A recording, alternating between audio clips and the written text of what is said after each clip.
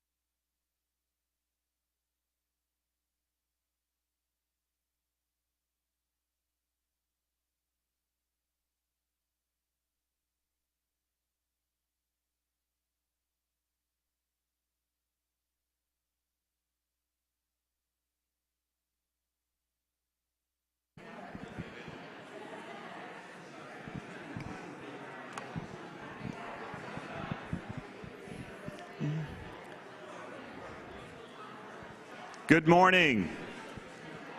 We're going to go ahead and get started.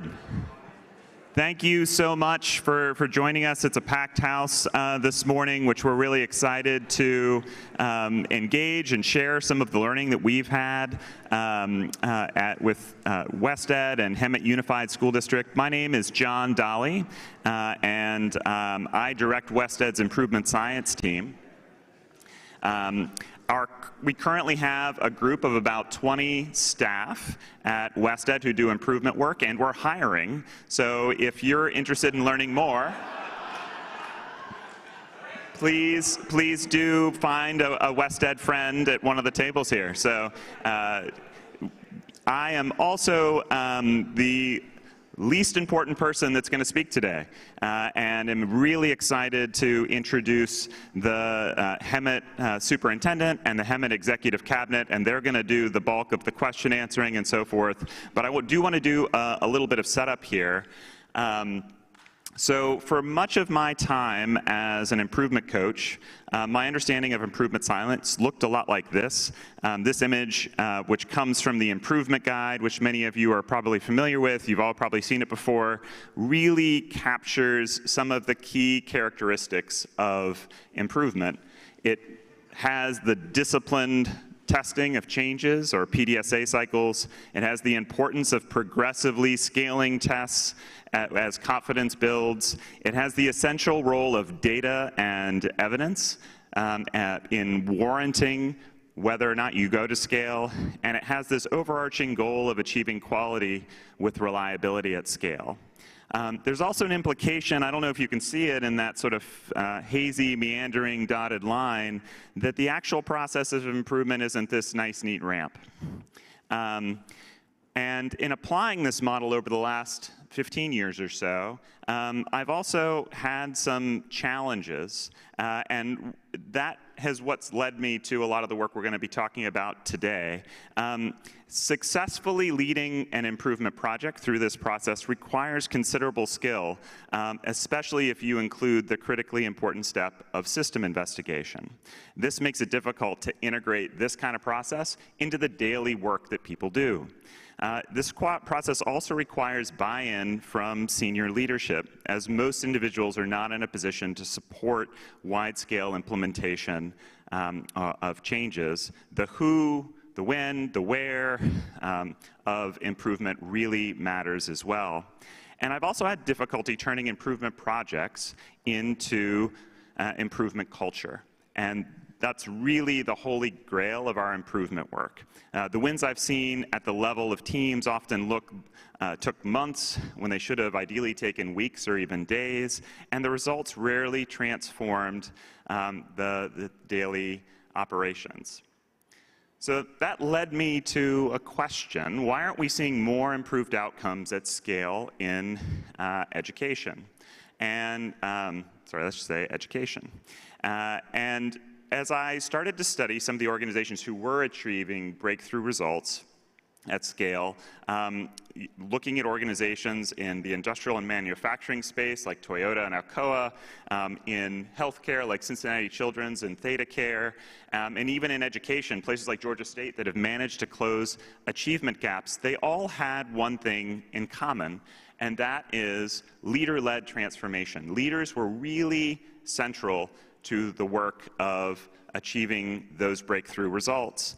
And I realized that to be able to support organizations, I needed to learn how to help leaders lead differently. So I got a coach and worked with Christina Dixon and Jeff Webster. Christina's here, and learned more about some of the skills and habits of great leaders and of the capabilities that they need to build in organizations. And we're going to talk more about that today in this presentation.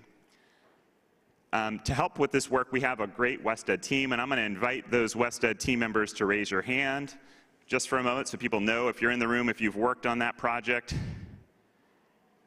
These are people you can go to at the different tables and see and ask questions of as we go through this.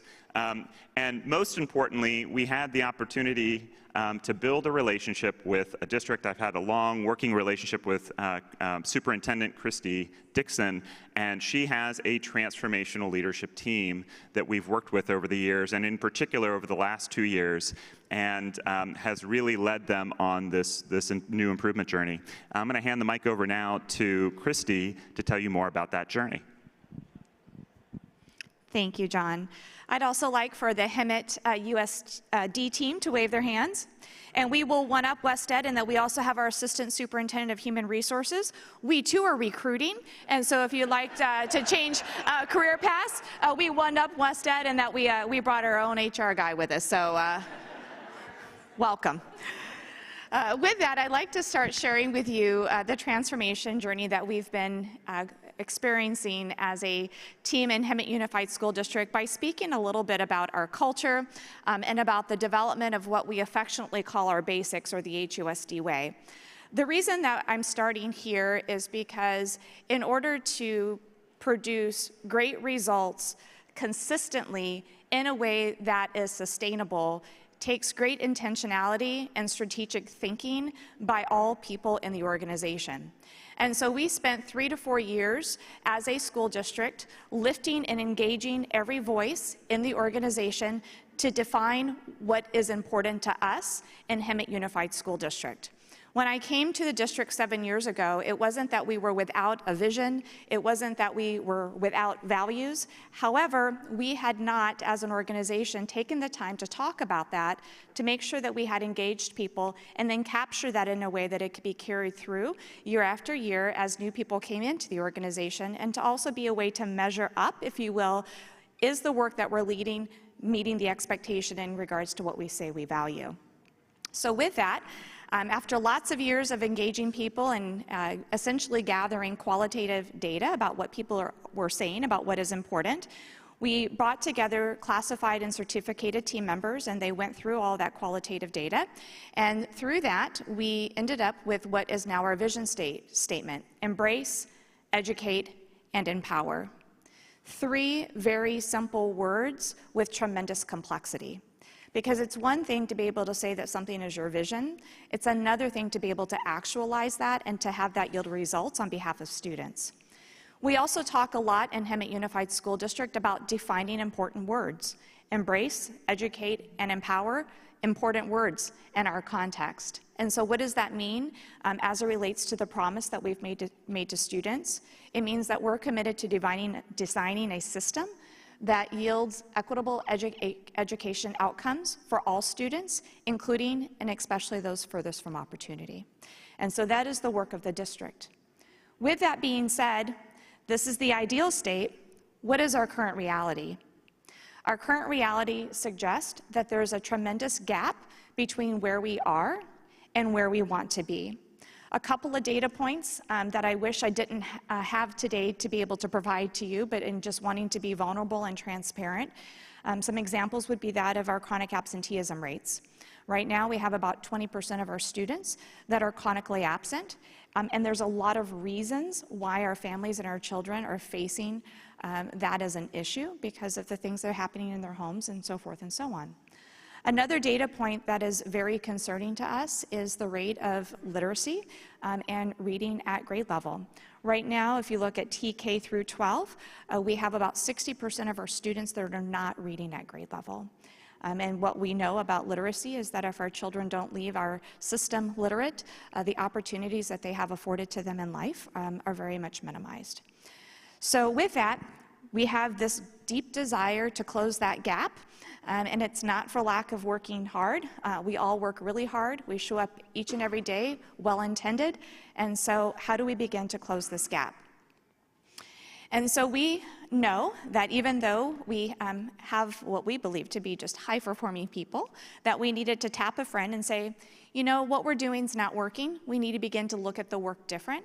And so we engaged with our thought partners at WestEd, and they said, you know, there's some things that we need to talk about in the way that you're leading the work.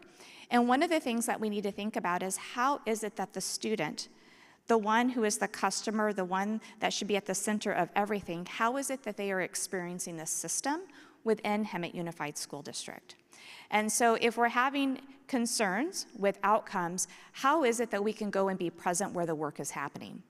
Now, I want to share with you, it wasn't that we were absent being at school sites. My executive cabinet team and I, we spend a lot of time at school sites. However, the way in which you choose and position yourself to look at the work matters. And so in partnering with WestEd, they came alongside us and they said, you know, we really got to do better at understanding the problem. And we're going to engage in a couple of activities that we want you to develop as skills to build muscle around. We want to be able to do what we call a pathway walk. And we also want to go and see and be present where the work is. And so I'm going to share with you the story of Matthew because it brings these strategies to life. And it also will give you clarity into the gap that exists within Hemet Unified School District. So John comes and he says, Christy, we're going to go and see. We're going to go see at a high school, and we're going to go see a chronically absent student.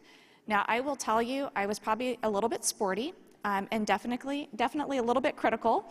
And I said, you know, I'm not sure what it is that you think I'm going to go and see that I haven't already saw, because I'm at school sites all the time. And he says, Christy, you just got to trust me.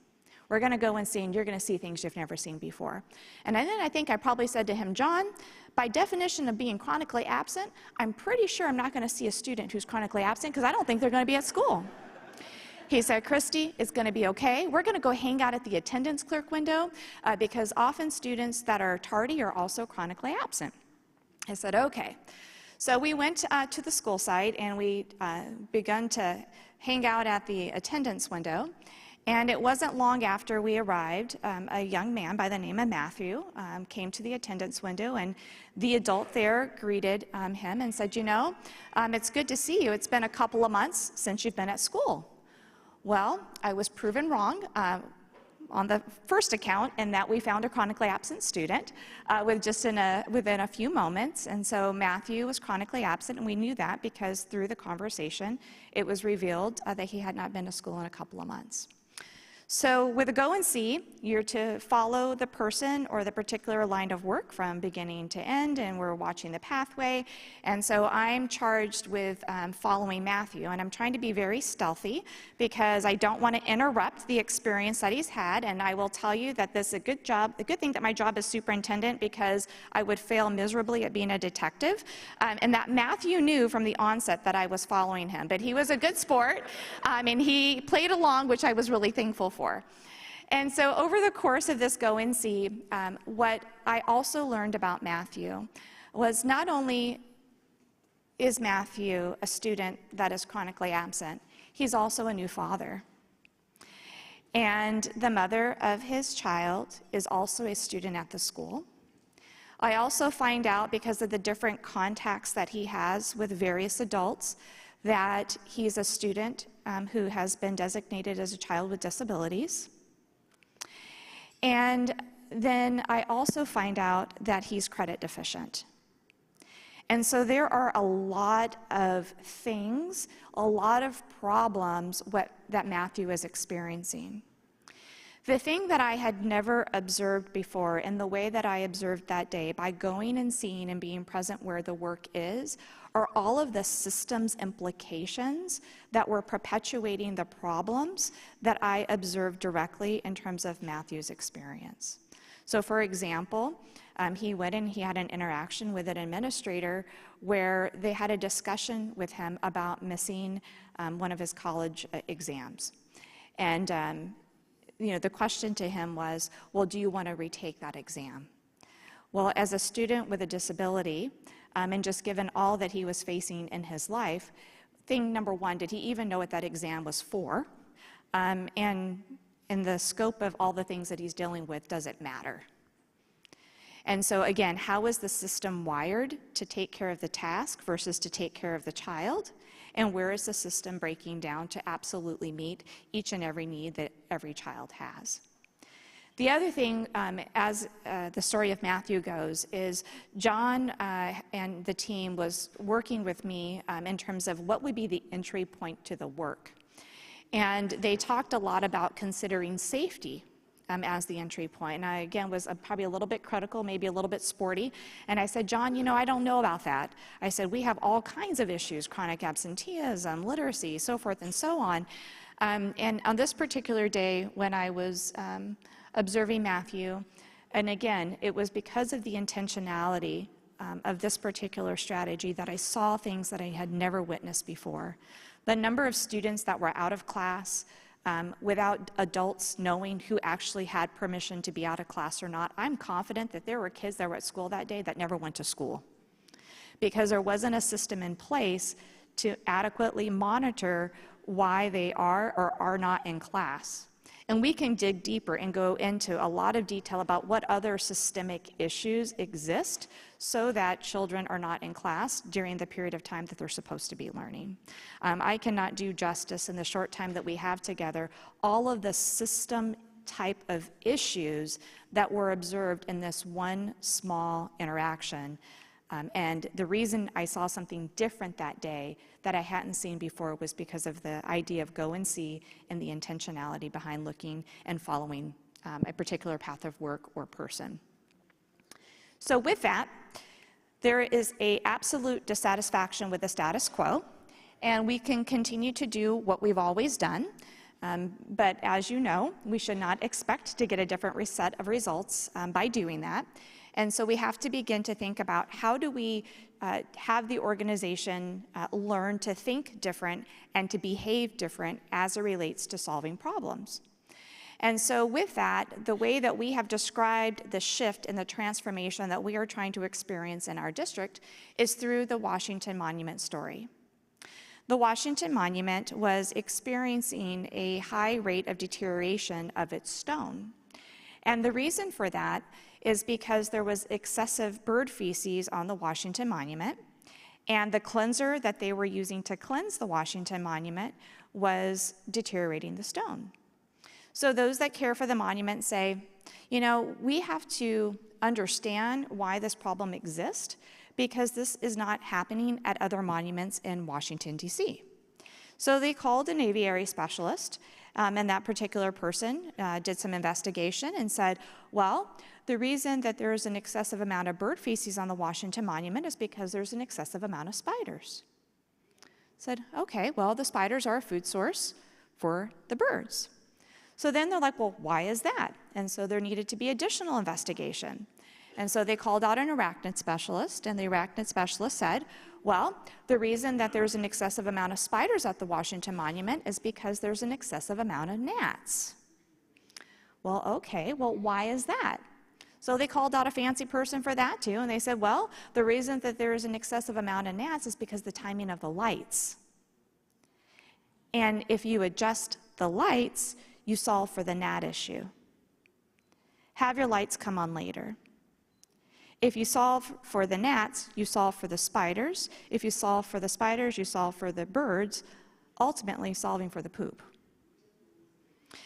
In our district this year, we have worked hard to begin to rewire the system as it relates to how do we think about problems and that we want to get to root, and then how do we align change ideas to the problem and then see if the change that created is the desired outcome, because all change is not good, right? We want to make sure that we're getting the right change. And so all of that to say it's a tremendous amount of work, but once you see it, you can't unsee it. Well-intended people solve for the wrong problem. And we have ample examples of where very intelligent, well-intended people are solving for bird poop and not getting down to the root cause of the problem and solving for the lighting issue. And it is amazing the habits that we need to break to be able to do that well. The day that John and I visited this particular high school and saw Matthew, I'll tell you, he not only was an improvement coach alongside me that day, but he also doubled up as a therapist because I wanted to go back to the school site and talk to people and say, look, like we got to make some changes, and we have to make some changes today. And he gently reminded me, well, Christy, that would be fixing the problem. You're fixing it in the moment. You're putting a Band-Aid on it. You're not solving it to root so that it doesn't ever happen again. And so again, that is one of those pivotal shifts when we talk about the Washington Monument examples. Not only do we want to get to the root cause of the problem, but we also want to apply change ideas that's allowing us to solve the problem permanently rather than fix it. So this idea of fix versus solve is really important. So that sounds great. It's a big move, and moving an entire organization. We have over 3,000 employees, 22,000 students. And what we know about what works for kids is that the classroom teacher is critical in a child's success, and that leadership matters. You have to have both. You have to have good teaching and learning, quality teaching and learning, and you also have to have strong leadership. And so we've invested, going on 2 years now, a lot of time in building the capacity of our leaders. I'm going to tell you a little bit of a story to bring this point home, in that my husband and I, we recently decided that we wanted to take horseback riding lessons. And the reason for that is we are contemplating becoming, we want to potentially become owners of horses. And we thought, well, before we do that, we need to make sure that we know what it is that we're signing up for. My husband often reminds me, Christy, you don't have time to take care of your chickens. What makes you think you have time to take care of a horse? And I said, well, let's go learn about this, and then we can evaluate the situation. Well, he's right. We don't have time to care for a horse.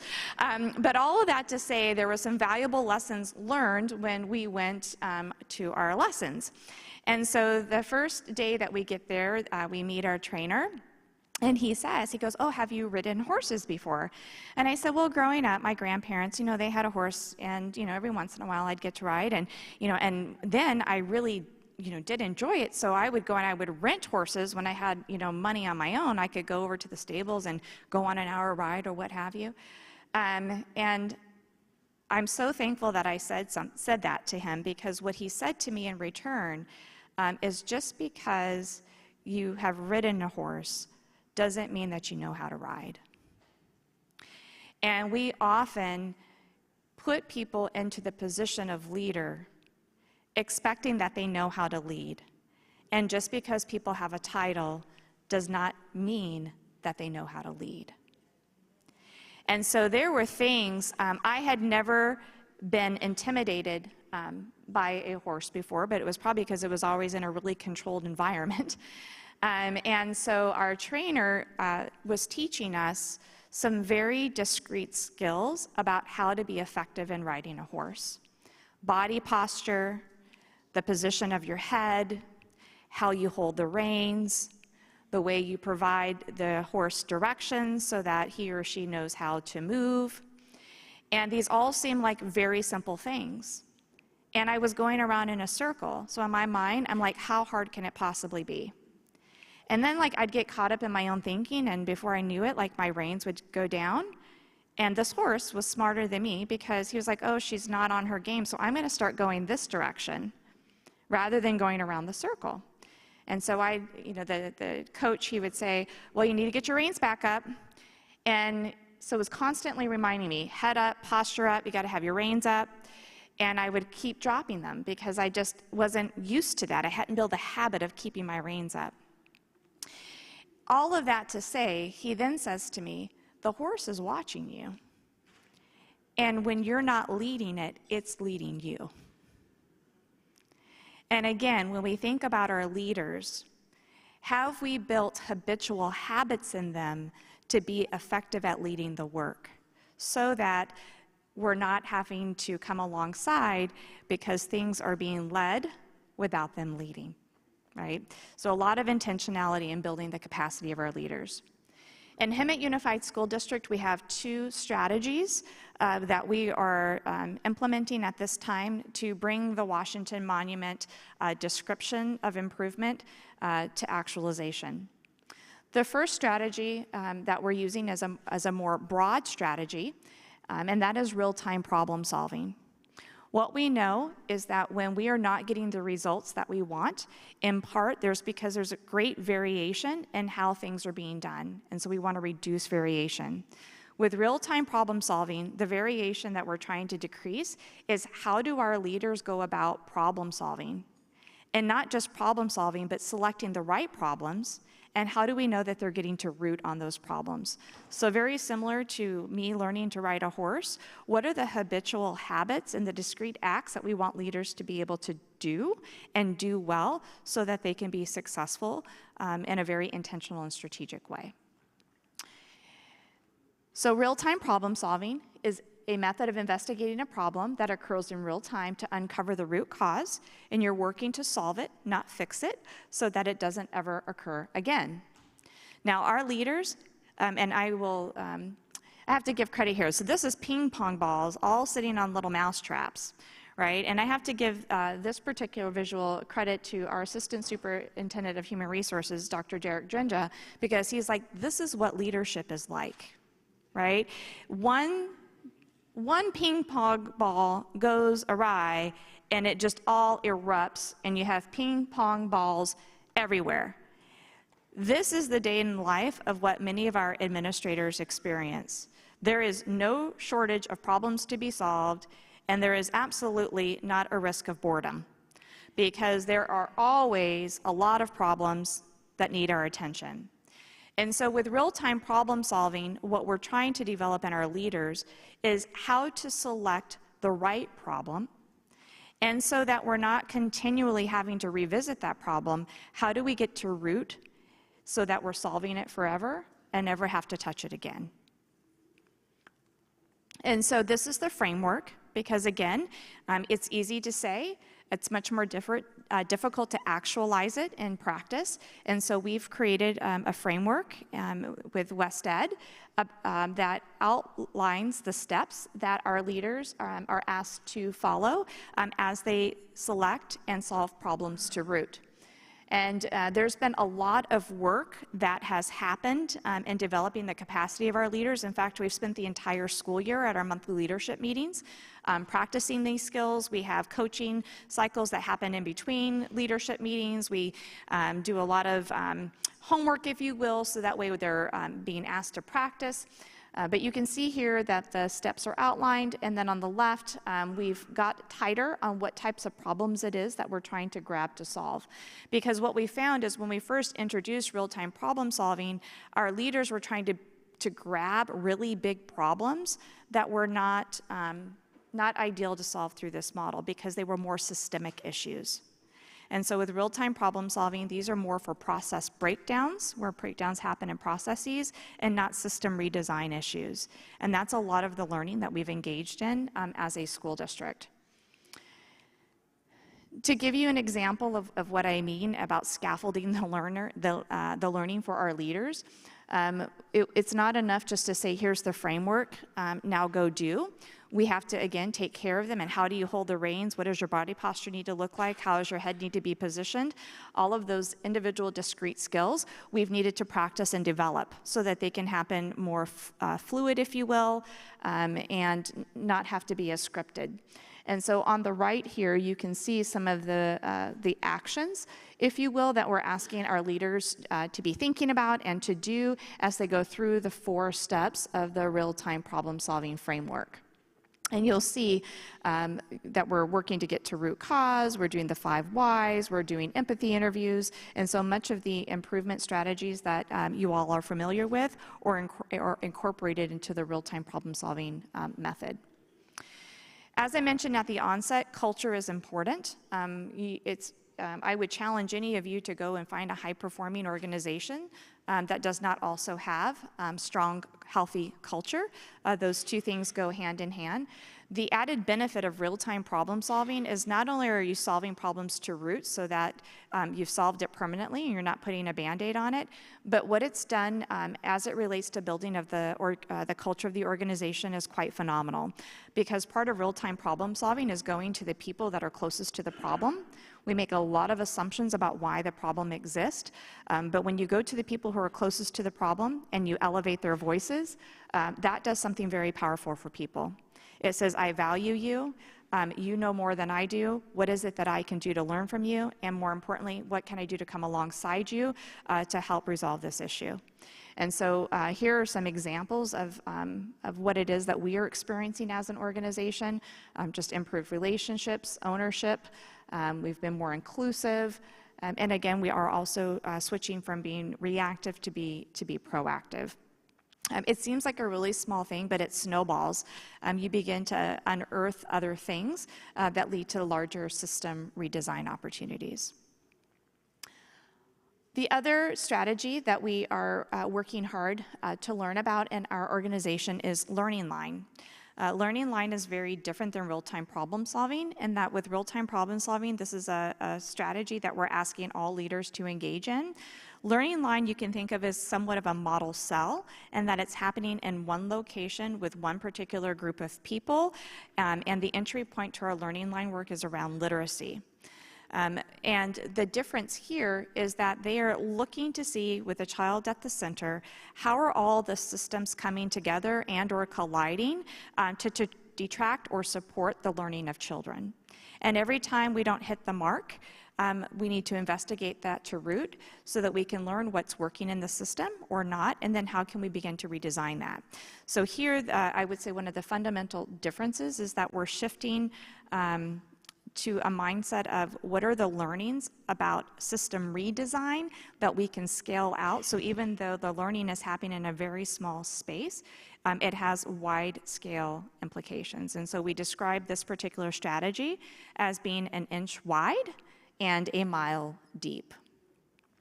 I will not read this slide to you, but just to bring the point home, and then I'm going to transition over to John, is that typically the way that we solve or address student need in a traditional model is we batch kids. We say, okay, if you're not reading at grade level, this is the program that we are going to apply, and then that will be the solution. And so we've made an assumption about why the problem exists, and we've made an assumption about is that the right change idea to apply to that problem. With Learning Line, we do not batch kids. We're looking with a lot of intentionality about what's working and not working in the system, and then again, how can we learn from that and redesign? And so we're not batching, we're not applying solutions to the whole because we have an assumption about what is and is not working. And so with that, I'm going to transition it over to John, and he'll talk to you a little bit more about Learning Line.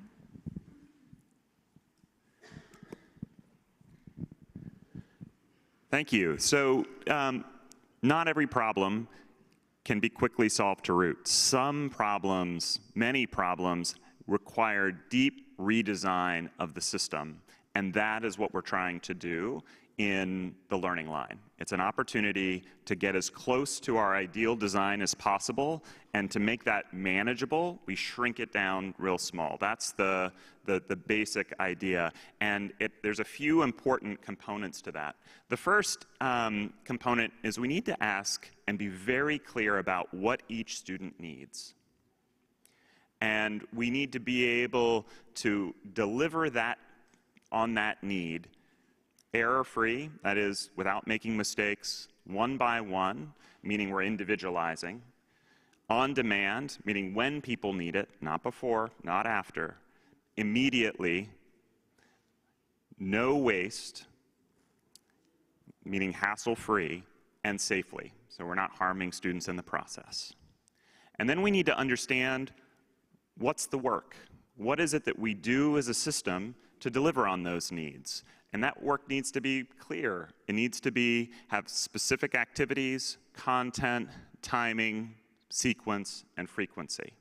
And that gives us something that we can see it's working or it's not working, learn from, and improve upon. And finally, we need to know who is responsible for that work. And sometimes it's more than one person. Sometimes it's a group of people. And so if it's a group of people, we need to make sure that the way they're delivering is coordinated so that what the student is receiving is coordinated. So let me tell you a little bit about the Learning Line site that we chose. McSweeney Elementary was the school site, and we started with first grade and one class, specifically a class with 28 students. And the reason that school was chosen was because it had a really energetic, committed principal who was a strong leader. It had a strong learning culture and a real openness to innovation. And it wasn't achieving the outcomes that the school wanted. You wouldn't know from the data that this was a remarkable school, a school that you would want to send your child to. So we decided to start with a classroom and a teacher, Sam, who is a relatively new teacher, who, like the school, is a teacher you would want to have teach your child. She cares deeply. She is very open, especially for a new teacher, to being observed, getting feedback, trying and doing new things. and she really wants to figure out how to better serve her students. With Sam, she has a set of support people who are very close to her and coordinate their work with her, an instructional coach that works with her directly, and then there's a literacy specialist that sometimes is in the classroom with her, helping with small groups, an intervention specialist, which provides more intensive Tier 3 interventions, and there's the principal. And then we had and engaged, and this is incredibly important, district leadership, because the learning line isn't supposed to stay just in the school site. It's supposed to be learning about these system issues that Christy was describing, and for that to work, you need leaders who are responsible for these systems, these larger systems, to be engaged in that work. So we had the Director of Literacy, the Director of Elementary Education, and the Assistant Superintendent of Education Services. All right. Buckle up. I'm going to briefly share some of the things we've learned in Learning Line in about 2 minutes, and to talk about how this is sort of playing out and what we have accomplished. And then we're going to turn it over to you to talk at your tables and ask us some questions. So in the Learning Line site, we really focused initially on the mastery of Grade 1 standards. And you can see here we have an assessment system. The dotted line means we're getting information is going to the teacher, and we have instruction that's happening. The solid line means there's work that's being done to respond to that need.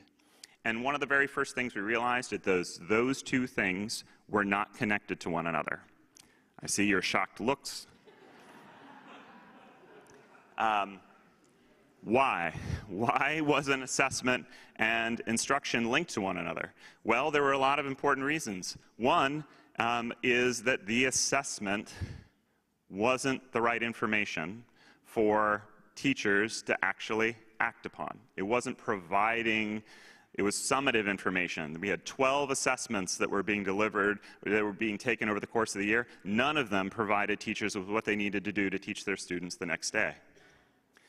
There was also another root cause.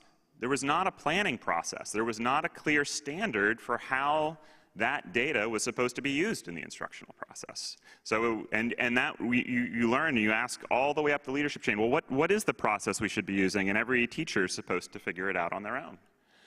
And then, again, remember, Sam's a new teacher. She's pulling for support. Who's she pulling for support from? Does she have a clear single support provider? She's got 3 different people answering her questions, giving her different answers, all trying to help her, but working off of different playbooks where they are in the system and what they know about that system. And that and guess what? They're not all on the same page. I see Jared Bolte laughing. He's like, didn't we talk about this 10, 12 years ago in B10? That's this problem. This is the spaghetti diagram. We have some incoherent support structures for new teachers. So notice that in the specific instance here, a student not getting what they need the next day, you can, by understanding the root causes, see these system-level issues that no teacher is actually in a position to solve on their own. That's really important to how Learning Line works, and also to how it actually impacts at scale. A second problem, there are 3 different people delivering content to students, and they're not coordinated in what it is that they're delivering. The literacy specialist has their curriculum and what they're teaching students. They're in and out of the classroom with the teacher. The intervention specialist is their curriculum and what they're teaching in a completely different place. That lack of coordination is, they never have places where they all come together, talk about and strategize. What it means is that a single student could be learning one thing, getting one kind of content from one teacher, and a very different kind of content from another teacher, and another, in a single day, be taught 3 unrelated concepts in literacy, and that is not at all designed for what the student needs. Third problem, access. What's the issue with access? There's all sorts of content students are supposed to be receiving, and they're not getting it at all. One reason for that is how students get selected and identified to get support from the intervention specialist. That happens with one assessment, one time a year, and that's it, without any consultation with the teacher. There's no other entry points into that support chain. Another problem is students aren't there for the literacy block in the morning. They're arriving late. And it would be tempting to say, oh, that's a family issue, that's a caregiver issue. Well, we happen to learn outside of Learning Line that one frequent reason students are late is that buses aren't on time. And that's something that is well within the district's control to work on and figure out how to get more students. And the thing that they were missing up front oftentimes is that literacy block, one of the very first things that's taught end of the day. And a third challenge is there are students who are chronically absent. There are families that need more support. And Sam, as the teacher, often knew well ahead of time who those students were and sometimes even the reasons, and she was not clear about what her role was or how she should be supporting those students. She was disconnected from the services that the school district provides, and she was disconnected from knowing how to make those to help the parent, caregiver, family understand what she knows about the situation and connect them to the resources they need. These are all the system level issues that start to get uncovered, and they require deep redesign to be able to begin addressing. So what have we learned through this work? One is all of this learning came, as Christy described in her Matthew story, from the ground, seeing things and really looking hard at individual cases and understanding why. We also saw in understanding that the deeper why, these system level issues. So another important success is beginning to bring leadership into those conversations so that they can figure out how their work of leading needs to change to respond to these system issues. In the process, we got much stronger need sensing processes. We went from 12 summative assessments now to weekly formative assessments that teachers use the data from to be able to actually adjust how they do small groups, how they support and teach week to week. The teacher isn't looking at that data alone anymore. They're looking at it as a team, collaboratively, the literacy specialist, the intervention specialist with the teacher, so that they can start to coordinate what they're teaching. The content is there, but they didn't have a coordination mechanism, and now they have that coordination mechanism to help students, to help make sure that students are getting just what they need. And finally, they're working to standardize these processes to make them the kind of thing that can travel, that could be used by other grade level teachers, that could be used at other school sites, because as they've surfaced and solved these design problems, now leadership sees the power of redesigning pathways for students in ways that bring more coherence. So just to recap again, there's two main strategies that we've been talking about today. One is the real-time problem-solving system. That's the broad leadership strategy. The other is Learning Line. That's the deep redesign effort. These two things go hand in hand. They're really important to do simultaneously because some problems can need to be addressed on the ground immediately to be able to improve. Other problems require deep redesign of the system, and that's the purpose of the Learning Line work. So thank you very much. We're going to take some time now and give you an opportunity to talk at your tables and reflect a little bit. What's something that really struck you in this presentation? What's something you're really wondering about or questioning or maybe even skeptical of? That's great. Take some time to have those table level conversations. We'll take about 8 to 10 minutes. I'm going to invite Hemet's executive cabinet up here to serve as a panel, and you'll be able to ask them directly. What I would like you to do, if possible, is nominate a question from your table so that when we come around with the mic, you can have someone ready to be able to pose a question to the group here. Thank you.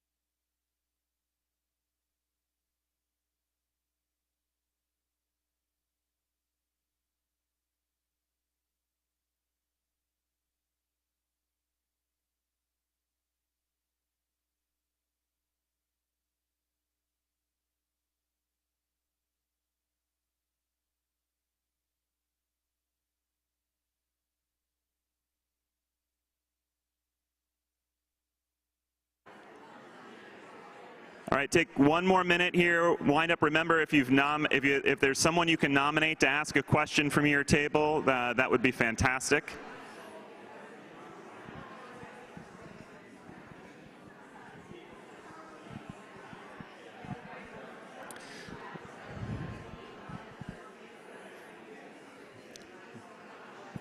I'll go this one.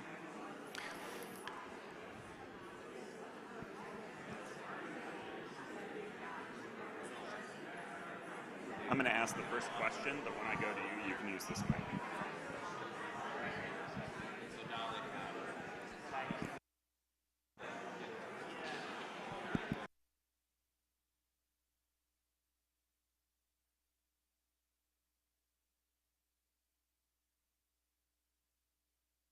Check. We're going to come back together. Here's how this is going to work. Sorry to interrupt. I know these are lively conversations. We want to give you a chance to pose some of your questions to the panel here. And I'm going to ask the first question, and then we're going to go to one question from our virtual participants, and then we'll go table by table to get through as many questions as we can. But the first question I'm going to pose to the HEMT cabinet here is to just briefly go through, have them have a chance to introduce themselves and to say one specific way that their experience of this way of approaching improvement has changed how they lead. Hi, I'm Darren Waters. I'm Deputy Superintendent for Business Services. And one of the things that we've really focused on the business side is that point of value. And I stole it from a medical term from a meeting we had with Mike Bundy. It's that point of value. In the medical field, we're trying to get the medical professional with the patient and not doing administrative and other types of tasks. So really focusing my team on how are we providing, how are we assisting that point of value, making sure, you had the example of the bus is not running on time. That's on us. We can fix that. That's easy. Now we provide an opportunity for that kid to get in there. But one of the things I've changed in my leadership is when they come to me with a problem, the questions I ask them, the guiding questions, I ask them, what did you see? Because I want to know, did they do a go and see, or are they just reporting something that was told to them? And when they say, well, it was reported, no, I asked, what did you see when you went out and looked at the problem? And then I also ask, what did, fill in the blank of the person closest to the work, what did they say? So I want to make sure, did they check in with the person who's closest to that work? Or are we still trying to make these decisions? Because we used to sit around in a room, have no idea what was happening out in the field, and we're making these decisions and changing things without understanding what the true impacts were. So I asked those two questions: what did you see, and what did the person closest to the work say? And that they figured me out now. My directors have figured it out. They know they're going to get asked those questions, so they're slowly learning that that's a behavior they need to follow. Good morning. Jen Martin. I'm an assistant superintendent, improvement analytics. This work, I think Christy mentioned earlier, once you see it, you can't unsee it. Working in this way has absolutely changed my leadership in so many ways. But I think one thing is that is most important is that we talk a lot about working with those closest to the work. As an administrator, I don't know how many of you suffered from this, but you think you have all of the answers and know all of the information, and we make those decisions in isolation. This has challenged us as leaders to not only push those that we are working with in our school district, but ourselves to shift from thinking to knowing, to engaging those who are closest to the work to give us feedback, as well as how do we help improve it for them. And not only does that help us to see the system from greater perspective, but the culture shift in our staff, our leaders saying they feel more connected, more empowered, greater sense of ownership as a part of this work. And so I think not only has this impacted my leadership, but I know that it has impacted our culture as it relates to those who work for HEMT Unified feeling empowered and a part of helping us solve problems. Good morning, everybody. Derek Jindra, Assistant Superintendent of Human Resources. Pleasure to be with you this morning. This work, it has been exciting, and I'm not going to lie, it's been messy at the same time. As we learn together and as we strive to provide the best experiences for not only our students and their families, but also for our staff. I would believe and venture to say that all of us here consider ourselves high performers.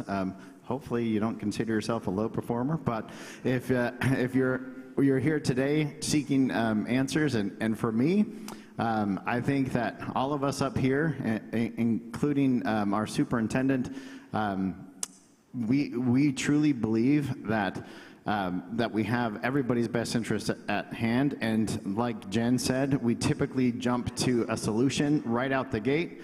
We hear a problem, we attack the problem, we hear a problem, attack the problem, and we don't always have it right. And so I think that this has influenced me mostly because I have learned to trust the process, even though at times it can seem like it's taking a long time, or that I could have solved this yesterday, no problem, But I think really that's what I have learned most of all, is to trust the improvement process. It may not get you the quickest results, but it's going to get you the results that really matter. So, thank you. Now I'm going to turn to a question from the virtual audience before we go to the tables here. There's a question from Gracie Estrella. What was the professional development for principals for changing their leadership practice? Does one of you want to take that?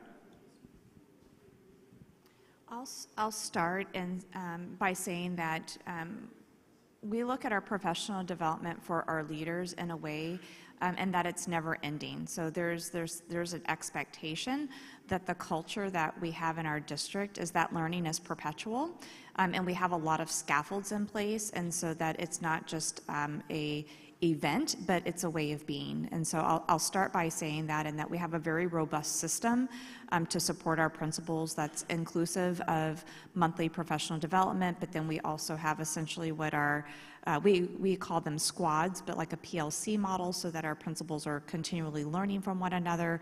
And then we also have more individualized coaching that happens. And so with that, I would say that we've leveraged our monthly leadership meetings specific to the work of improvement, but there's a lot of coaching that our principals experience along the way. It's not just any one thing. There's several things that we do to build their capacity. All right, please raise your hand if you have a question you'd like to pose, and we'll have someone with the mic run around. I see a question over here. Hi, thank you for the presentation. Our question, oh, it just went off my screen. I wrote it down and everything. All right, so how did Hemet leadership have the courage and vulnerability to make the shift from fix to solve and free up the time of leaders to make these complex changes towards addressing their systems? And I will add, without making it personal. Oh, I see smiling over there. I'm going to steal a little bit of Christy's story, but this work can come at risk, right, of failure. And Christy talks a lot about, you swing big and you miss big, you fall hard. And that the risk really is if we continue to do the same thing and expect different results.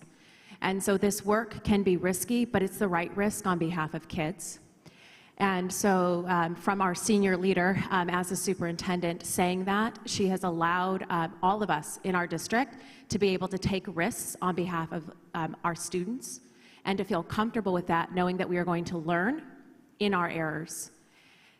So definitely know that this comes with risk, but it's the right kind of risk.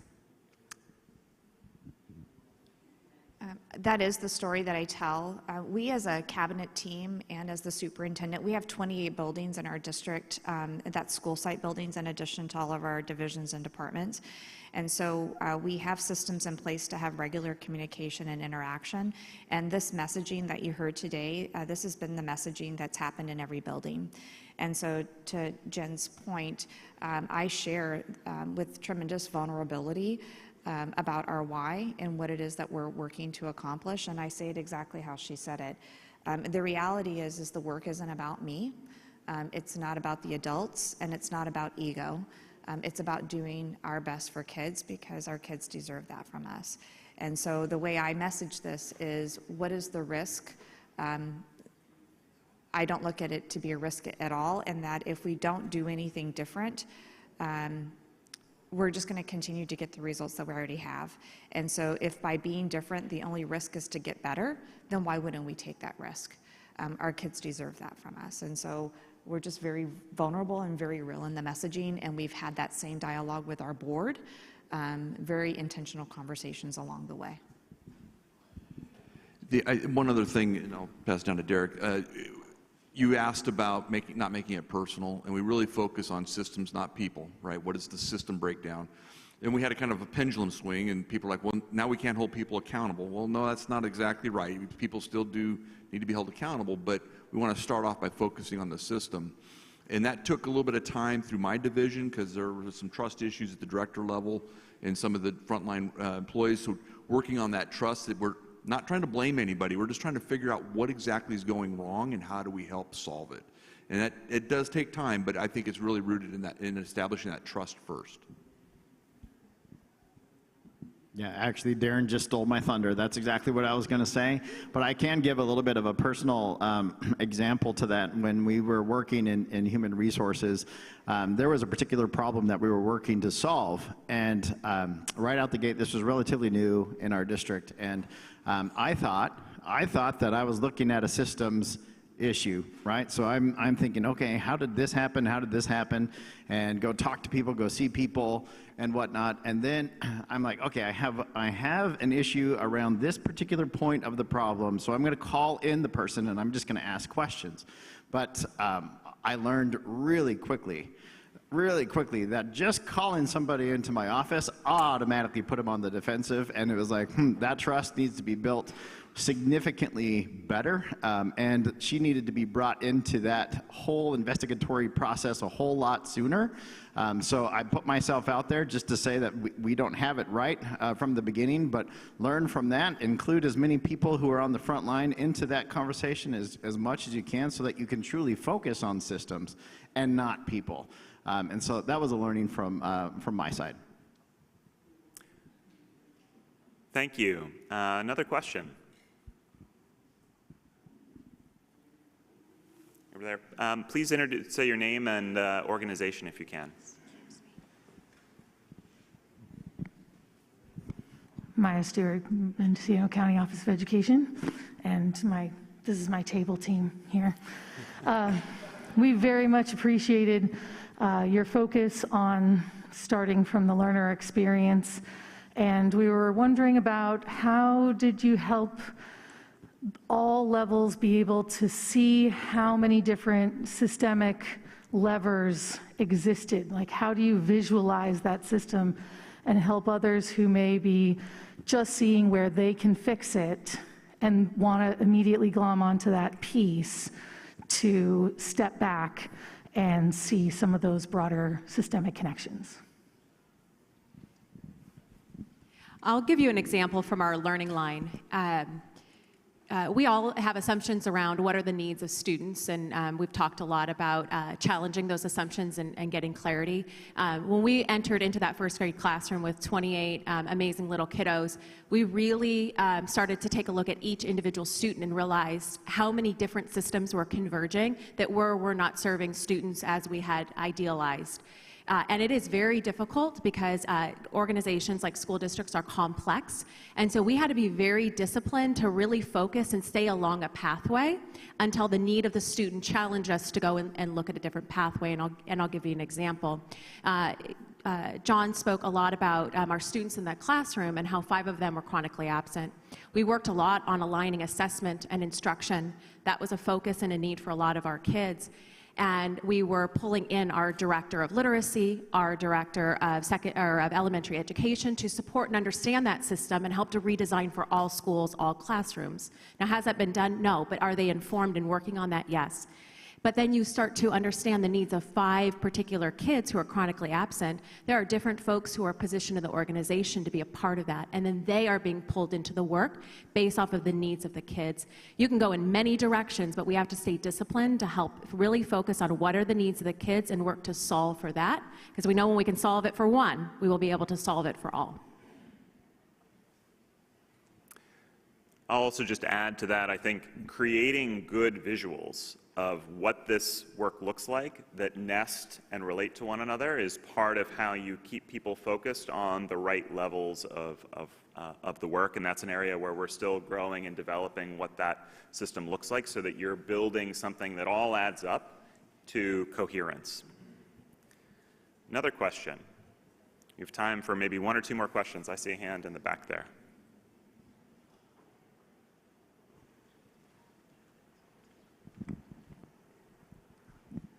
Good morning. We were wondering, we noticed at the beginning when you talked about the vision statement, equity was really centered in the goal. And afterwards, we didn't hear much about how you centered equity within the process. And so we're wondering if you can speak more to, like, what were the practices that you leaned into and how that showed up in supporting the students who perhaps are the most marginalized.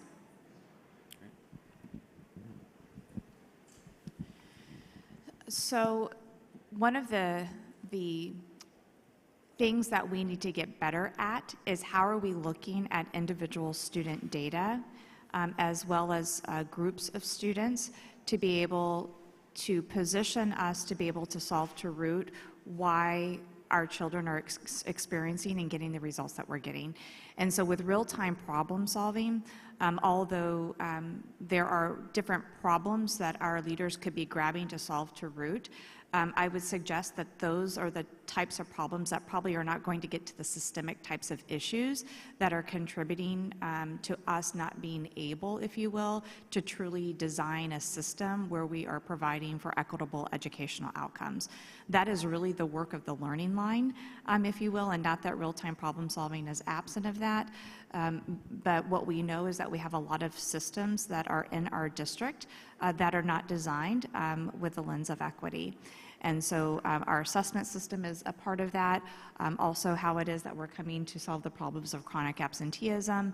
And so with that, we're trying to grab the learning from the learning line so that we can scale in a way that does provide a space where equity is more at the center of the work that we lead.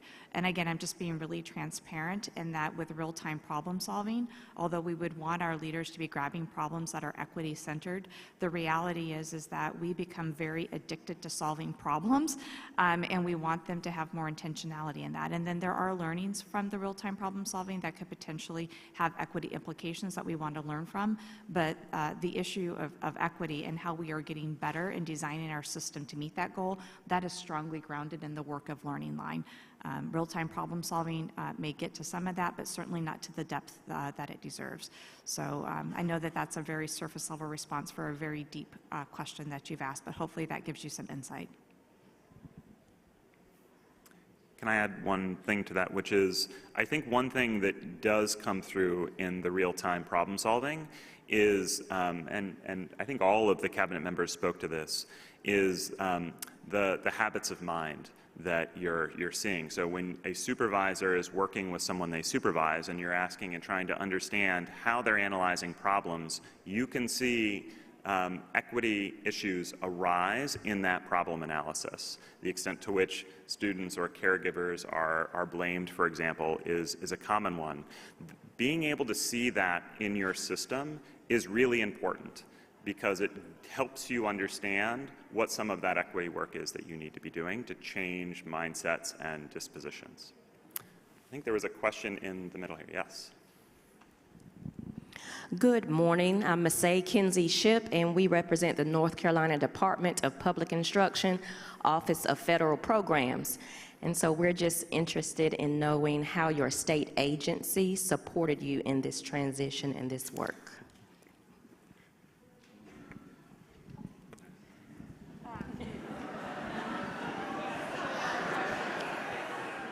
So in the state of California, I don't want to make any assumptions about what our state has or doesn't have in comparison to the different states and countries that we may have represented here in the room. With that being said, in the state of California, we have a lot of autonomy as to how we choose to improve as a school district. And so there has not been any influence from the state or from our county office of education in terms of the improvement methodology that we've adopted. We've done that solely on our own, because we know that, again, we need to be better for kids, and we know that what we're doing is not working, and so we want to be more intentional in getting to all of the things that we've talked about today, and we are the ones who have driven this relationship and the changes that were implemented. Now, from a state level, of course, we have differentiated assistance here in the state of California, and so there are structures that are tied to that, but again, as a school district, we have a lot of autonomy in it and discretion in how we choose to lead that work. I think we have time for one more question before we do the feedback survey, so right up here.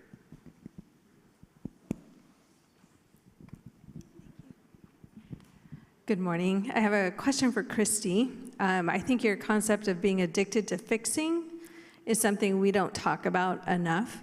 The serotonin hits we get when we're helpers, but how we don't really get down to root cause. But I'm curious for your executive cabinet and for your board, what are you intentionally saying no to create the time to get deeper to the root?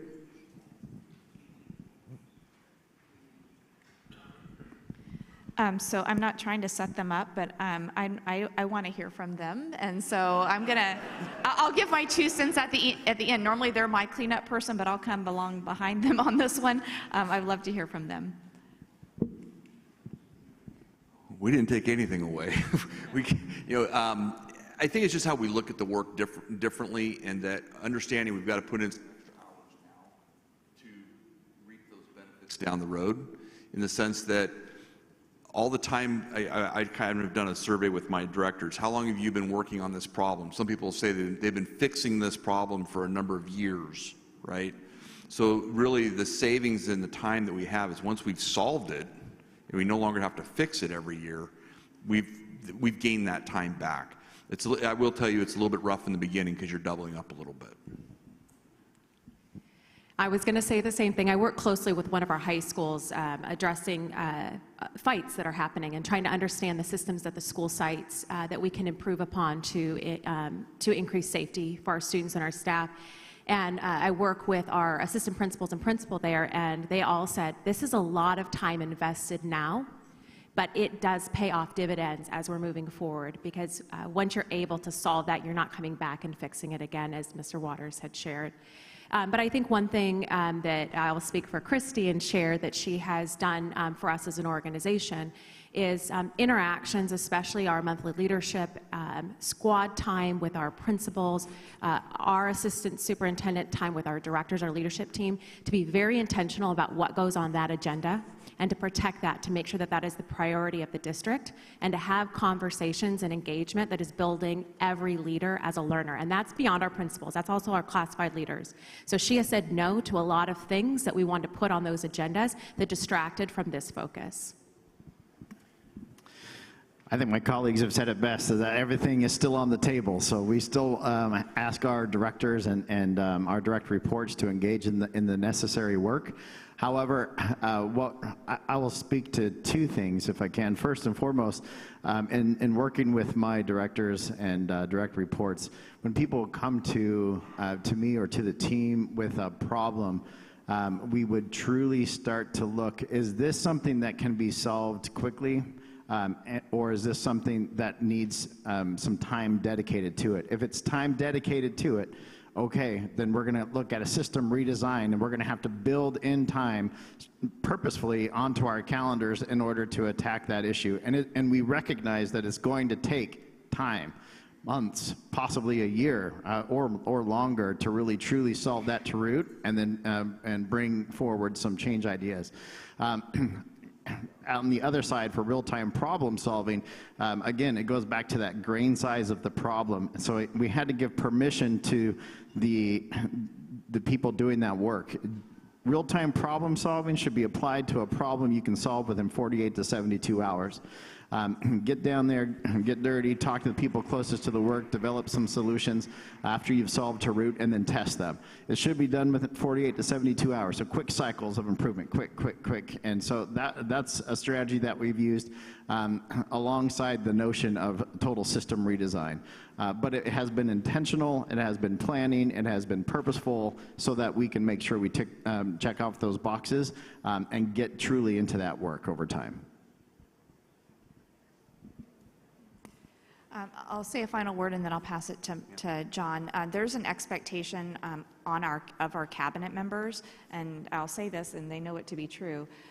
We are all in, and what I mean by that is there's the work that we each lead in our respective divisions, but the work of leading the district is the work of everyone, and so we do not silo our work, nor do we divide, if you will, the responsibilities related to improvement. We all own that, and so that's the culture and the expectation that we have as a senior leadership team.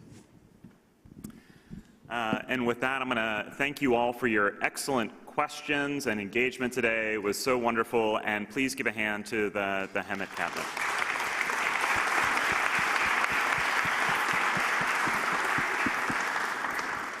We'll hang around if you have questions and want to raise them. Please do complete the survey for this session. We really appreciate your feedback.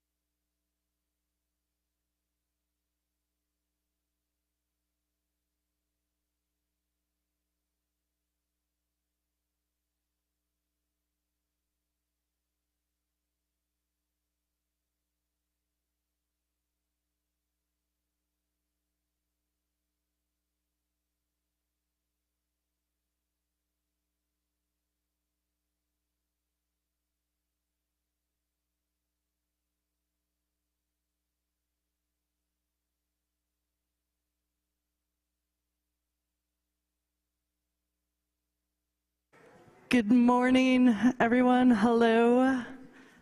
Is that too close? Hi. Welcome to our session, Managing Change as an Improvement Hub. See. All right. So welcome. My name is Aurora Kushner. I am the Director of Impact and Continuous Improvement at NYC Outward Bound Schools. We are located in, shockingly, New York City. And I'm going to pass to my colleague. Thanks, Aurora. My name is Jessica Barty. I'm the Director of Strategic Partnerships at NYC Outward Bound Schools. Oh, sure. So we're really excited to have you guys here with us today. Since you guys are going to be together and talking with each other for a little while, we thought we'd give you the opportunity to get to know each other a little bit. So with the folks at your table, if you could just turn and introduce yourself by just sharing your name, where you're coming from today, and one thing you enjoy doing outside of work. Awesome. What? How do we advance the slides? Is there another slide?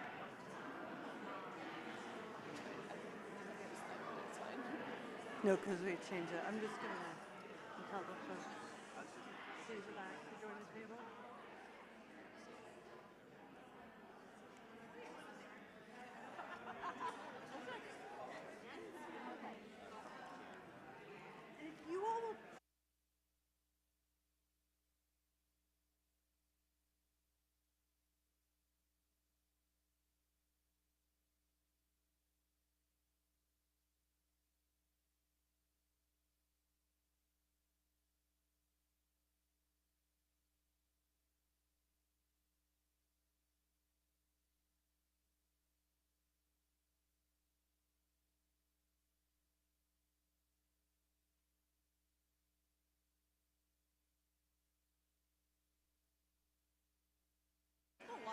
Yeah.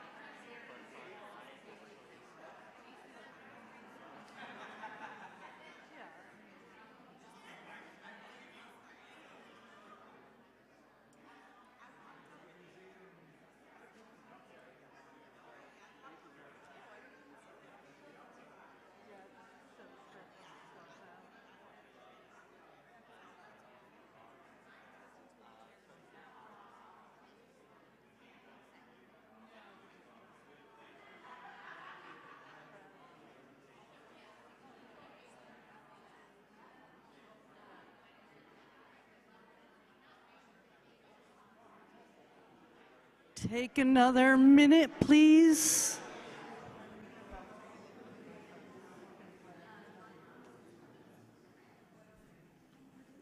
Or that 30 seconds. Thank you all. So you will have more opportunities to speak to each other. So thank you for sitting at table groups. So just a brief overview of our agenda. We're going to do a quick bit of framing. We're going to give you some background on who we are and what we do, and then we're going to dive into why we've created a framework for supporting change in the improvement work. We'll have some case studies to read about, and then you'll get a little bit of time to think about how do you take this home to apply in your context, and then we'll close. Oh, I've already put the clicker down and lost it. Okay. All right, so we have 2 learning objectives for our time together. So the first, you will be able to use the Managing Change Towards Equitable Improvement model, and it's a variation of the Lippitt-Noster model, to manage change with schools in your network on your improvement journey, or their improvement journey. And hopefully, you will also be able to describe how hubs can manage for change within and across the network. So that's what we're hoping to get to. So if you can think about that, just take a moment and think, what are maybe some of the questions that are coming up for you? You might have a question of like, what's a Lippert-Noster model? Or other questions, or thinking about what you might want to apply for yourself. So take a moment, think about it. What do you hope to learn during this chunk of time?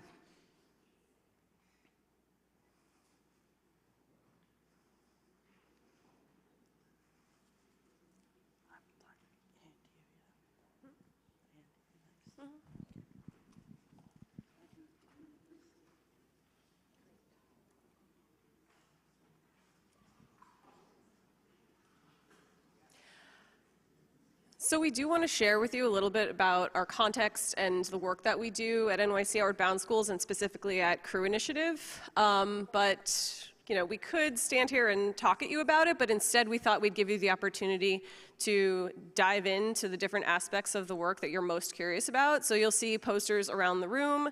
There's some over here on this wall, and then even a couple up front. So maybe just take 10 minutes or so to look around. You'll see some information about our organization, about the work we do with Crew Initiative. You'll see some screenshots of our data dashboard, some photos from our convenings and other cohort activities, some information about our shared aim and the work that we do with our partner schools, and a little bit about who those partner schools are. Aurora and Marta will be sharing a note catcher for this gallery walk. And so just try and record some noticings and wonderings, and then when you're done, and you return to your tables, just share out one or two of those noticings and wonderings with one or two other people. Enjoy. So it's just the notice wonder side, the two-sided document, but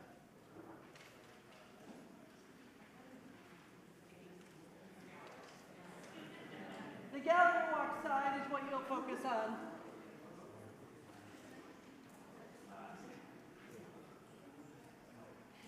If you don't have a note catcher, we can get you one.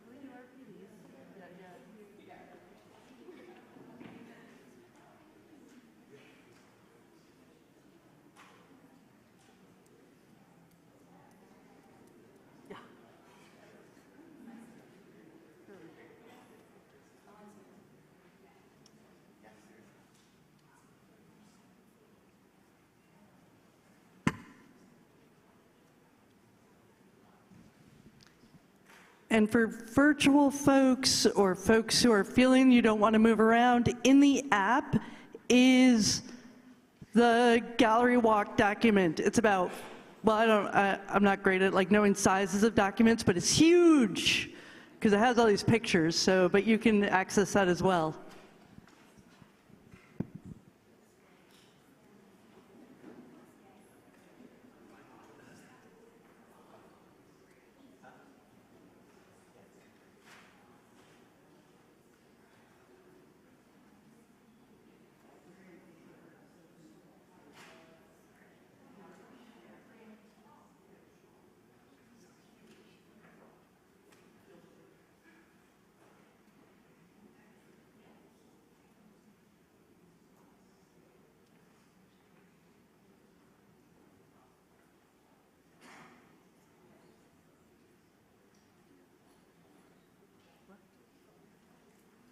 No, I was just using the time button in my watch.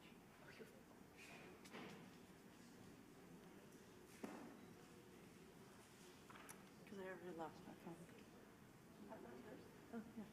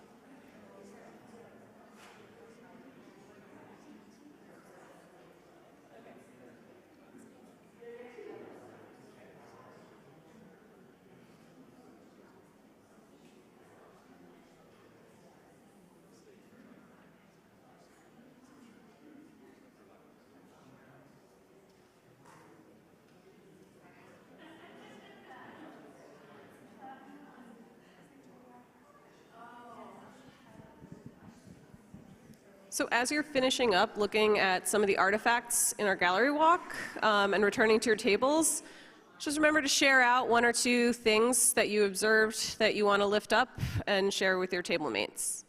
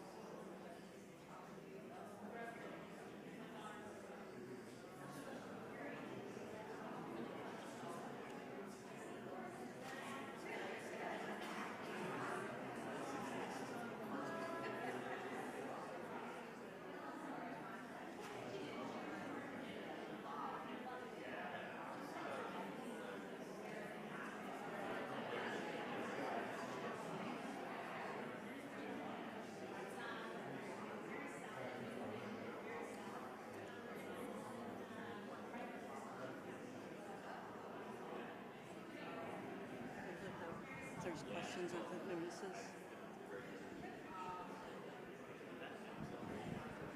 All right, folks, we're going to ask you guys to come back together. And would anyone like to share out with the whole group one of their noticings or wonderings that either they shared or heard shared at their tables? We're very comfortable with wait time. It's okay.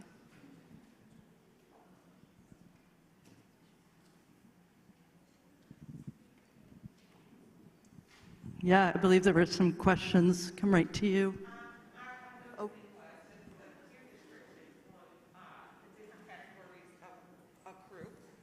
Because the different categories of crew, because when I first started, I was wondering, like, what is a crew? Then I realized the crew was the students.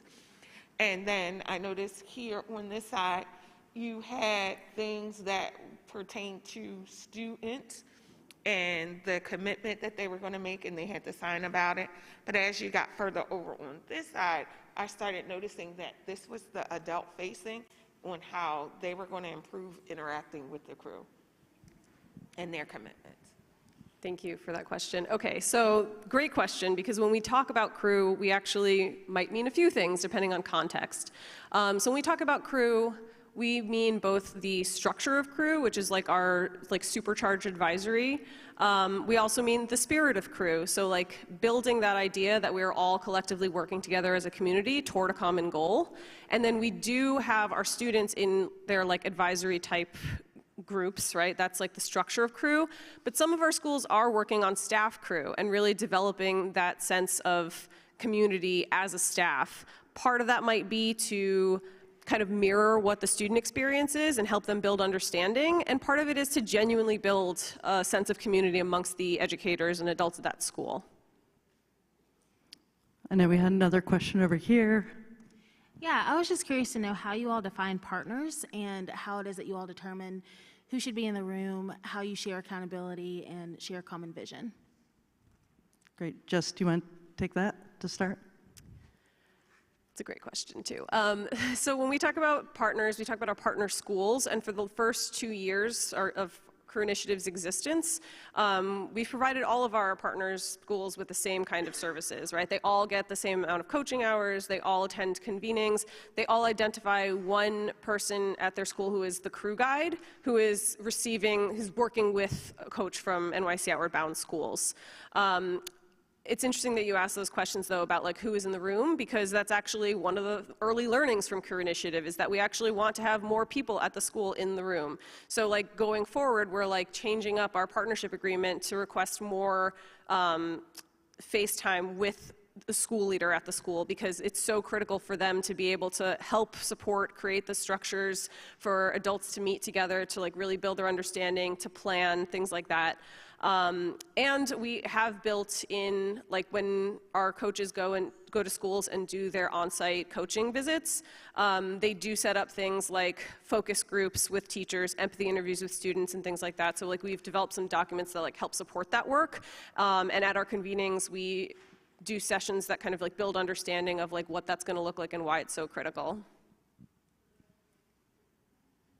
Other questions?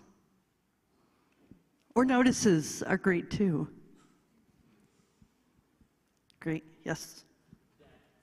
Let me come to you just so everybody can hear. The idea of the student crew at a middle school or high school staying together, said many of them on that poster said they stay together throughout their course of their career at the middle school or at the high school. So a lot of times my understanding was on a homeroom or a group for that school year, and then as the year ends, then they have to reforge relationships and new crews every year. And this idea of one that continues to support each other and talk and as they grow through the system was new learning for me. Thanks. Yes. Yeah, I noticed over here a document that spoke about like it would change ideas and notice, like I think it was the strength and weakness of the change idea, and I'd love to hear more about that. So I think between these two comments, we're bringing up some really important distinctions. So when we started the Cru Initiative, it could have been easy to say, we're just going to work on implementing this model. We're going to implement, there's lots of stuff to implement, whether the school is starting with the ethos of Cru or the structure of Cru. And what we decided was that this felt like a really important moment to bring together these schools across New York City. If folks saw the map up front, we really have a big geographic range. I mean, of course, people from other places seem small, but traveling from one school to the next in New York City could take up to 2+ hours on the subway. And we felt that the learning that could happen between schools was really critical, and that we know there's so much that's proven about Cru that supports sense of community and belonging, that we're not trying to prove that. What we're trying to do is say, under what conditions does Cru work best in each particular school? Because there's so much variation between schools, so what works best? And what are the different change ideas for different improvement groups? Because if folks saw, we have, I believe it's up there, different ways that we've organized schools, and they've chosen into which focus area. And so under what conditions do different ideas work best? And so we have built success criteria and thinking about change ideas. And so folks saw there's some pictures of posters where we said, you know, what could be really impactful but low effort? That's the ideal, right? Like we don't have to put too much work into it, but wow, we get a lot from this. But then there's other change ideas that are going to take more effort, but they're still really impactful. And so Is that something we want to focus on? Do we have the capacity at this time to take that on? And we wanted schools to be able to grapple with those questions. And so that gets at this idea of, A, that there's a lot of different variation of schools may have students stay together. Sometimes they have them change every single year. Both are really valid and impactful. And so we're thinking about, like, what are those change ideas? And under what conditions are they working best? Did I answer your question? I might have just, like, gone on a tangent. Okay, great. Awesome. Other pieces? All right, let's move on to the next how. All right. And Jess, will you pass that out? So, in getting at this idea of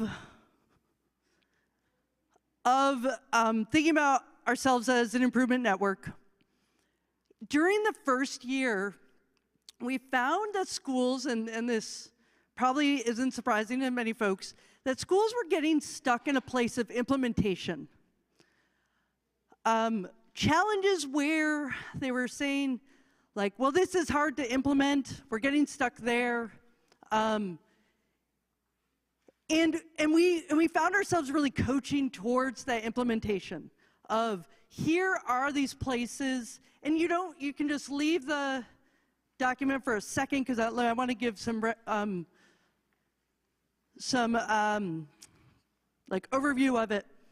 But and so coaches would start to support, like, where people were getting stuck, because our coaches are amazing. They were really trying to be responsive to every school. As you can imagine, that then creates one pathway here, and one pathway here, and one pathway here, as each school is working on the place where they were stuck. And we ran the risk of losing that improvement network magic, right? Where schools are learning from each other, because they were each stuck in a different place. So we were thinking about, well, how do you manage, how do you start to diagnose where people are getting stuck? And for folks who are familiar with the Lippitt-Noster model, this is a model that helps you think about managing complex change. So actually, if we're thinking about implementing CREW in places where we get stuck, the Noster model can be really useful, because it gets at, like, where in this system are you getting stuck? But we were trying to create an improvement network of schools learning from each other, and we knew that there was something missing from the Noster model. It wasn't working totally for us, so we created this variation. And I want to be clear, like, Lippitt and Noster really, like, we were very inspired by that model. And if you haven't seen it, it's great for managing complex change. It came, my understanding is it came from the education field, so really important. But we wanted to say, okay, so for improvement work, what else is needed? And that's the model you have in front of you. So I want folks to take a moment and look it over. See what you see there? Again, what do you notice? Wonder about this, what comes up for you as you look at this model. And for folks, for virtual folks, there's a version of the PDF is on there. So to drop in, to look at this and see what you notice.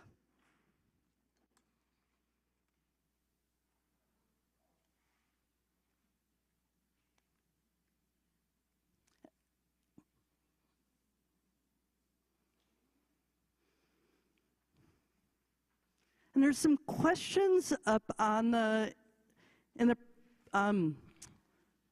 screen, just of what do you notice and wonder? And I'd like for folks to think, how does this support improvement for equity? Or how does it not? Maybe there's pieces missing. But what resonates for you, or what is missing there?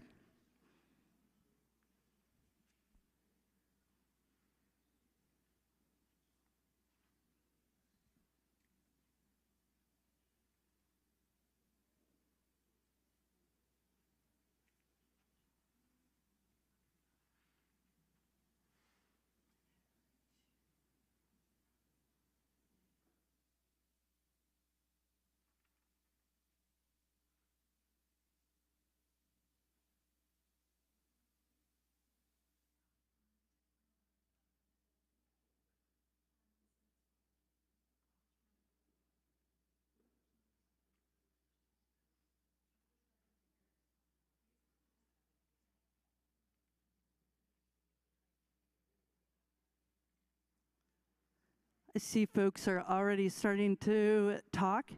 If you want to turn to a partner or elbow partners, group of three, what do you notice? What are you thinking about as you look at this?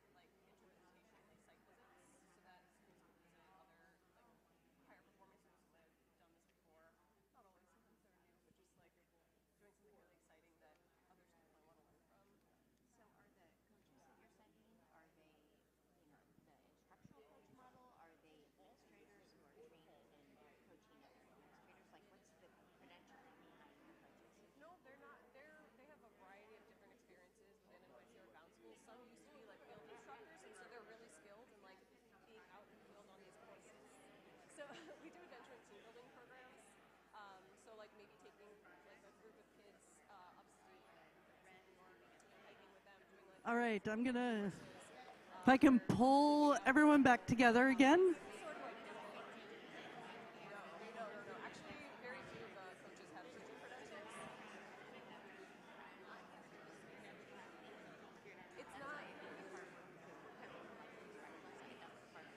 Right. I mean, not all. Also, like one thing to know is that not all supervisors are teachers. There's some like social workers who like serve in that role.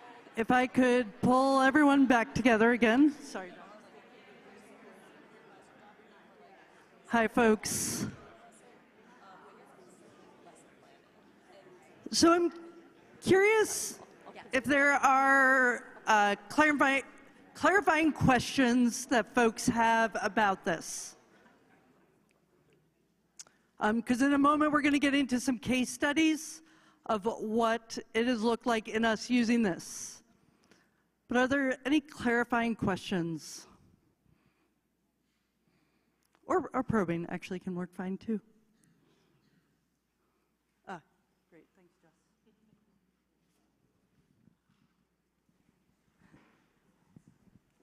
Number one, I'm just grateful to be at a table where there's people that know more than I do.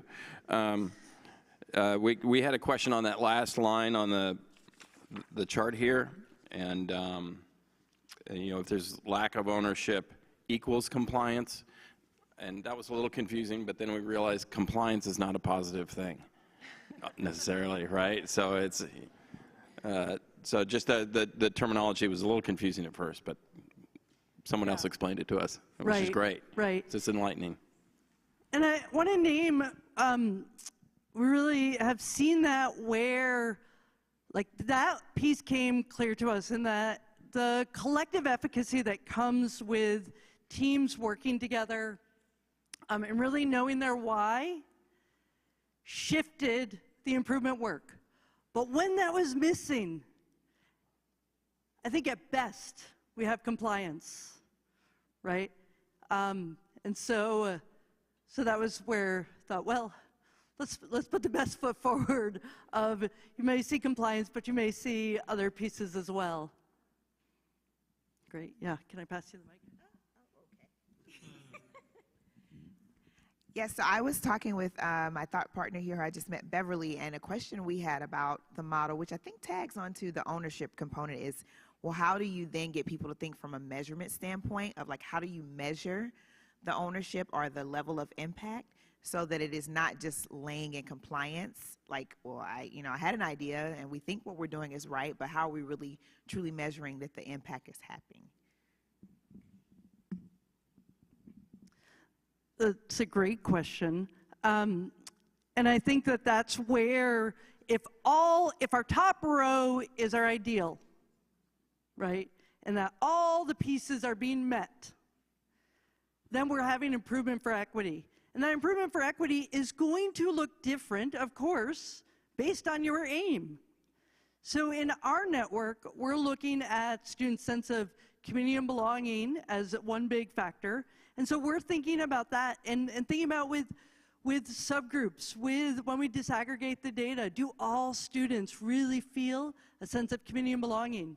And over lunch we can have lots of conversations about how challenging student perception data is. We'll just put a pin in that for now. But that's where your specific aim, you're going to see that outcome. I would also just share that we're developing a teacher survey tool, which again, it's still a survey tool, so not amazing, not the optimal, but we do want to get that insight from teachers and hear do you what is your idea of what we're doing here? Do you feel like you are confident in implementing? Are you aligned with the vision that's laid out before you, and can you even identify that vision? Because at a lot of schools, when we start working with them, everyone has a different idea of what's going on there. Sometimes we'll go in and do a walkthrough, and there's some kids who are playing Scrabble, and some kids who have gone to the bodega to get a bagel, and some kids who are doing homework, and it's a kind of catch-all. So that is one thing that we're looking at, though, is to actually measure, ask teachers for their input and feedback. Sure. Okay, so we're about to share with you 2 case studies that illustrate a little bit about how our coaches are using this model with our schools. Both case studies show how they're using this model to support the improvement work happening at their schools' journeys. Both of them reference the model, each aspect of the model, but you'll see that they're a little bit different because case study 1, the coach uses it a little bit more proactively, so they're using it to anticipate upcoming challenges that might not necessarily have surfaced, whereas in case study 2, they're using it in a more responsive way. So they're seeing something going on and they're not really understanding what the underlying cause is, and so they're using this model to help diagnose what that underlying cause is. So if you have time, we'd love for you to read both of them, but if not, just make sure you talk with a partner or your discussion partner and make sure that you guys are starting with different ones so that each of you has fully read at least one of them. Let's pause there, yeah? Any clarifying questions on the directions? Can I get a quick say back on those?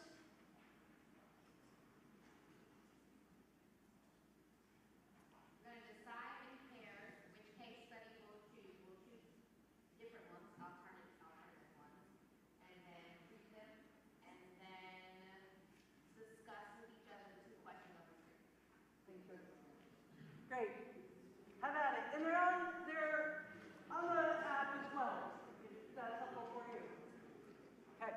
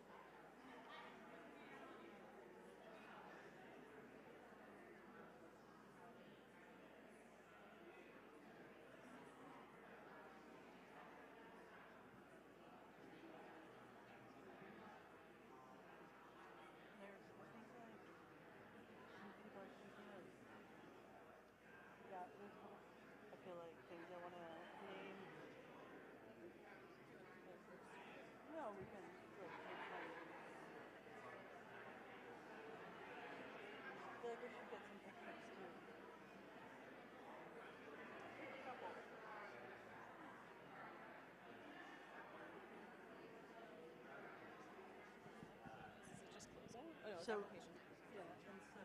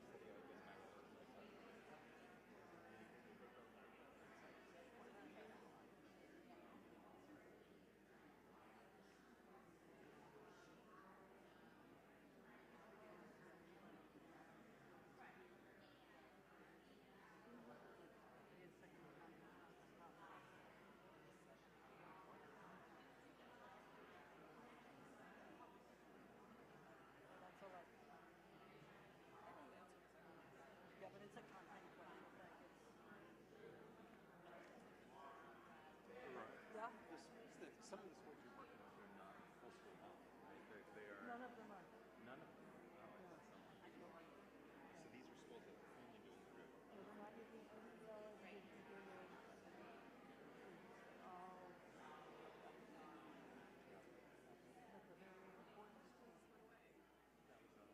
There was one from Julie from Scotland. No, we just didn't get to them yet. We were like, we will address them. Thank you.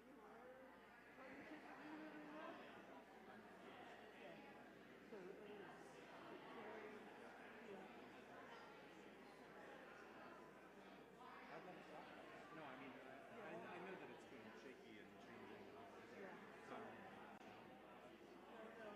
Yeah, it was done specifically.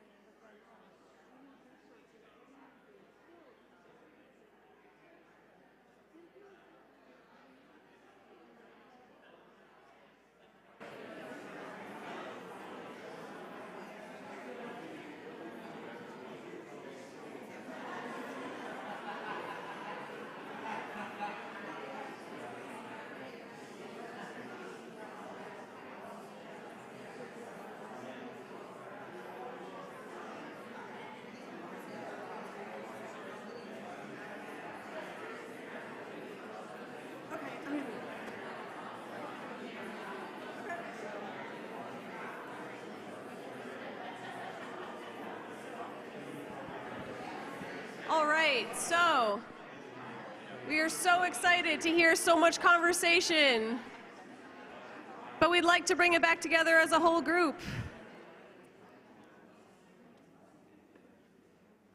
So I just want to start off by acknowledging some of our virtual participants who are submitting questions. Julie from Scotland says, I like the model, however, some categories seem very broad. Are there prompt or challenge questions that allow you to assess where you are against the different elements?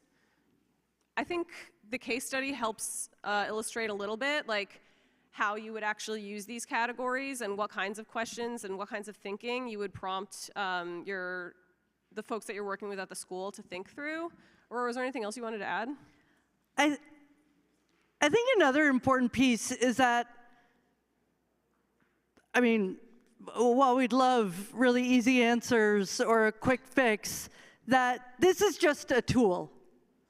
right? And it is just a tool to support our thinking and to help diagnose where might we be stuck or what might be missing in our work and what shifts do we want to make. We might get the wrong answer, right? And if that happens and we're still not seeing improvement, well, let's go back to, we know more now, so let's go back and try again. And that there is some broadness in that. The work is different at different schools and different locations. Right, we're just trying to create the conditions so that the change idea could work. There is the possibility that it's just not an effective change idea and we need to pick a new one, right? But like, we at least want to give it a shot. Mona from Baltimore asks about case study 2, wondering between the developing questions and discovering what the challenges were, what transpired. Was it focus groups with staff or through surveys conducted for staff? And then also wondering if there would be an observation of advisory with various staff to explain some of the student survey data. That would be something I would do. I think at the case study 2 school, I don't think they did surveys. I don't even know if they did a formal focus group, but through thinking through like what are the potential pitfalls and then having some informal conversations with staff members who the coach wasn't directly working with, they came to that realization and built PD around that. And then the observation of advisory, we do have a walkthrough tool. We do engage staff at the school in doing walkthroughs. We also debrief the student survey data with adults, and we encourage schools to actually debrief that data with schools. So some of our schools actually write crew advisory lesson plans where like their main activity during crew time is, hey, this is what you and your peers said in the survey that you guys took, a couple weeks ago. What do you think about this? What do you think is like causing this number? What do you think can be done to help improve these data points? Do you want anything, or can we open up to? Yeah, okay. Let's open it up to our in-person participants, and those who are participating virtually, feel free to keep on submitting these questions. Anyone in the room like to share? Love to hear what was coming up for you as you read these 2 examples of how coaches use this, and or other questions or ways of thinking about it that came up.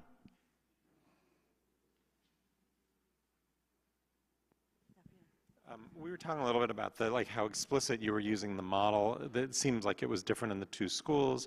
So it makes me think about how predictable were some of the challenges that they faced in the schools and how they went about planning that or implementing in the schools. So great question, thank you. So we did, I think, in any of our improvement work where there can be 2 pieces going on at the same time. You're implementing something and you're working to improve, iterate, change ideas, and you're trying to balance both of those. And we know in implementation there are places where people are getting stuck, right? One thing we get asked, and our colleagues at Yale Education get asked all the time is, do you have curriculum for us, right? Those resources. We know that's a place that schools ask for all the time because they feel that they're missing that resource. Newsflash, we have found that when we provide that resource, there was something underlying. We didn't get to the root cause of where people were stuck. That for our partners hasn't been helpful. And so yes, there are some places where we have been able to predict from our first year of where people are getting stuck, and not wanting to get into the place of like, oh, we know where you're stuck. We've got this. We'll tell you what's going on. But how do we, with fresh eyes, with a new approach of say, okay, well, let's explore this. Even if I'm doing that exploration conversation with each school, or schools are having it with each other. So yes, and of I can predict so I can be ready with that tool. And this is a new conversation. This is like, I honor where you are in this journey. Hopefully that helps. Joyce. Thank you. So would you imagine then that there's like an order to this, in the sense that like people do need resources, right? Without them, they have this anxiety. But when you provided that first, it wasn't actually what they need. Like, do you have any thinking around that? Yes, I think that there is some intentionality of that top row of like, what's our vision of that, right? There is intentionality across, and you know, some folks have brought up like some good pushes of like, you only changed a few things in this from the Nostr model.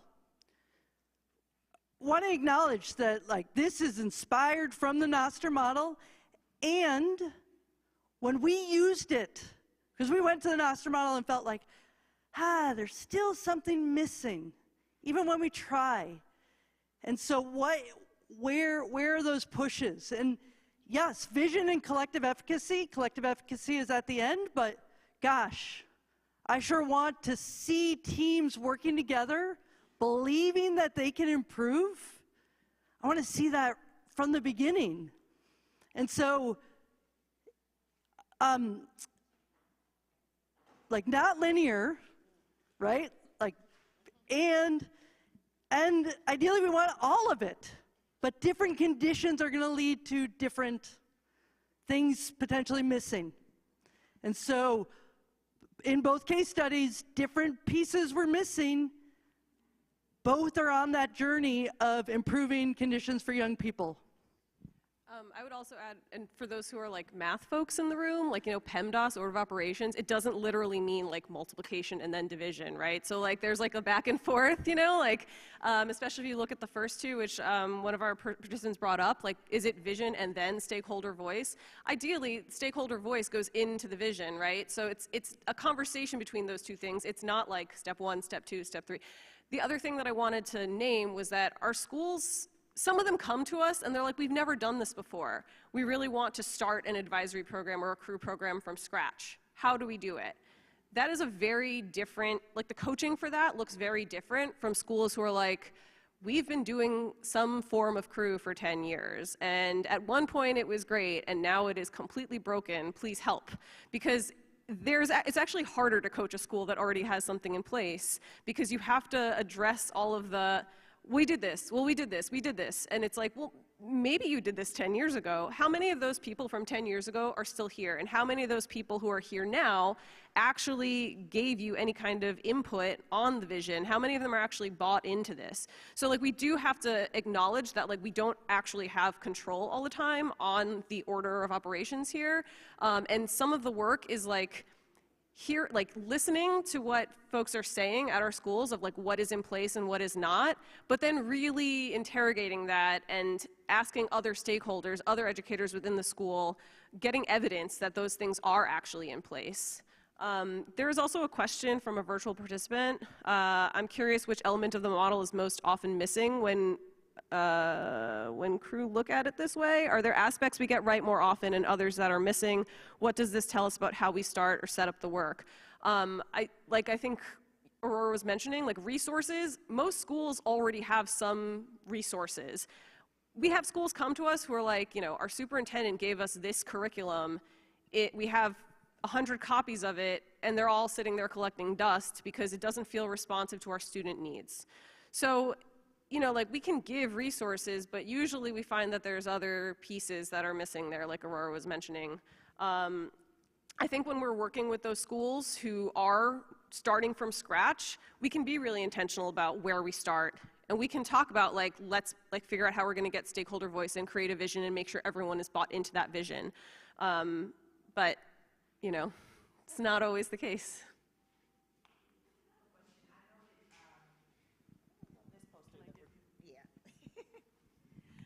I believe it was on this poster, the participant agreement.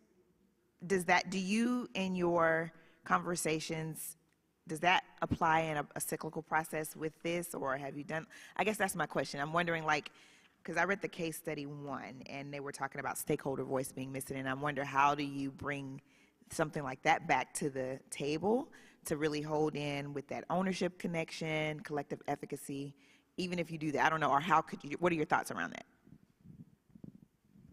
Thanks. First off, I really appreciate that you think that maybe we did that. So thank you. Yeah, in an ideal world, all the pieces would be connected. And for those of you who, are like, I'm sure there's folks in the room who have been doing this for a while, and all your pieces connect to each other. We are not those people, to be clear. And so we'll be like, oh, you know what we need? We need this. But we had that partnership agreement earlier, and we haven't made all those connections. And those connections, right, the coherence would be amazing. And we're working towards that coherence and not fully there. And as coaches have used this tool to diagnose and help think about where are folks getting stuck, because people are getting stuck.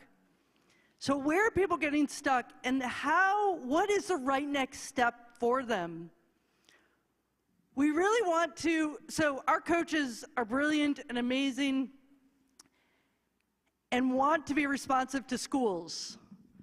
As I'm sure some people know, the danger is all of a sudden we have 5 different resources connected to the same thing because each coach is making something, which is awesome, right? The intention is lovely, and we're not working smarter, right? So the idea of where can we start to see people are getting stuck? Can we, A, look at what we already have, and does that help address it? Or can we modify it? And B, are there some common resources that would help us move in that direction? That's a beautiful bow that we'd love to tie on this, but say we're still work in progress on that one.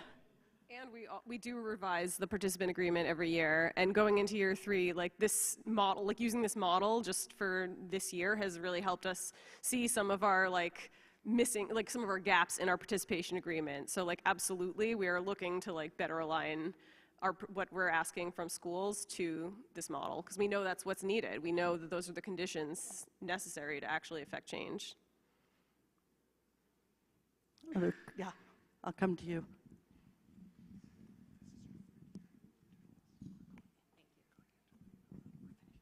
I'm just wondering if you can comment on, given this model, what conditions would you highlight as most essential when it is about scalability of something that works? So you have tried change ideas. There are some change ideas that are promising and starting to take root, but how do you scale them up, and how would this model speak to scalability?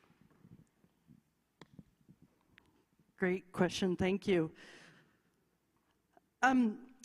Thinking about, again, to that piece earlier of not having coaches, creating a tool for this school and a tool for this school, that there is coherence in what we're providing in supports. So one, being able to move to scale in that way of, and it's always this tricky dance too of, our schools are not robots, right? The teachers are not robots, and so we want to reduce variation while honoring each school that we work with. And those of you who know New York City or not, but still, we're working with schools from the Bronx to Staten Island, there are really big differences in the schools that we support. And so how do we move to scale with honoring the diversity, the different conditions, and thinking of here's a tool to use?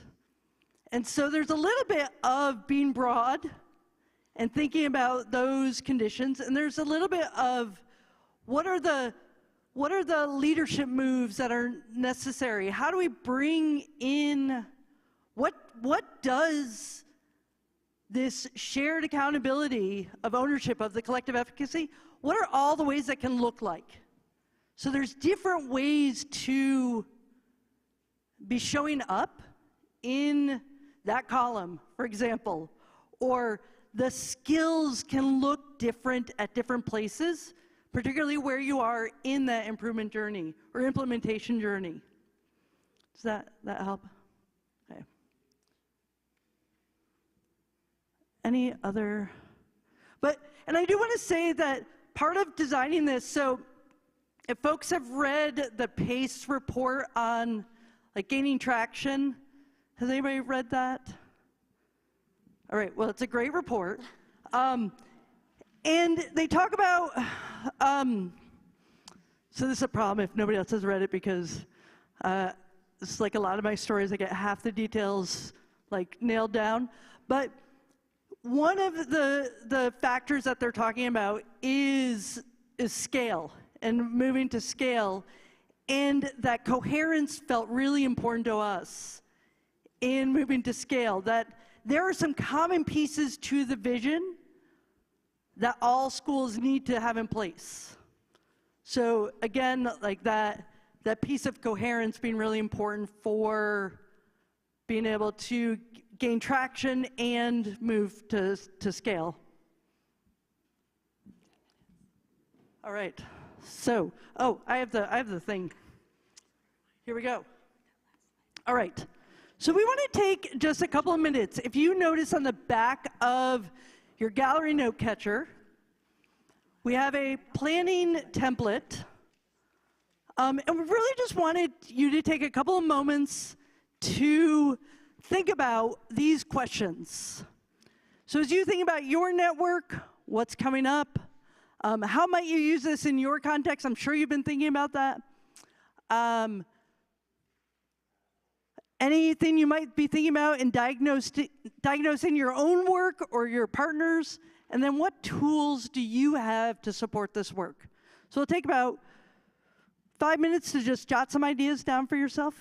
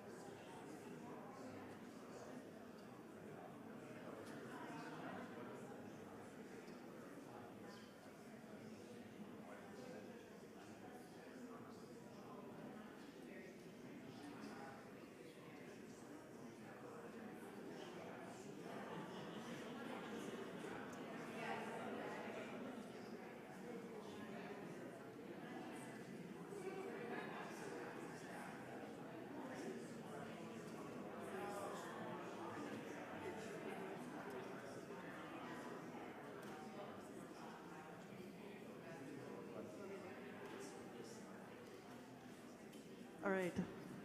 Can I interrupt your planning and thinking? Just would love to hear one or two ideas of what you're going to bring back. I know we're moving towards the end of this, but just folks could hold on a couple more minutes. What are some pieces that you're going to bring back? Could I get one or two folks to share?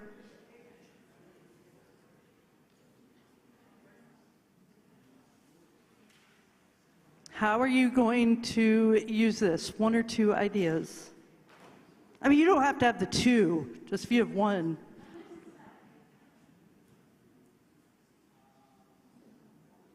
Thank you. I've already texted it to my principal that I work with. So just using that as in coaching conversations with him as we consider some of the initiatives in our building and what might be barriers. Great, so I love it, just of already using the tool. Can I get one more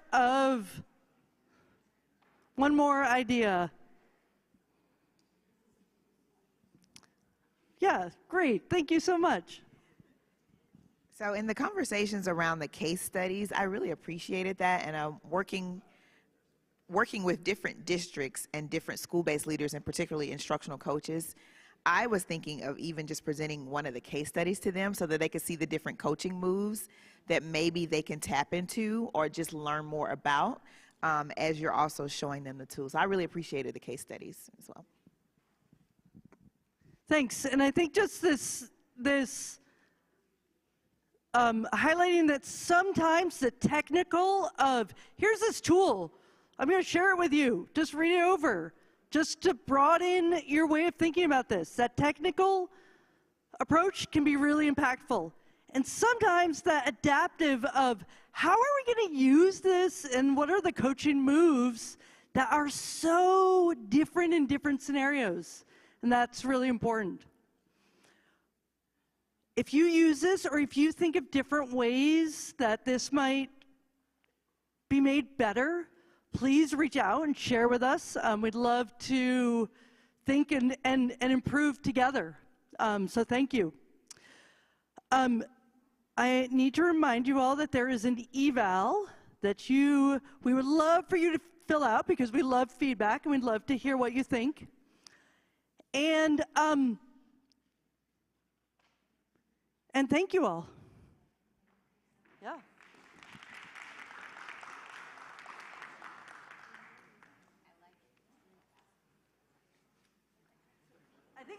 I believe it is just in the app, the eval, so if you just open that up, you should be able to find it.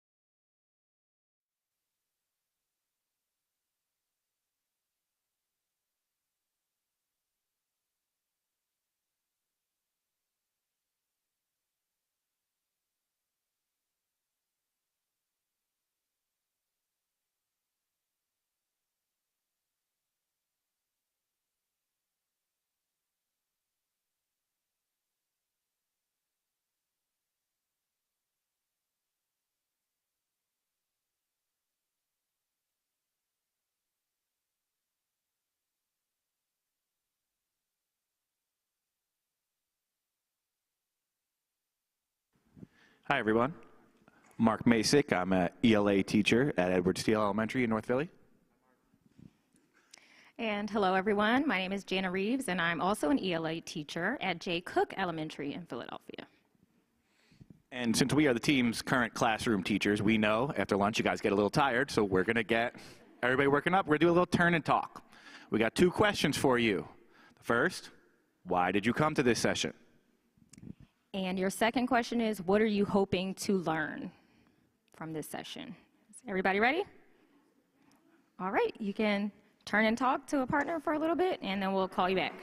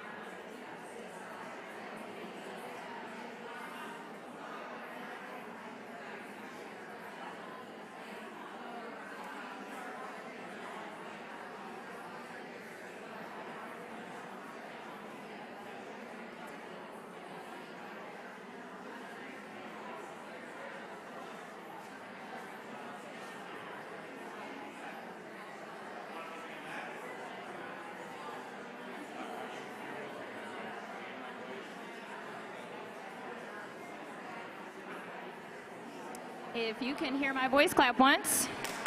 If you can hear my voice, clap twice. If you can hear my voice, clap 3 times. Awesome, yeah. So we are interested in hearing what you turned and talked about. Would anyone want to share your answers for why you're here? Why did you come to this session? And we will cold call, but we'd like a volunteer. All right. Got the mic coming right over there. Oh, I don't really need it, but I'll use it. Oh, okay, great. Hi, thanks. I was really interested in the literacy work and specifically on some of the barriers that you guys experience in terms of getting secondary students engaged in the practice of literacy, even though sometimes it can feel very, very elementary to them. Awesome, thank you for sharing. Anybody else want to share the first question? All right, let's move on to what are you hoping to learn?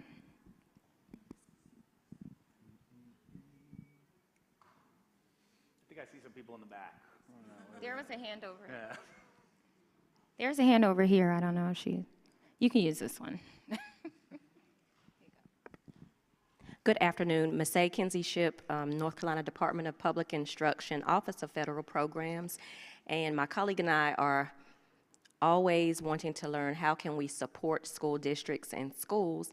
And so question 1 and 2 kind of blend together, coming to learn about, and we're regionally based in North Carolina, so I have the Piedmont Triad region, so that's your Winston-Salem, Greensboro area, along with some rural, very diverse areas in North Carolina. But how can we support in this way? And we're also trying to partner with school improvement team at the State Department, and your district looked like a couple of my districts, and so I just really wanted to hear how you're making it happen. Thank you so much for sharing that. That's super awesome. All right.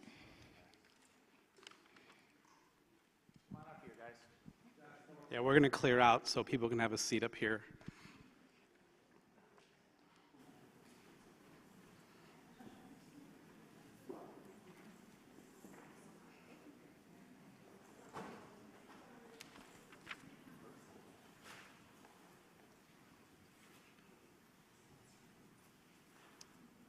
Someone's phone.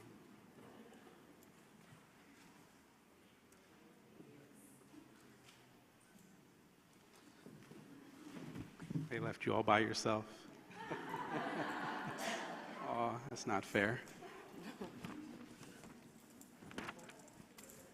Ready? Yeah.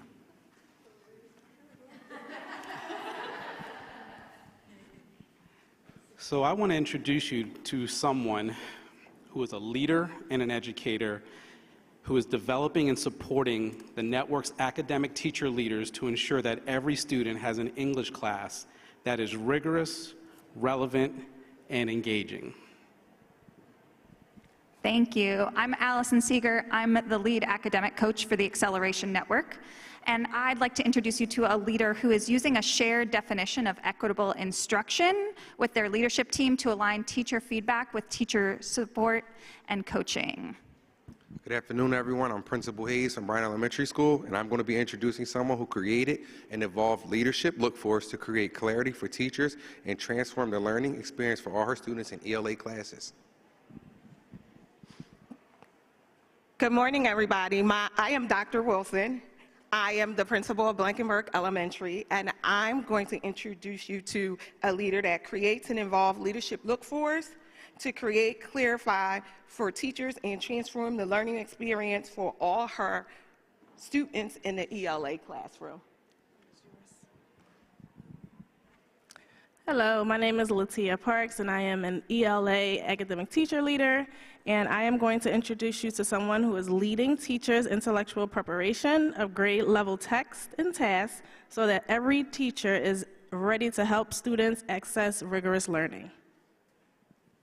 Good afternoon, everyone. I'm Dawn Davis. I'm an academic teacher leader, and I am introducing a teacher that is leveraging the novel-based ELA units through intentional teacher preparation, like writing exemplars of student writing tasks in order to strategically support student discourse, reading, and writing.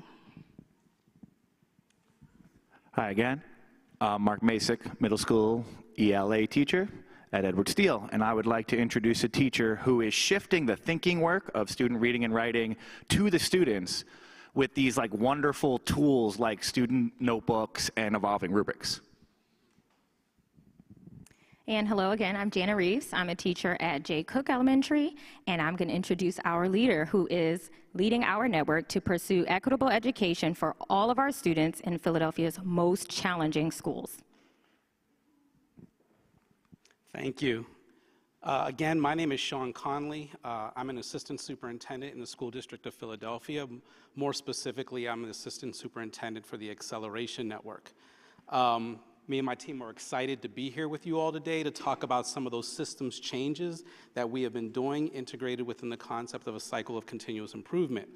The School District of Philadelphia is a large urban school system. In fact, it is the 8th largest in the nation. We have a very diverse student population. We speak approximately 170 different languages in our school system. In contrast, the Acceleration Network is what we're here to talk about, is very small. We have approximately 5,000 students that attend 14 elementary and elementary middle schools.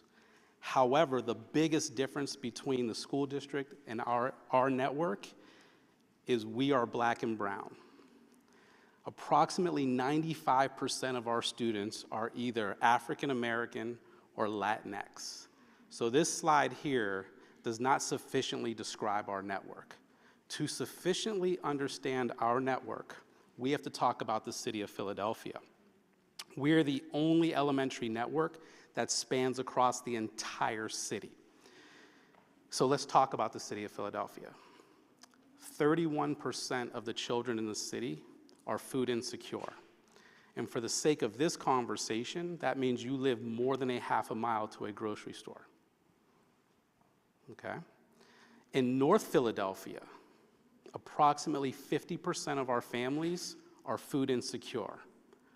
Approximately half of the schools in the Acceleration Network are in North Philadelphia.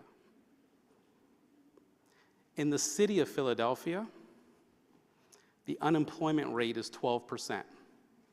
The national average is 8%. If you compare Philadelphia to other like cities, that is the 3rd highest unemployment rate in the nation. In the city of Philadelphia, the median income is $47,000.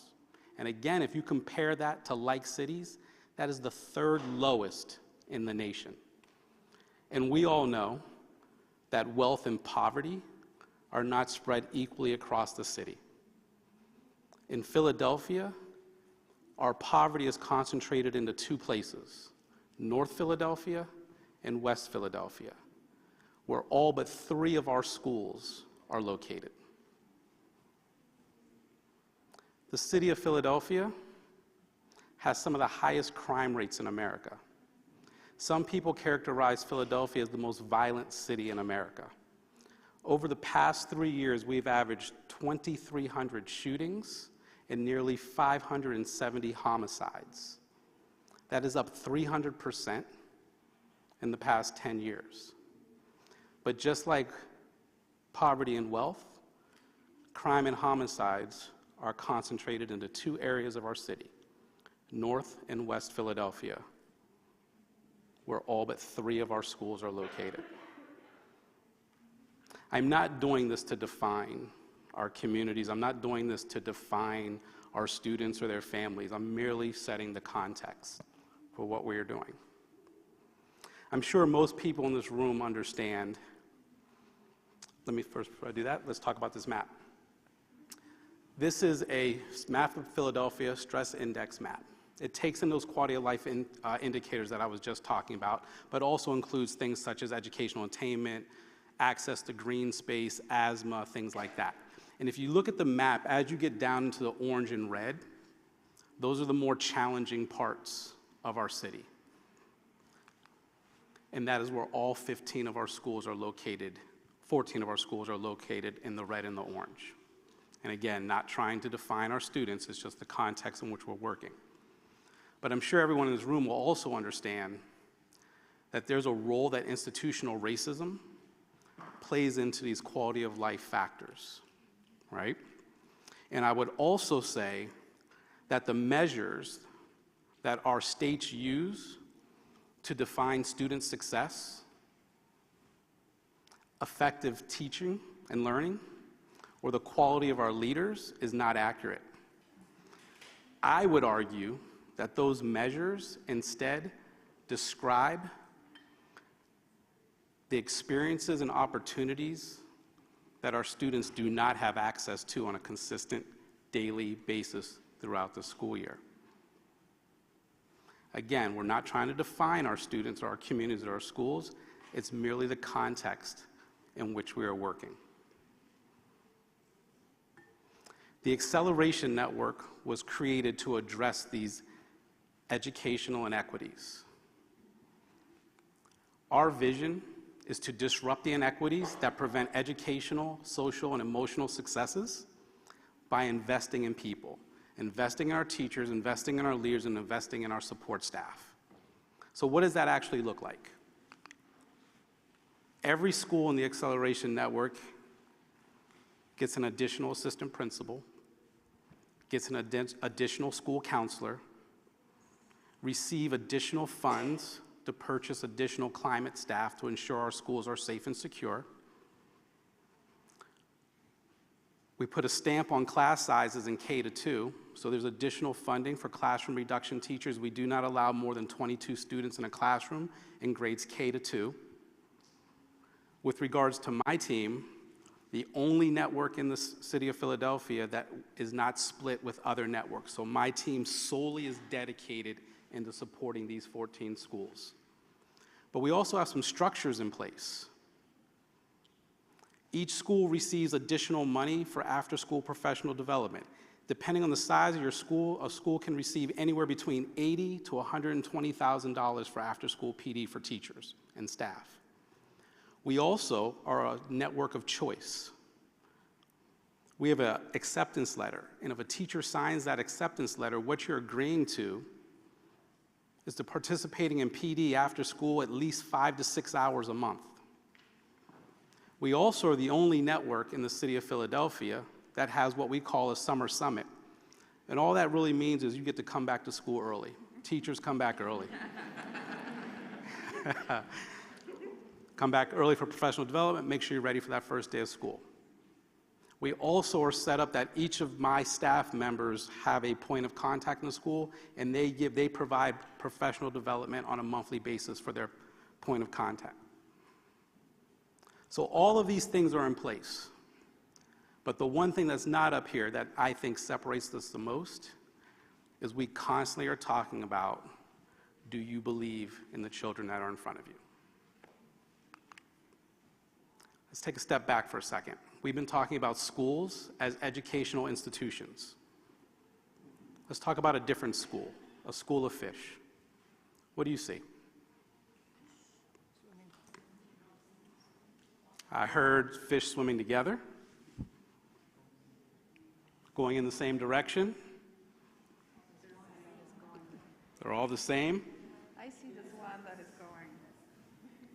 You're like my principal. He's like, I see that one who's that outlier. I'm like, wow, I didn't even notice that. You know what I see? I see the sun and I see the water. I see the things that allow the fish to eat, that allow the fish to breathe, that allow the fish to work together, and ultimately allow them to thrive. An educator once said, "It is easy to see the fish. It is much more difficult to see the water." As educators, as professionals, as human beings, we've been conditioned to notice people. We notice our students, we notice our families, we notice our colleagues, we notice our leaders.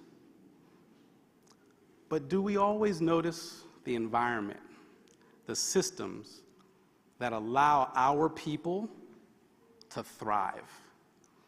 Do we notice the systems that are actually barriers to our people being successful? There's a popular educational quote: urban schools are not broken. They are doing exactly what they are designed to do.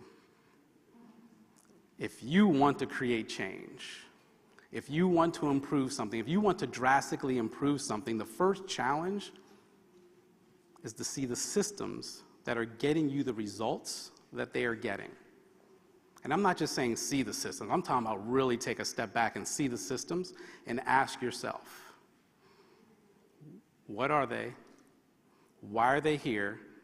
And are they getting us the results that we want? Today, me and my team are really excited to be here with you to talk about some real-life examples of those system changes that are happening at the network and at the school levels, integrated into this cycle of continuous improvement, ultimately for students.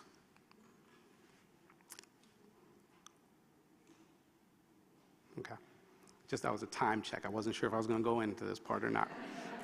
So we have 6 people. We have 2 teachers, 2 academic teacher leaders, and 2 principals to talk about their stories. But I'm just going to take a couple minutes to talk about the network story. So I've been in the network, I think I'm in my 3rd year. I was hired right as the pandemic was starting. What some people will say the most challenging elementary network in the School District of Philadelphia.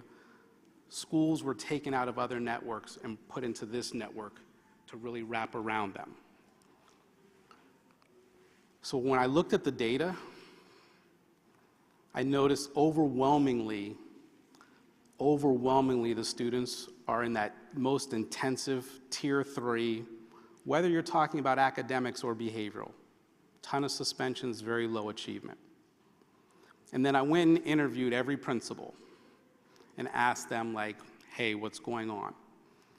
I heard we focus on reteaching, we focus on intervention, we're having our teachers create their own assessments. When we analyze data, we're talking about what students don't know, and then we spend time grouping them. At the same time, the School District of Philadelphia has a report card, and schools got credit for moving your lowest students up a little bit.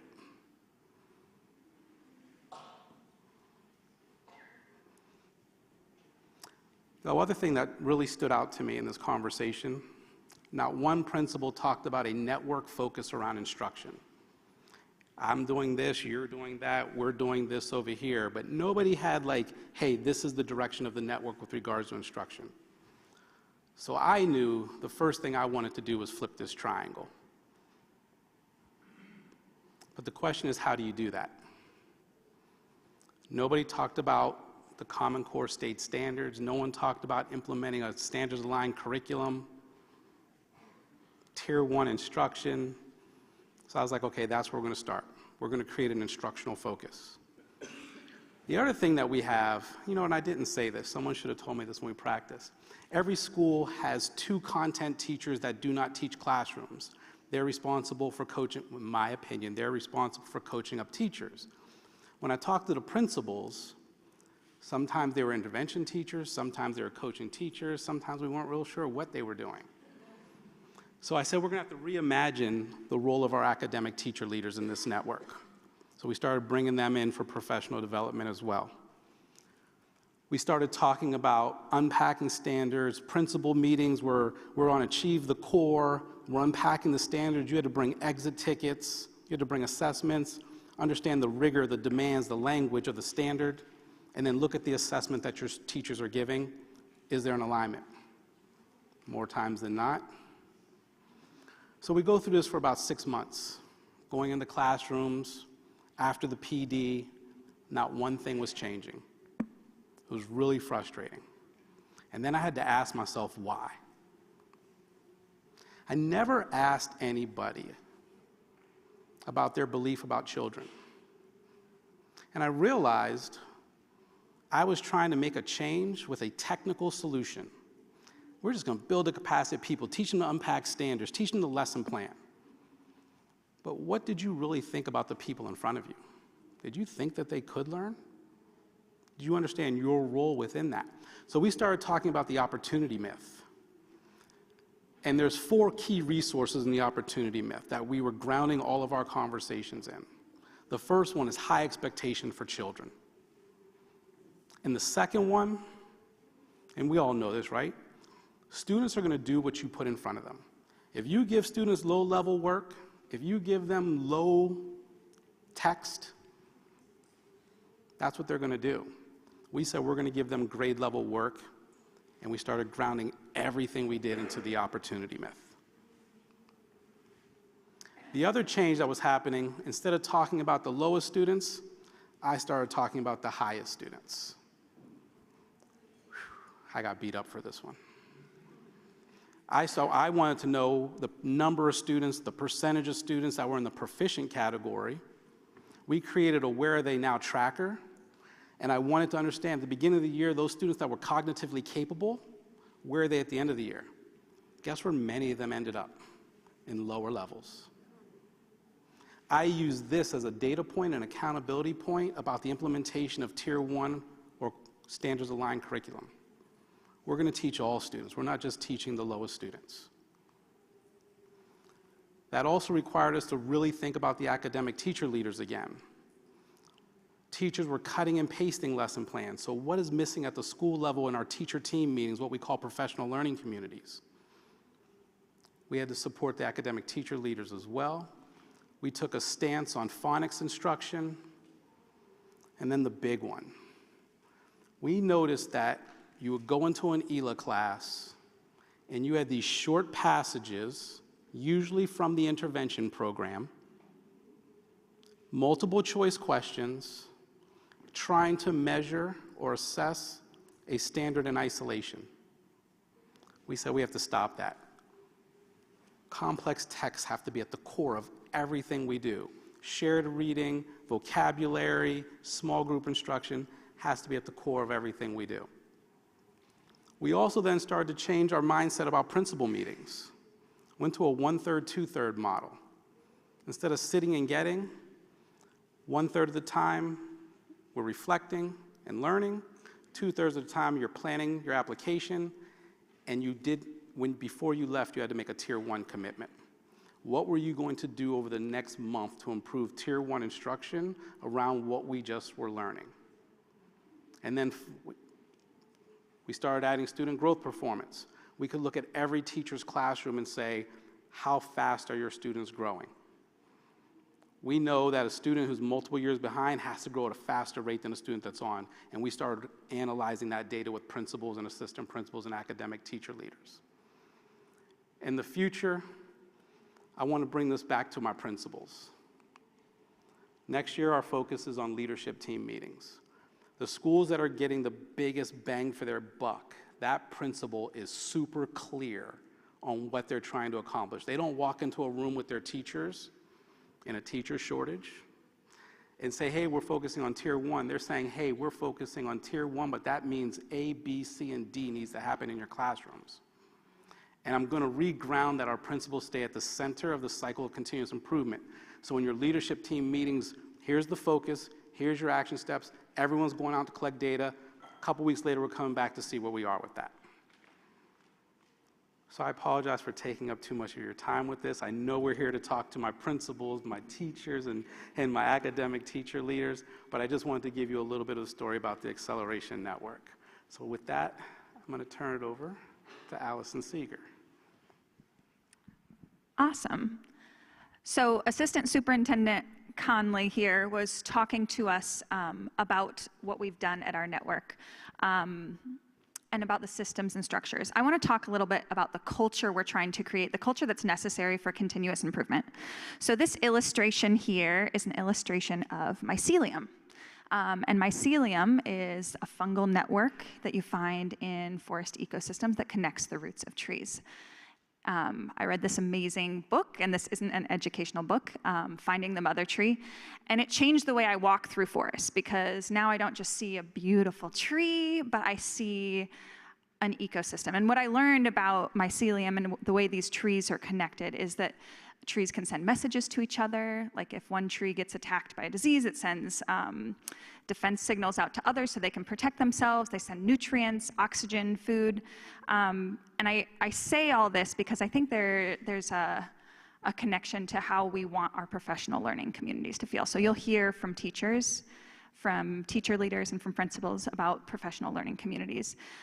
But we know that just like a tree doesn't stand on its own, even if you watch educational movies and you hear a story about a hero principal or a hero teacher, it's not about one person who's amazing, just doing great things for kids. It's about a system where great things happen for all kids, no matter what classroom you're in, what school you're in. So that's the culture, and then this is our process. So many of you, if you've been working with Carnegie, probably do the PDSA cycles. This is our cycle, and as Assistant Superintendent Conley shared, Tier 1 instruction is at the center. So we believe all our students deserve opportunities to excellent education, and that's about Tier 1 implementation. So in literacy, this means text-centered ELA instruction. So we shifted to novel-based studies, and we go through the process of understanding. So going through our own content knowledge building, planning, trying things out, reflecting on how students are doing, how successful are our students in Tier 1 content. And most importantly, we're acting. So as we go through this process, we are coming up with change ideas. We call them commitments, where we're committing to something and we're trying it out and we're seeing the impact it has in our work. So you'll hear how this plays out for our principals, teachers, and teacher leaders. Here's our first principal, Bahir Hayes. Good afternoon, everyone. I'm Principal Hayes from Bryan Elementary School. You've heard a lot about the Acceleration Network and the work that we do here. I'm going to speak specifically to Bryant and what our commitment was for the 2022-23 school year. First, I wanted to start to give a little context about Bryant. We're located in the West Philly area, kind of going back to what my assistant superintendent spoke about. We are located in the top 10 litter zone, and 100% of our students receive free and reduced lunch. Our commitment this year was to utilize key district look-fors in Saxon Phonics, shared reading, and mathematics instruction when conducting walkthroughs to identify trends, professional development needs, coaching cycles, and professional learning community agendas. Our hypothesis was very clear that if we equip teachers to implement the instructional frameworks, we would see an uptick in student achievement. The connection to the Acceleration Network was very clear. The Acceleration Network, Sean Conley's vision, is all about providing students, no matter who, access to Tier 1 instruction, whether you're SPED, 2 years behind, 3 years behind, or above grade level. That access should be there.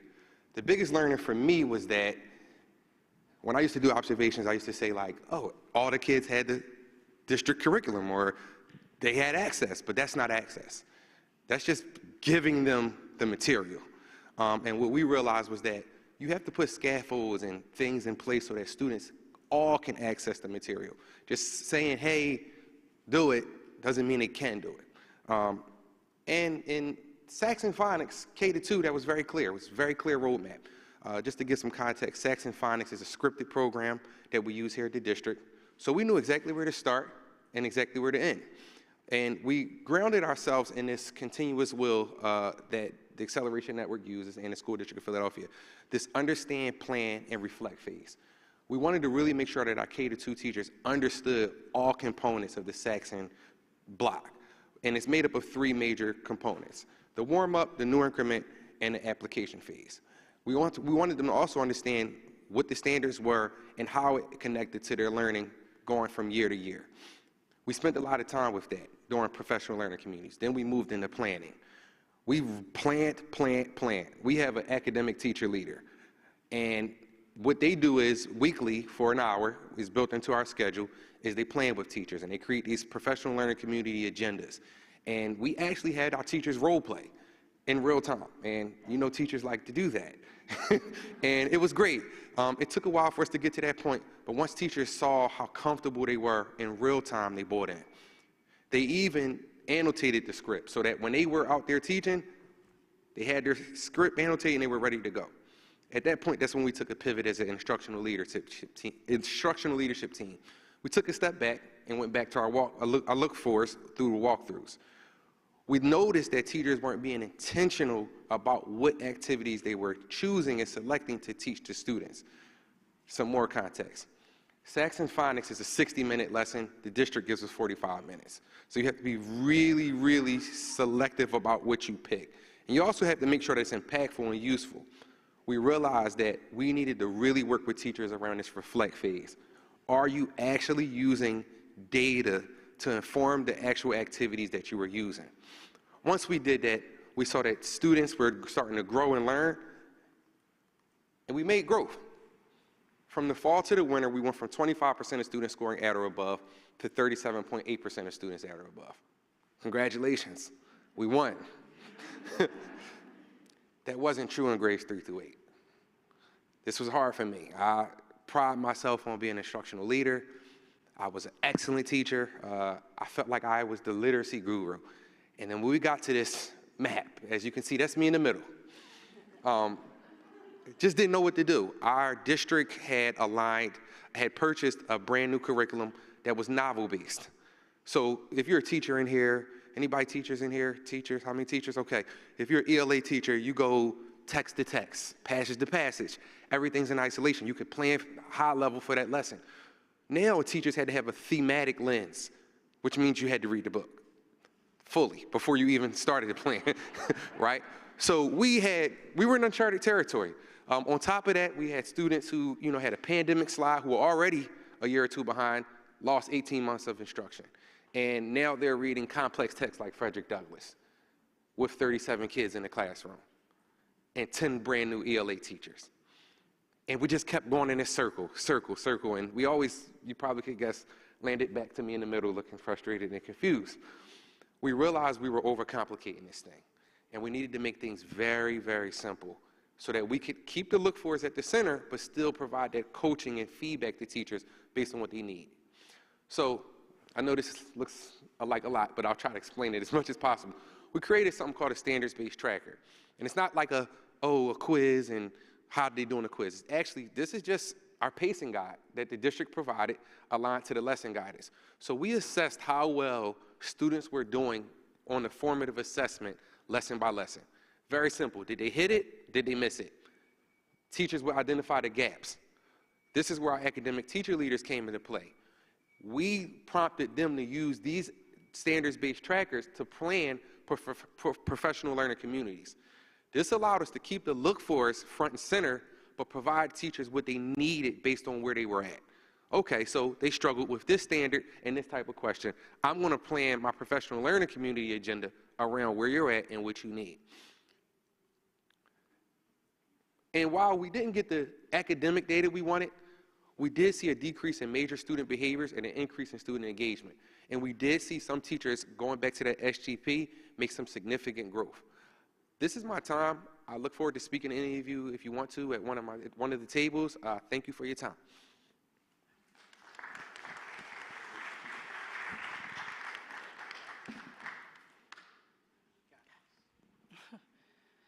Hello, everyone. My name is Latia Parks, and I am an ELA academic teacher leader at James Sullivan Elementary School. My commitment speaks to the continuous improvement of teaching by using PLC to build teachers' content knowledge, which in turn leads to my hypothesis that there's a strong correlation between teacher content knowledge and student learning and performance. So in the beginning of the school year, the concept of professional learning communities, it was new to us. It was something that we had not encountered before, so I, as an ELA academic teacher leader, facilitating these PLCs based on a brand new curriculum, I didn't know where to begin. And this is evident from my PLC agenda from September 2022. It was all over the place. Like I started with trying to go over ELA minutes, reviewing agenda requirements, lesson planning, co-planning, rehearsing a portion of the lesson, all within like a 75-minute period. And it wasn't working. So after going into teachers' classrooms and doing class visits, I realized it was time to put my commitment into action. And I started to change the way I facilitated and planned PLCs. Basically, I realized that teachers needed to do the intellectual prep process during professional learning communities so that they could provide, so that they would be able to facilitate a rigorous student discourse in their classroom, and which in turn they would be able to teach students how to write with text at the center. So if you look at one of my more recent PLC agendas, it's more focused on that intellectual prep process where we were doing, we started with backwards planning, putting that backwards planning into practice, and then creating and reviewing exemplars so that teachers and students knew what they were going to expect in the classroom. So this change, it did not happen overnight. This is something that we had to work on, and it was mainly because a lot of what we were hearing was that my students cannot do this, the assignments are too complicated, they are expecting too much of my students, and they are not ready. And if you look at one of our students' writing from the beginning of the school year, it wasn't developed. It was all over the place. The students were not developing their ideas clearly. They were not writing in complete sentences. They were not able to write in a way that the reader would understand what they were trying to convey. And even though they understood how to take evidence from the text and put it into writing, it didn't always align, and they didn't know how to explain their thinking.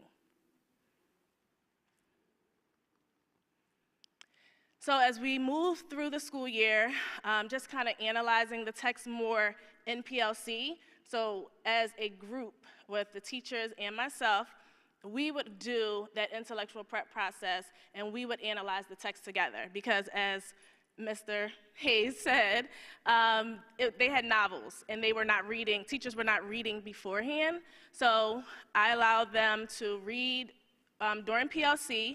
We would analyze the text together, and then we would also do the work that the students had to do so that they could dispel any misconceptions, and we could go through them so that they wouldn't have to do that in the classroom. And as a result, you can see that the teachers were now like, I can't believe my students were capable of something like this. And now students were writing much clearer. They were developing their writing more. They were organizing their writing in paragraphs, indenting, writing in complete sentences. And not only were they quoting from the text, they were able to develop their quotes and explain them and elaborate a little bit more. And a lot of the development in their writing was because of the use of graphic organizers. When we were trying to understand our new curriculum, we realized that there was a graphic organizer attached to almost every lesson guidance. And teachers didn't really know how to use the graphic organizers. In the beginning, they thought of them as just like another worksheet that students would hand in at the end of reading a specified text. But as we started doing the intellectual prep process more and actually doing the graphic organizers together, they understood that students not only needed to use the graphic organizers during the text, during shared reading, but also they should use them when guiding their writing, so that then they can use the information from the graphic organizers to respond to reading.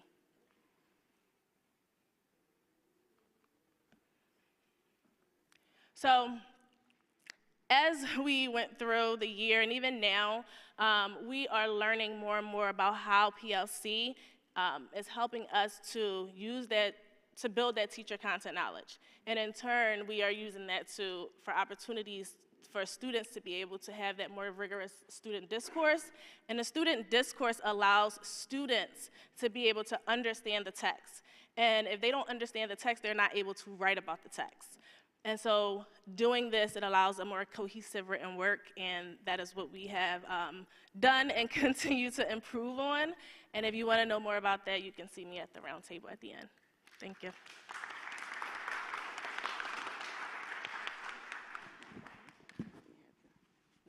Oh, I'm sorry. Good afternoon, everyone. I'm Dawn Davis, and I am an academic teacher leader at James Rhodes Elementary. And my commitment was to use our PLC time to lead teachers through a thorough analysis of the end of lesson tasks and standards, to provide time for teachers to create rubrics, exemplars related to those specific tasks, and to analyze student work. My hypothesis was that if we give teachers that time to thoroughly analyze these assessments and to create the rubrics and exemplars, that it would improve teachers' ability to assess student work, to provide appropriate feedback, and to plan for instruction, which fortunately is what we were seeing. Teachers were able to do just that, and it did improve and is improving the quality of student work. The next few slides are going to outline the task analysis and student work process that we walk our teachers through. This process was introduced to us during our network-wide after-school PD sessions, and we have been trying to do the same thing during our PLC sessions. We start off by having teachers take an in-depth look at the end-of-lesson tasks and the standards aligned to the task. We think about what the tasks and standards might require the students to understand from the text and what we hope to see our students' responses. We work together to create a task-specific rubric that details the criteria for far, below, approaching, meeting standards, and exceeding standards, and what it will take to successfully complete the tasks. Some of our teachers have also been able to create checklists with clear targets for what the students are to follow as they create their responses. And finally, we work together to create an exemplar, and having teachers take the time to actually do the work, as Latia said, that the students are required to do. It helps the teachers build content knowledge, and it helps them identify the possible challenges and misconceptions that the students may encounter. Once we have completed students have completed their responses, we move into the process of actually analyzing student work. This is just one of the forms that we use to do this. We put the student samples into categories. We identify the strengths and evidence of progress. We look for patterns or trends in student work, and we brainstorm scaffolds or any other additional adjustments that we might need to make to instruction. The work that we're doing in our PLCs and our consistent coaching cycle is helping to improve student performance. This is a sample of some student work from March in the 6th grade. As you can see, it's very limited, and it's missing pieces of the assignment. And then the next one, I'm sorry, the first one is from October, the second one is from March, and as you can see, the sample, the students are more detailed, they have more detailed responses, and they're able to cite adequate text evidence. Our Acceleration Network goals is to meaningfully impact student learning experiences and outcomes. This slide records teacher responses and their reactions to the process that I just talked about. Teachers and students have been appreciating the clarity of the rubrics and the exemplars, and it is helping to build their confidence. So as you can see, they think that it's working, and it is helpful to them in their writing assignments. The work that we're doing in our PLCs is helping to build a culture of continuous improvement at James Rhodes. This is my final slide, and this is just a snapshot of the growth that has taken place in our middle school population. So this is a graph from our STAR reading results for grades 6 through 8. The red line is indicates the category, which is our lowest category, which is intensive intervention. The orange line represents strategic intervention, which is our second lowest group. The dark blue line represents the highest category, which is at or above, and the light blue line represents on watch or approaching grade level, which is our second highest category. And as you can see, our students in our lowest categories, the results are decreasing. And the upper level or the higher levels is increasing. So it's making a difference. We are improving. We can see that from fall to winter, things are improving. Although we're not where we want to be yet, growth is taking place. The work we're doing in Acceleration Network during our PLC is helping to build a continuous culture of improvement at James Rhodes. Thank you.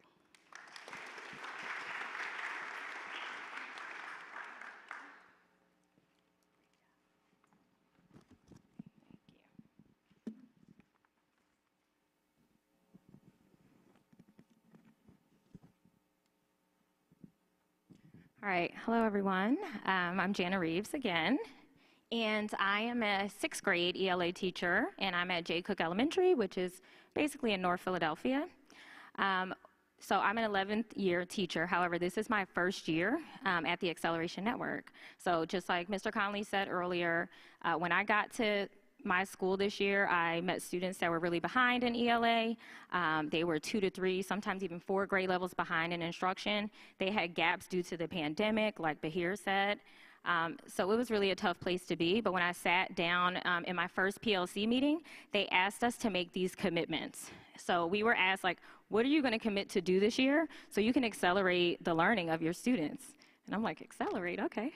I wasn't really sure where to start, but luckily I worked with my assistant teacher leader. Her name is Dr. Powell, and she worked with me on some things. So the area I wanted to focus on was writing, and Dr. Powell, she's an excellent writing coach, and she helped me to do something, which is create these evolving rubrics, which we're going to like gradually release some of the expectations of writing assignments to students piece by piece throughout the school year.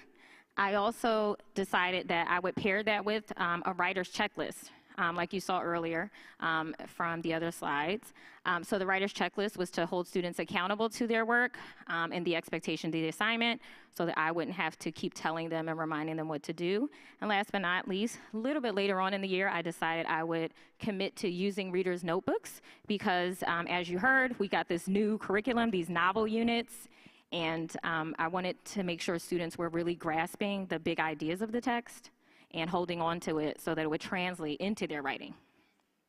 So my hypothesis was this, that if I create like small manageable goals for my students, they're gonna grow as writers. And not only that, I hope that the readers' notebooks, as I said earlier, would really help them to grasp the big ideas in each text that we read. This connects to the Acceleration Network because when I was in my PLCs this year and all the after-school PD, I was really able to get new approaches to teaching and workshop ideas with other leaders, such as the people you see right in front of you. And not only that, it helped me to stay accountable myself and stay the course because someone's watching me. So my key learnings, there's other ones, but one of the biggest ones that I found was that it's really important to address these skill deficits that students have and really just monitor those things closely instead of just punishing our students for skills they haven't mastered yet, such as the use of like a traditional rubric, which just kind of evaluates them on everything right up front. So I want to take a look at a rubric that I used at the beginning of the school year. So in September, I used this rubric with our first writing assignment, which was a friendly letter. And if you can see, I focused in on textual evidence because during class time, we were really focusing on that skill, and I wanted students to really be showing that in their writing. So I made it worth 50% of this assignment, whereas there's still other mechanical things in the rubric, such as spelling and other conventions. but the textual evidence is the thing that I wanted to weigh the most, if that makes sense. And then the checklist is there on the left-hand side, and you can see I have 5 points. Pretty simple. Put those things in your letter. Stick to it. Be accountable. So I use that checklist in a couple of ways. It actually, each student has to fill it out at the end of each assignment, and it keeps them accountable. And second, when I'm conferencing with my students, I actually use that checklist, and I'll just ask them, like, do you have this? Do you have this? Okay, you need to go back and look at this checklist before you come and ask me a question. So now I wanted to share a story of a student. So his name is EJ, and I wanted you to see how EJ's kind of a success story. He's kind of shows how these PLCs have shown up in my classroom, all the work that I've done in the PLCs. So this is his writing that he turned in for this very first assignment this year. And if you can see, he did include like a greeting to this letter. He did not include a closing. And he has some text evidence here, even though it's kind of small. This was supposed to be a longer piece, but this is what he came up with.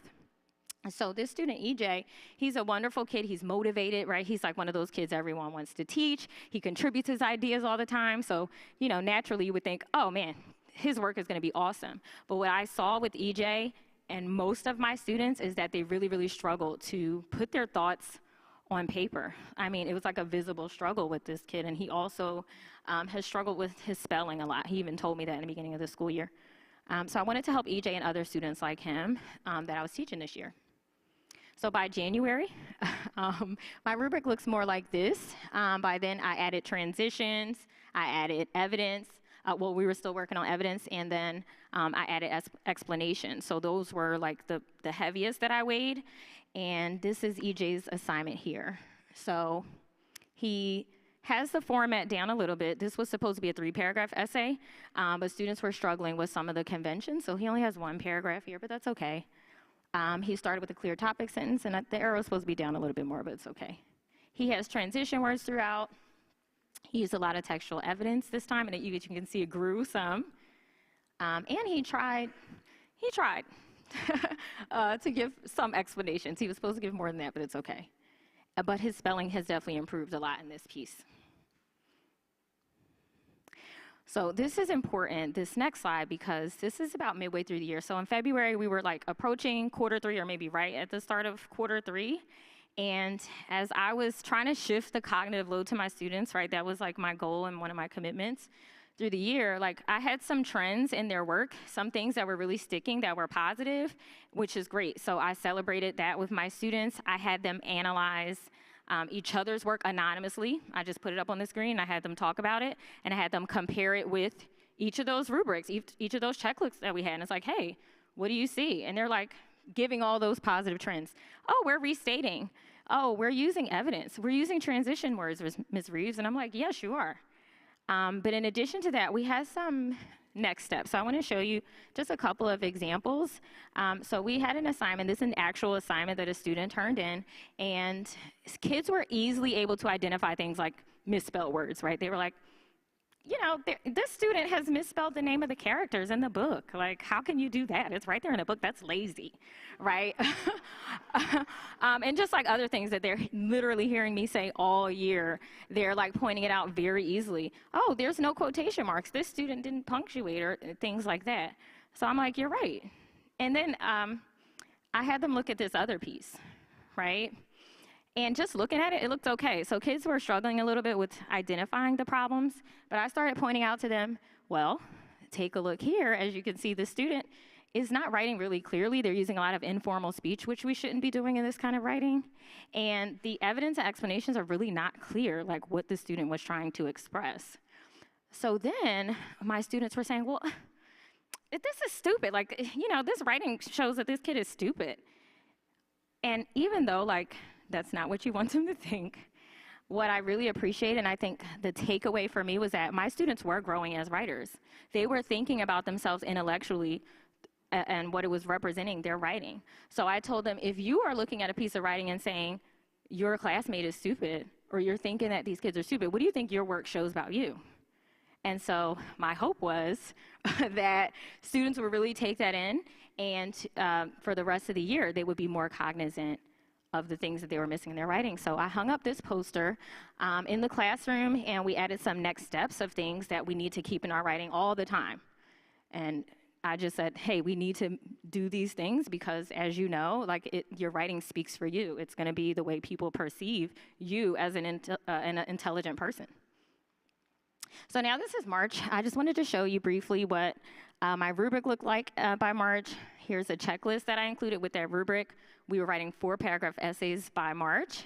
And here's EJ's work again. So his format greatly improved. I mean, it's spaced out. He has evidence. He has explanations for every piece of evidence.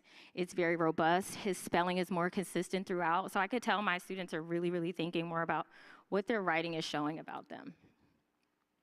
And that's it. So I just wanted to show you my students and just to talk about the impact the Acceleration Network has made on me and PLCs.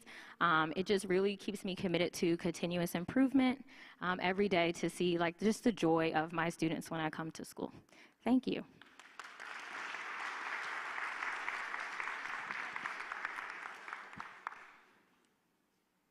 That's so cool. Like, the best thing for me for this is being able to like sit with Jana and see the things that you've learned. Hello again, I'm Mark.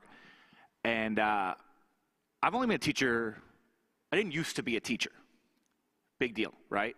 Maybe a couple of you were teaching in the womb, but a lot of us were never teachers. I wasn't a teacher 2 years ago. And my connection to the Acceleration Network is that this stuff works.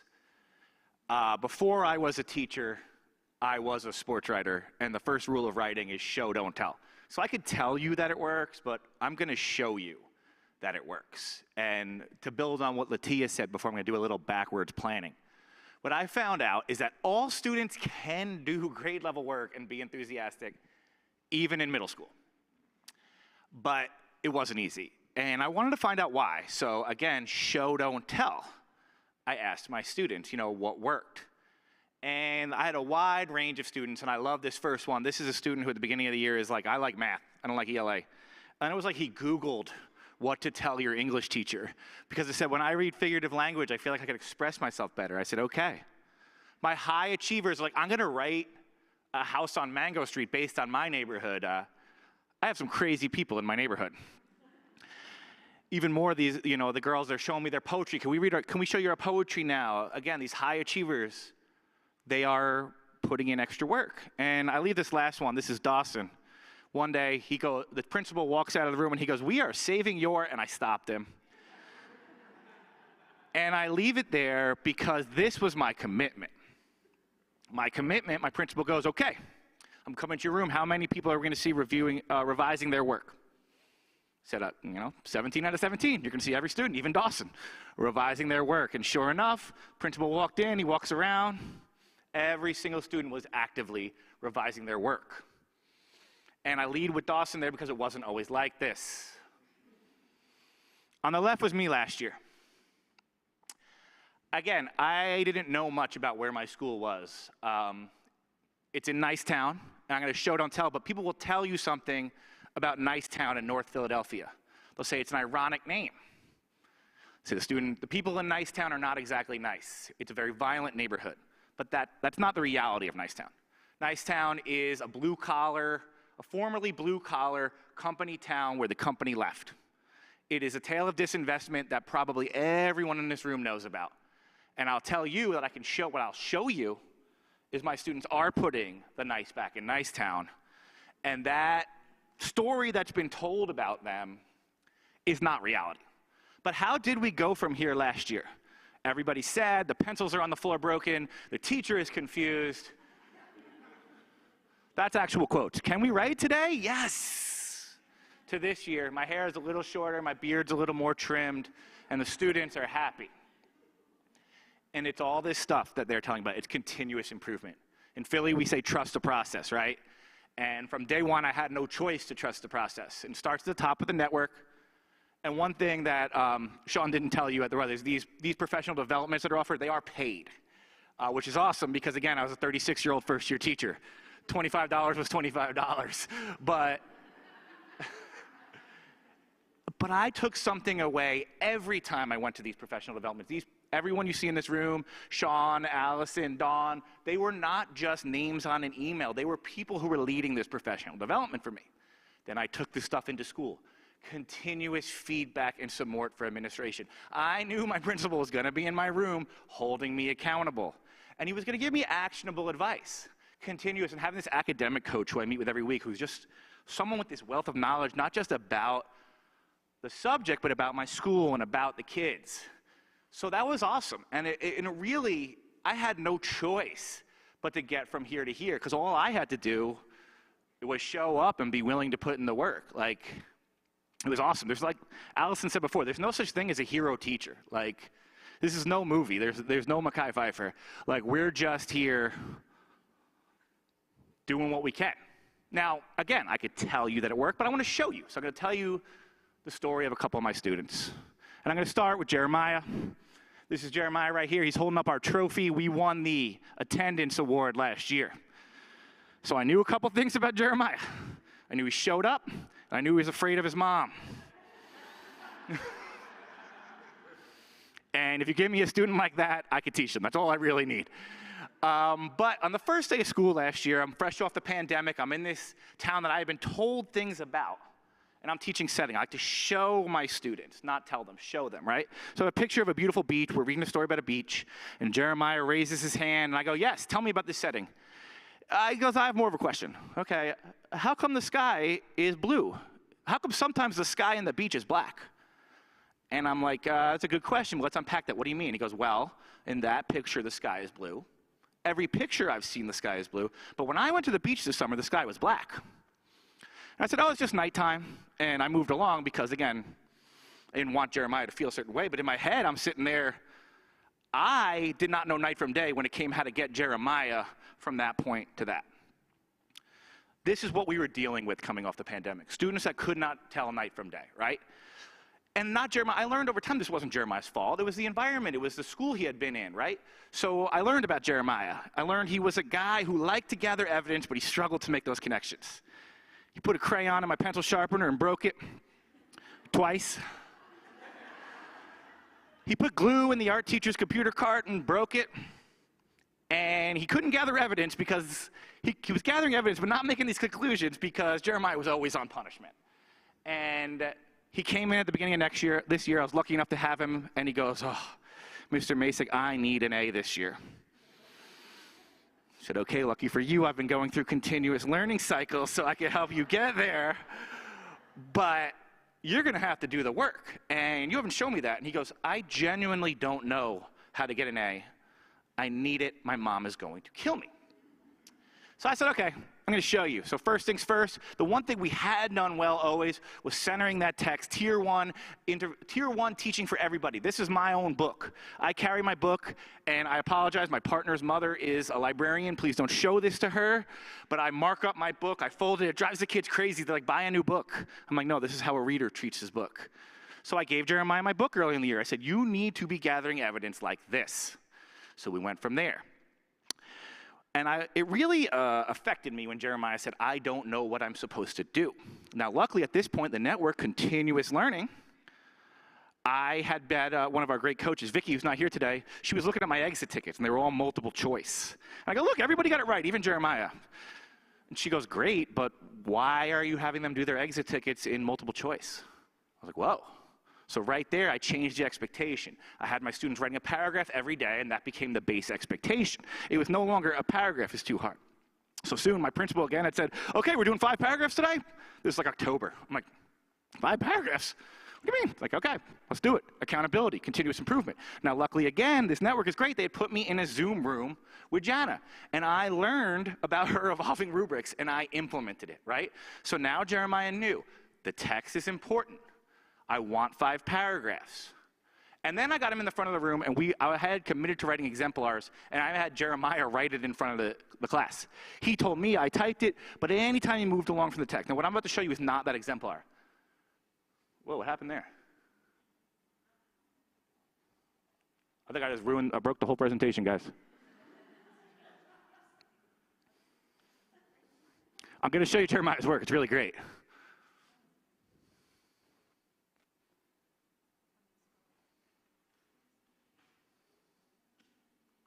I got it. All right, this is a review. Let's flip this upside down. There's Latia. There's Frederick Douglass.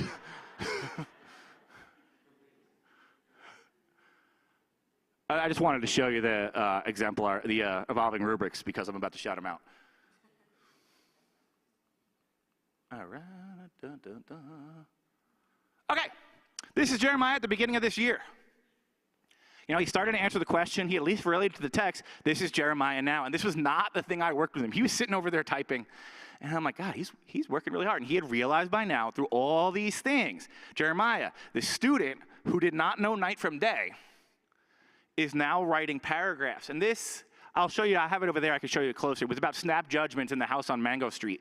And all of a sudden down here, Jeremiah starts relating it to his life, about people making judgments about cops and cops making judgments about black people. And I'm like, I was amazed. I'm like, here's a kid who couldn't make that connection, that breaking the pencil sharpener was going to get him on punishment, that nighttime happens in places he's never been to, making that connection to his life. That snap judgments happen all the time. Now, it's not perfect. You know, sometimes I ask him a question and still nowhere, and he's still always on punishment. But we did the work. Now, Jeremiah is a student who we've known since he was a rambunctious second grader. We've known since he was a rambunctious seventh grader. But I want to talk about a new student, Gervais, to close this up, because it's a little bit different. Now, Gervais, I didn't know anything about her on the second day of school when she showed up because she would not enter the classroom. Now, one of the cool things about the network is we get an extra counselor. So Gervais stood up there with the counselor, and the counselor, this is Gervais, it's her first day, I'm gonna stay in here with her. Okay, and eventually the counselor's like, I gotta go to other students, see, there's 2 of us, but there's not 100 of us. Go into his classroom. So Gervais comes in, and the first day that she's in my room, she sits in the back and she puts a coat over her head. And now, luckily, I have committed. Tier 1 is Bay, my coach says, before everyone else, anything else. So I'm teaching Tier 1, and so I'm hoping Gervais is hearing, because I'm doing this whole class instruction, but I can't see her eyes because they're behind a coat. Eventually, she takes the coat off, and she sits in the back and cries through the whole day.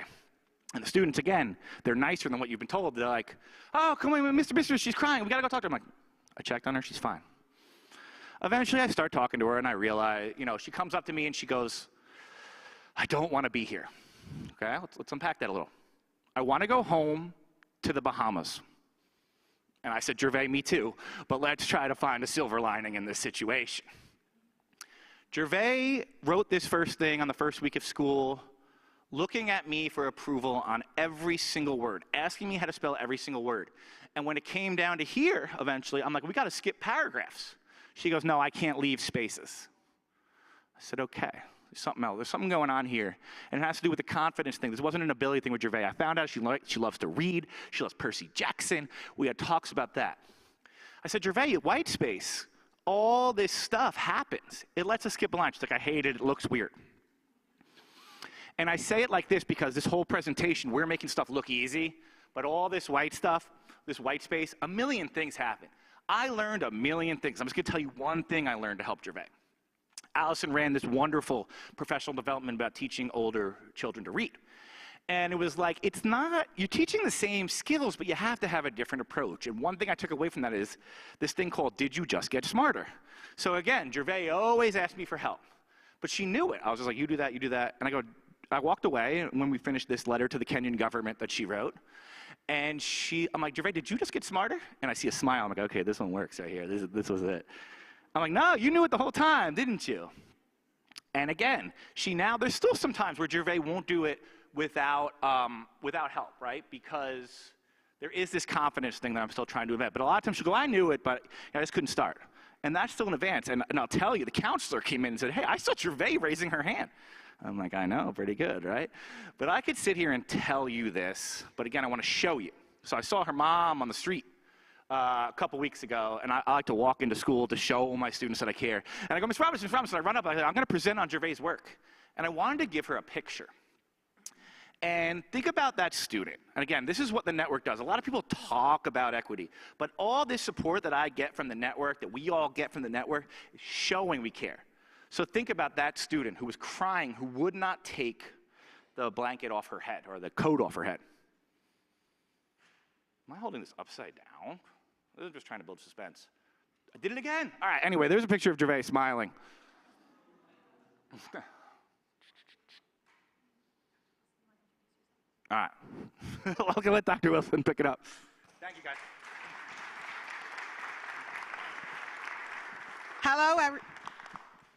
Hello, everyone. I'm Dr. Wilson from Blankenburg Elementary, and I would actually like to start you off like I start my students every day.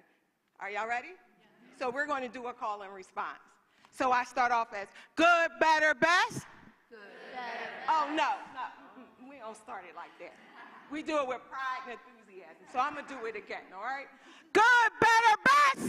Good, better, best. Never let it rest? Never let it rest. Until you're better becomes your best. Until you're better becomes your best. Anything worth doing? Anything worth doing? Is worth doing badly? It's worth doing badly. Until you get it right. Until you get it right. I am brilliant. I am brilliant. I am brilliant. I am brilliant. And when things get hard, I say. And when things get hard, I say. I can. I can. I will. I will. I must. I must. And then we say destined for greatness, and my kids say motivated by progress. So I'm going to say destined for greatness, and you're going to say motivated by progress. Destined for greatness. Motivated by progress. Again, like I said, I'm Dr. Sheena Wilson. I'm the proud principal of Blankenburg Elementary, and I'm here to tell you about our story of continuous improvement. So one thing that's unique about Blankenburg is in West Philly, but we have a high population of students that are homeless. And the other thing about Blankenburg is that I'm new, like brand new, like with the kids brand new, starting on the same day, brand new. And when I first started, I was like, well, I don't know what I'm doing. How am I going to lead this school when I'm not even sure what's going on in this school? So I took about a whole month, and I finally got a clue, like the end of October, the beginning of November. And this was our commitment. It was based on shared reading. And we wanted to look for shared reading look-fors to make sure that they were implemented in every class so that we would have tech-centered Tier 1 instruction. So we thought if we created look-fors for teachers, look-fors for students, and we analyzed the trends, did PLCs based on it, beyond the school day PDs, implemented next steps, then our test scores would improve on STAR. But not only that, our students responding to writing would improve. Now, how that correlates to the Acceleration Network is that we have these core values, right? And when I first got there, I didn't know. But as we dug deep, I was like, which one is closest to our commitment? So it was core value 2. And what core value 2 focused on was making sure that students responded to text-dependent questions and activities that were aligned to Tier 1 instruction that helped them understand the text. So, like all the people who came before me stated, our district, we got a new curriculum this year. We went from anthologies to novel studies. And it was a big shift for not just the teachers, but also the admins. So our commitment was, hey, let's use these pacing guides. I wanted to go in every class. I wanted to see the unit guides. I wanted them to see the instruction, the activities that were in the guides. So where we wanted to make sure was we wanted to understand, make sure that everybody in our building understood the components of the literacy block. And for this context, for shared reading. So how did we do that? We took this 3-layer approach. Because we all know that these people look for us, but you have to support them. So we made sure that our PLCs and our beyond school day PDs were aligned to shared reading. We made sure that our instructional visits was focused on shared reading, and we made sure that our one-to-one coaching was focused on shared reading. So we layered it these 3 ways. But before we could even do that, we had to find out what was currently going on in the classroom. Like I said, I was new. So I had to find out what was going on in Blankenburg Elementary. So as we looked around our classrooms, me, my 2 assistant principals, what we found out that first and foremost, all our scholars didn't have a book in front of them. The teachers were projecting on the smart board, but the students didn't have the text in front of them. We found out that the teachers were asking questions, but didn't require the students to go back in the text to get the answers to the question. We were doing probing questions, but there was no student discourse. That talking back to one another to understand the text wasn't there. We weren't using close reading strategies so our scholars would go back in the text to understand the text, or the text, the students or the scholars, they weren't annotating the text to get that meaning. So what would we do? What did we do at Blankenberg? Well, I believe in taking small steps, going great distance. So I had to keep it simple. Like I said, I was new, my assistant principal was new, I had 7 new teachers in the building, and what were we going to do to make it simple? Because they already had a new curriculum. So these were some simple actions we took. First and foremost, we had to make sure that every scholar in our building had a text in front of them or a portion of the text. We wanted to make sure that the teachers were projecting the text. We wanted to make sure that the scholars were doing some of the reading, because you know how we go to share reading. You're in the classroom, the teacher's doing the reading, sometimes the audio's doing the reading. We wanted to make sure that our scholars were doing the reading. We wanted to make sure that our teachers were modeling close reading strategies so that our scholars could understand the text. We wanted them to be, the teachers to ask text-dependent questions, and we wanted students to be able to respond to text-dependent questions, and we wanted to make sure that the text was being annotated by the scholars and by the teachers. Well, it actually worked. It really worked. So we were so proud of our growth. This is our success. So if you look at these graphs, this is, if you see here, this is from winter 1, our STAR assessment for winter 1, and this is our STAR assessment for winter 2. This shows all our grades, and as a result of us implementing these shared reading look-fors, we had a 12% growth from fall 1 to winter 1, and the at above levels for the grades K to 5th grade. Now, even though we didn't have that same amount of success for 6th to 8th grade, they actually, the at or above students, which are in the blue, actually decreased. The red students that are intensive intervention actually decreased 15% in 6th to 8th grade. So we were very excited about that. But at Blankenberg, and like A.S. Conley said, we grow all students at Blankenberg Elementary School. We grow all students in the Acceleration Network. What I was so excited about was the 78.9% students whose Scale score increased from winter 1 to winter 2. And that goes back to that saying, anything worth doing is worth doing badly until we get it right. But what was most impressive, the school district focused on student growth percentile ranking, and that compares students' growth with other students who are taking this test with them nationally. And in the school district of Philadelphia, they want you to have a minimum of 50, and that's considered our medium to high growth. And as of winter 1, we already have 55.6% of the students meet their growth target. Now, you know you can't just compare your data from one year within the same year. You gotta compare it across years to see if you're really doing something.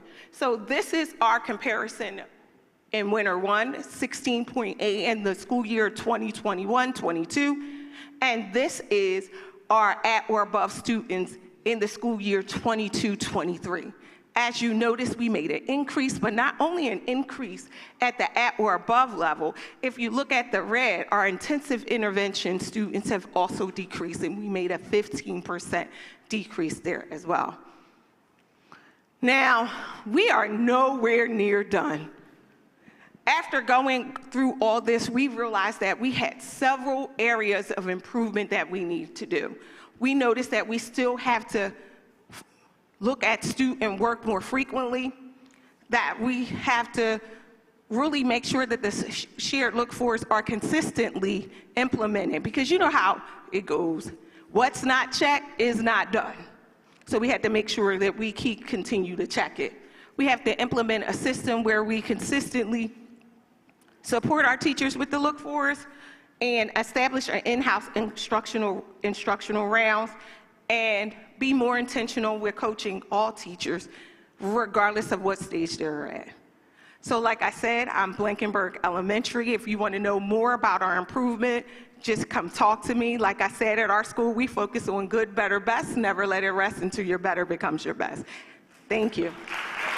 Thank you, Dr. Wilson. And I know we're over time. I'm going to pass it back to our Assistant Superintendent to close us out. We are way past time. I want to thank you all for coming. I want to thank my team for all the hard work they put into this. Again, just thank you all very much.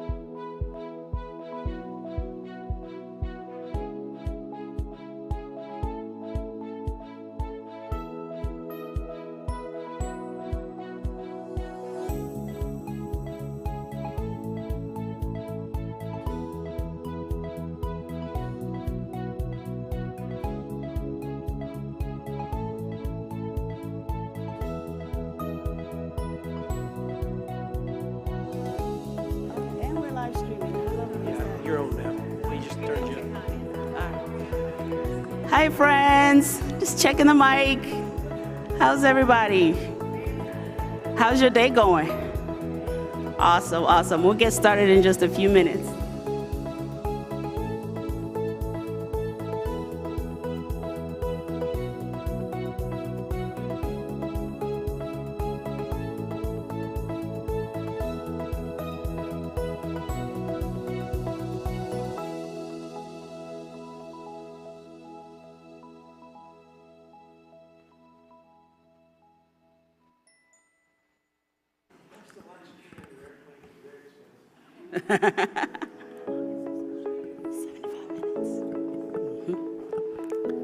All right, welcome everyone. We're so excited to have you. And my name is Tinkani White, and I'm really excited to be part of this session. I'll be your cruise director, more so, for this session on discussing how these amazing folks have integrated improvement science into their journeys in the district. So my role at the Carnegie Foundation is that I am an associate in the Networked Improvement Science Group, and I've had the honor of working with all of these folks in different places, starting with my involvement with iLead when I was in the school district, and now Baltimore as they work to do some really amazing work for kids at the secondary school. So I'm excited to jump in and really talk about what our objectives for today are. The journey of transforming our accountability systems to become really improvement system is really hard, right? And these folks are really taking on the work of looking how we understand what opportunities lie and also possible challenges that are in those systems as we work to transform these really complex systems into ones that work for kids. And really, we're going to chat a little bit about how they worked to identify those system conditions that help to create those entry points to be able to do this work and continue to learn our way into how we might sustain that work. And then we'll also reflect a little bit on some lessons learned and those structural gaps that still sort of exist in systems, right? Like we're working with broken systems and we're continuing to sort of chip at them and some things they wish they had known before they started, right? And then also some things that they've learned along the way and what might next steps be. So we're going to do a quick welcome and introductions of our amazing panel that has decided that they're tired of sitting today, so they're going to stand, which I love. It's going to be awesome. We're going to talk a little bit about our topic. We're going to pose some questions to the panel, and then there'll be an opportunity at each juncture for you all to sort of make sense of what they've discussed, and then also at the end to ask them any questions that came up for you as this topic evolved. All right, sounds like y'all on the right train, y'all on the right boat? All right, awesome. So without further ado, I'm super duper excited to introduce our panelists, and if you could just raise your hand as I say your name. With us today is the amazing Betsy Hargrove, who is the superintendent of Avondale Elementary School District in Arizona, in Phoenix, Arizona. We also have Bradley Robertson, who is the superintendent of Oxford School District in Mississippi. And the University of Mississippi is hosting our, what are we calling it now? It used to be. This is the National Center. National Center for university and school partnerships. So you really want to be part of that. You should find postcards all over the place, so quick plug. And then we have the amazing Amy Winchester from Baltimore City Public Schools, and she serves as their program director for continuous improvement.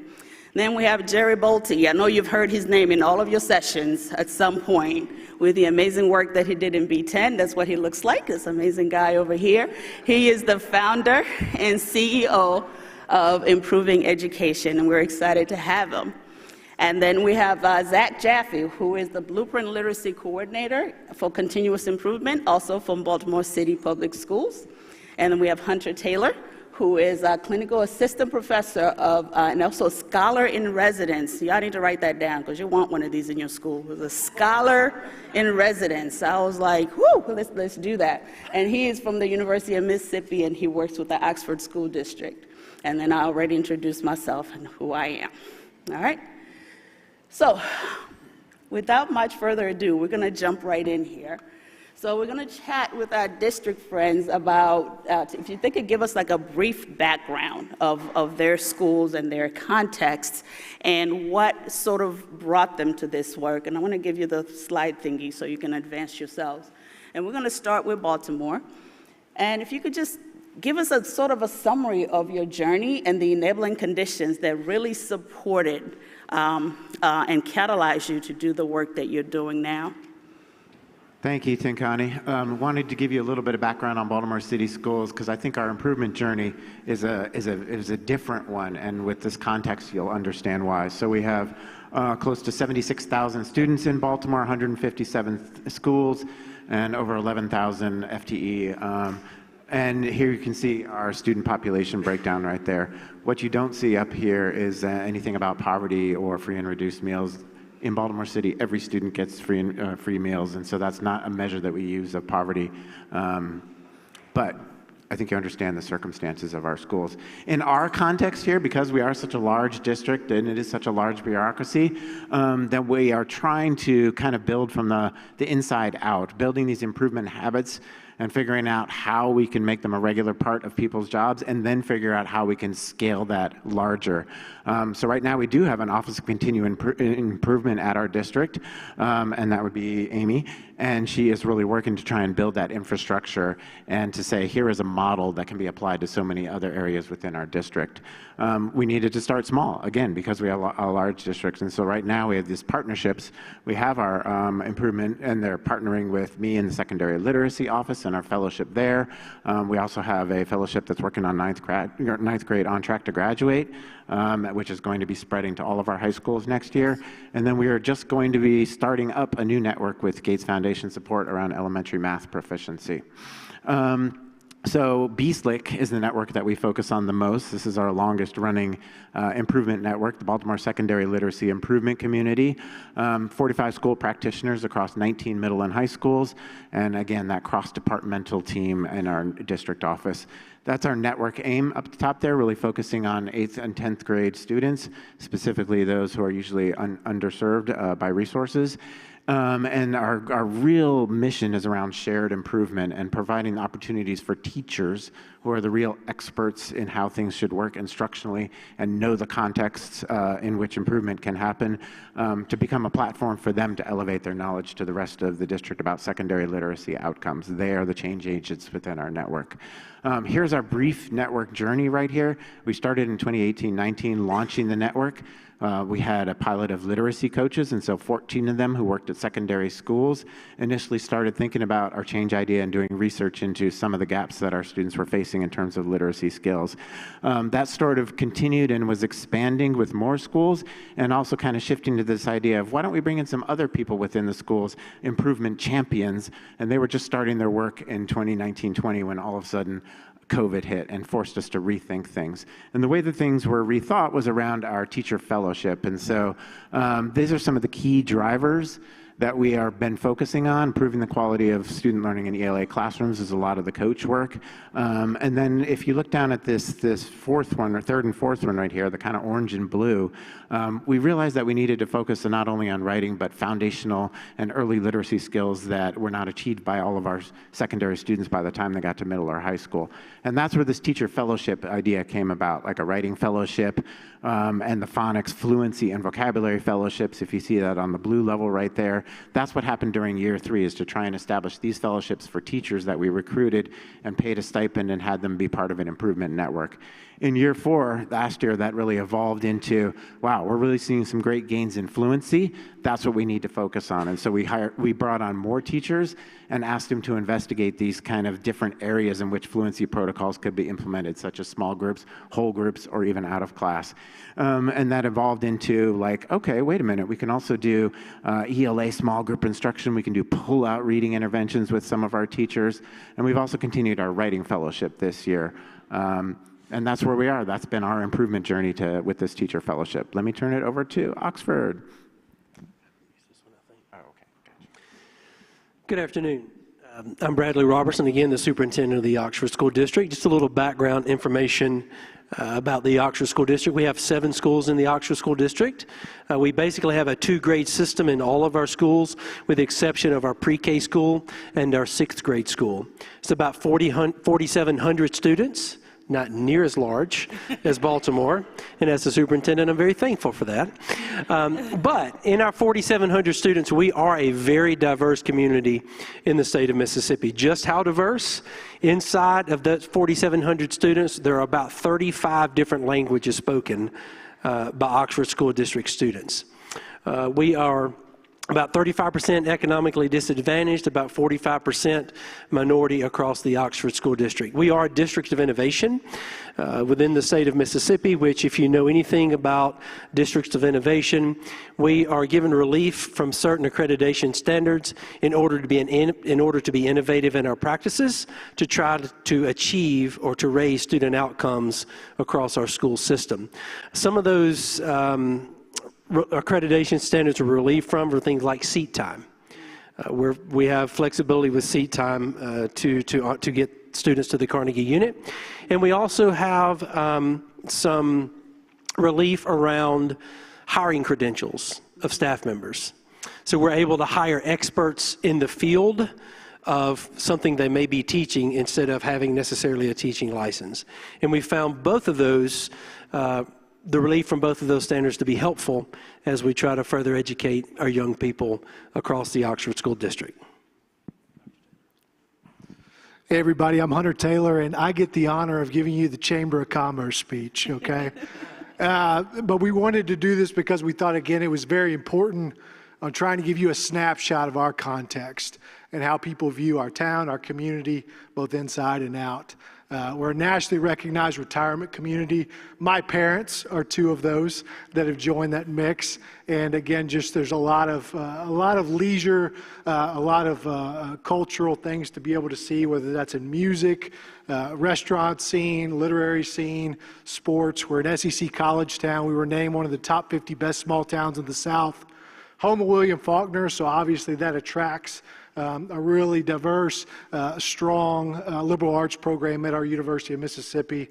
And again, we'd love for you to come and visit. But with all that being said, I think it's also equally important to mention, before Bradley gets into kind of his transition into leadership, is that I think we're very fortunate, and there's a piece about getting to work with a leadership team that if we're a vehicle, they care just as much about the engine as the paint job.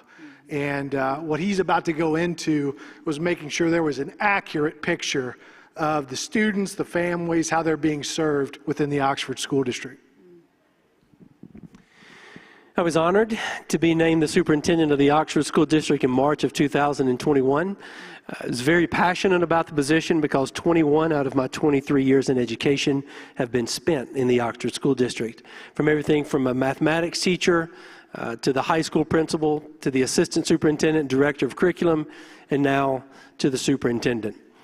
My journey as a superintendent and my philosophy about educating young people really came to light as an assistant superintendent. In 2017, the Oxford School District was named the #1 school district in the state of Mississippi. But we also had the largest achievement gap in the state of Mississippi. As a matter of fact, those two articles appeared on opposite pages in our state newspaper in 2017. We had a textbook company that came and visited myself as the Assistant Superintendent Director of Curriculum and the superintendent at the time, Brian Harvey. They led us through this great presentation of all of our data. And at the end of about 45-minute presentation, they looked at both of us and they said, "So how did you do it? How did you ascend to the #1 school district in the state?" In quite an embarrassing moment, the two top leaders in the district could do nothing but look at one another. Because we didn't know. We didn't know. At that moment, I knew that if I ever became superintendent of any district, that I would know why we were getting the results that we were getting. That I would know what worked and what didn't work. And that's all about aligning systems across all of our schools. Really, my journey in continuous improvement began in 2017. You heard Takani mention this a little earlier, with a partnership with the University of Mississippi and the Oxford School District. Again, I was the assistant superintendent at this time. This was through an initiative called iLead that Carnegie started. iLead was comprised of 11 school districts and universities from across the country that were brought together by Carnegie to work on problems of practice that plague education across our great country. Education of students really that were marginalized in all of our systems, right? So this is really where my work began with continuous improvement. And it has obviously grown into some additional partnerships that I will share with you as the presentation continues. This is our journey, our timeline of continuous improvement. I just mentioned in October 2017, we began the work in continuous improvement by joining iLead. Our work continued in January of 2018 when our first focus, Nick, as a part of the iLead community was on chronic absenteeism. Believe it or not, when we were first introduced to this work, we were ready to set the world on fire. We were going to solve the problem of the achievement gap all across the state. We quickly learned that that was way too large of a problem of practice to tackle, right? So we settled on chronic absenteeism. We began to work and build capacity amongst our staff members in the Oxford School District in Ole Miss in August of 2019, and then COVID struck and kind of derailed our work, similar to our Baltimore friends as well. March 21, again, I shared with you I was named the superintendent. July of 2021, as a superintendent, I decided to embark on a very valuable partnership with Studer Education, and maybe some of our Studer friends are in the room as well. It's been very valuable work in connecting what I've learned in Carnegie about the improvement science work, and then how to even make that work more functional inside of a K-12 system. And I'll share some of that work as we continue today as well.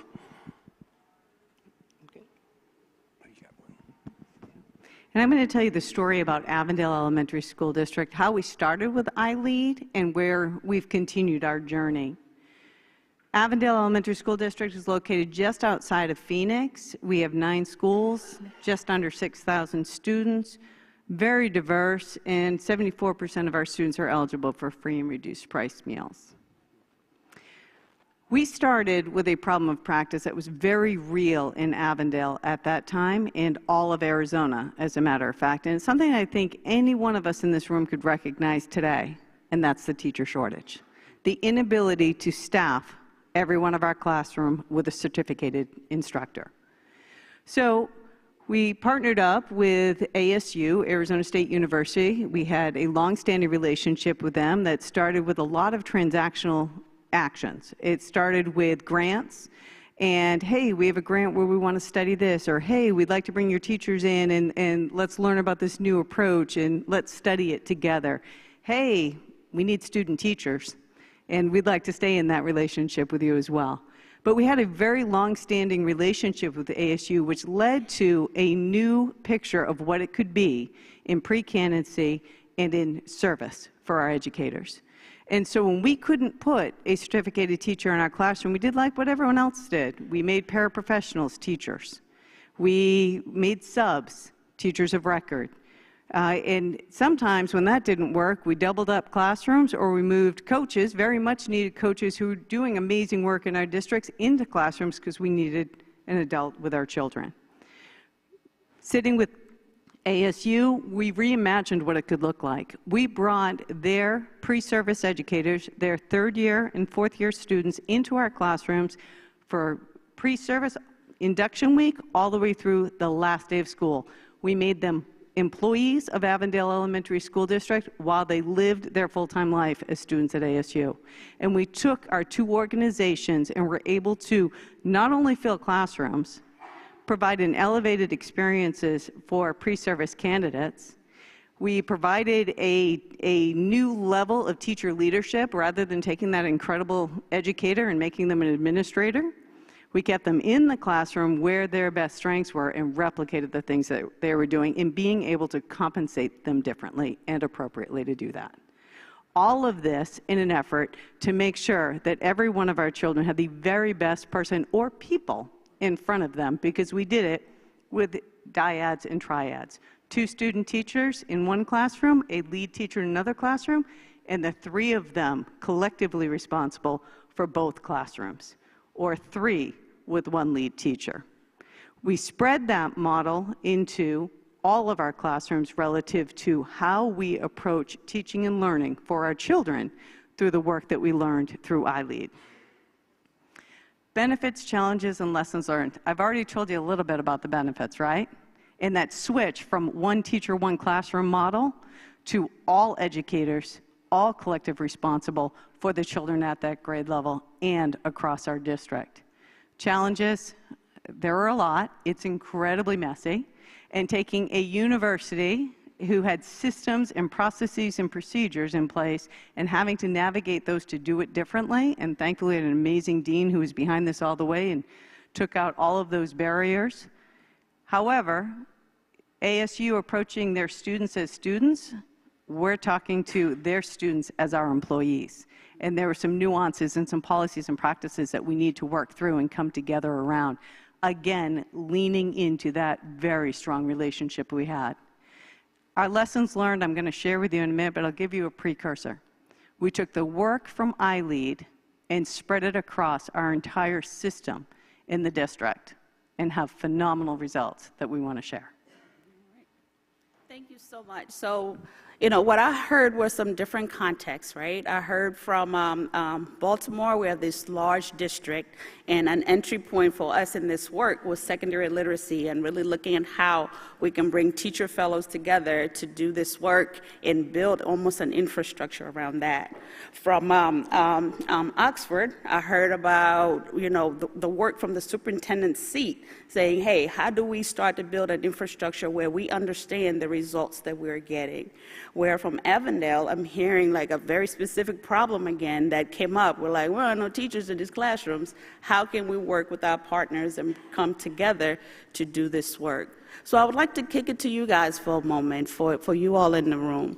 From what you heard about all of these journeys that are slightly diverse, but having a lot in common, and I suspect a lot in common with some of the challenges that you all are experiencing, if you could just turn and talk to your neighbor, what's coming up for you? What's resonating and what might be challenging your thinking right now?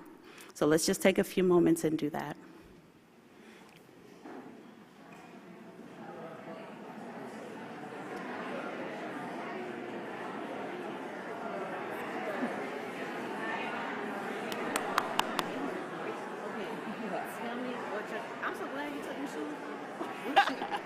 Tell me what your needs are. Right. First of all, does this look okay? Yes, it does. You look really nice. Thank you. And I talked to Carla, and she told me she just wanted to and she said that he was so good and he loved. She said the pictures look amazing. So now, let me tell me what do you need me to do? Okay. Yes, I'll kind of help you at the very end. I would love for you to bring it in. Like summarize everything. Okay, Yeah, so this is gonna- okay because I want to make sure. So this is what I'm doing. Is like it's gonna be bringing up like across as they're talking, like bringing across like, all the different pieces. Thank you. Okay. Thank you. Good And then stuff. so I'll sneak out probably at like 3:55 or something like that. Okay. I wish they had turned on the timer. I forgot to recognize our virtual audience. I forgot this was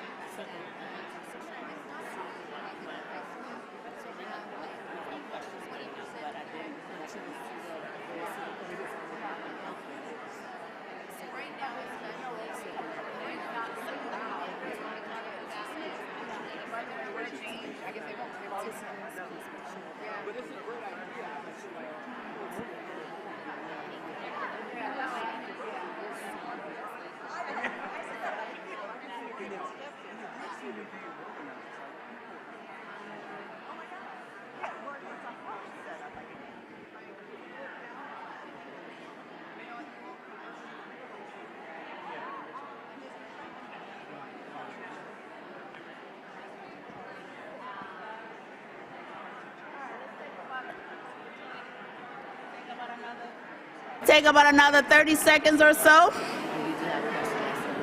Okay. I would love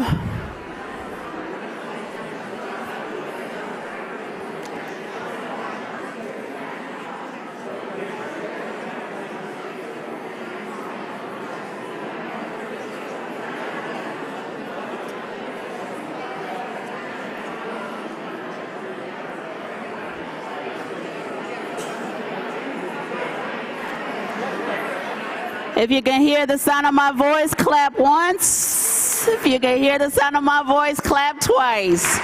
Yay, thank you so much. Jared, I'm really not sure why all that works. You're going to have to tell me why that works. That is so cool. I'm a high school person. I learned this from elementary people. I love it. All right. So we have one thing I was remiss in doing is, and this is a live stream session, so we have a virtual audience who are tuning in, and I'm really excited to have them. So currently we have a question from Lisa from Clark County Schools in, I'm thinking Georgia. She would love to know from the Baltimore team, what measures do you use for SEL if every student receives free and reduced lunch?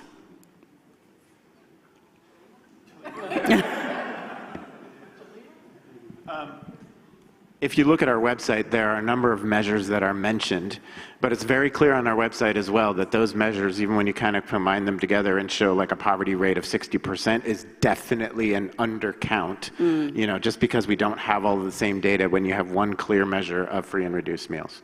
Noted. Thank you so much. So it's definitely a growing edge, and like, you know, and we ran into that when some of our schools went 100% free lunch. It was hard for us to track who really needed help when that came up. And then we have more questions from Lisa Pitch in Vegas. Would love to hear more about how these schools changed the culture. That's coming up, Lisa.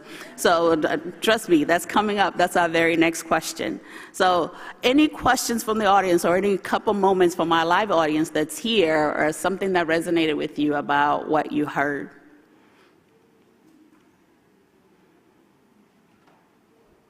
The change idea I'm working on is wait time.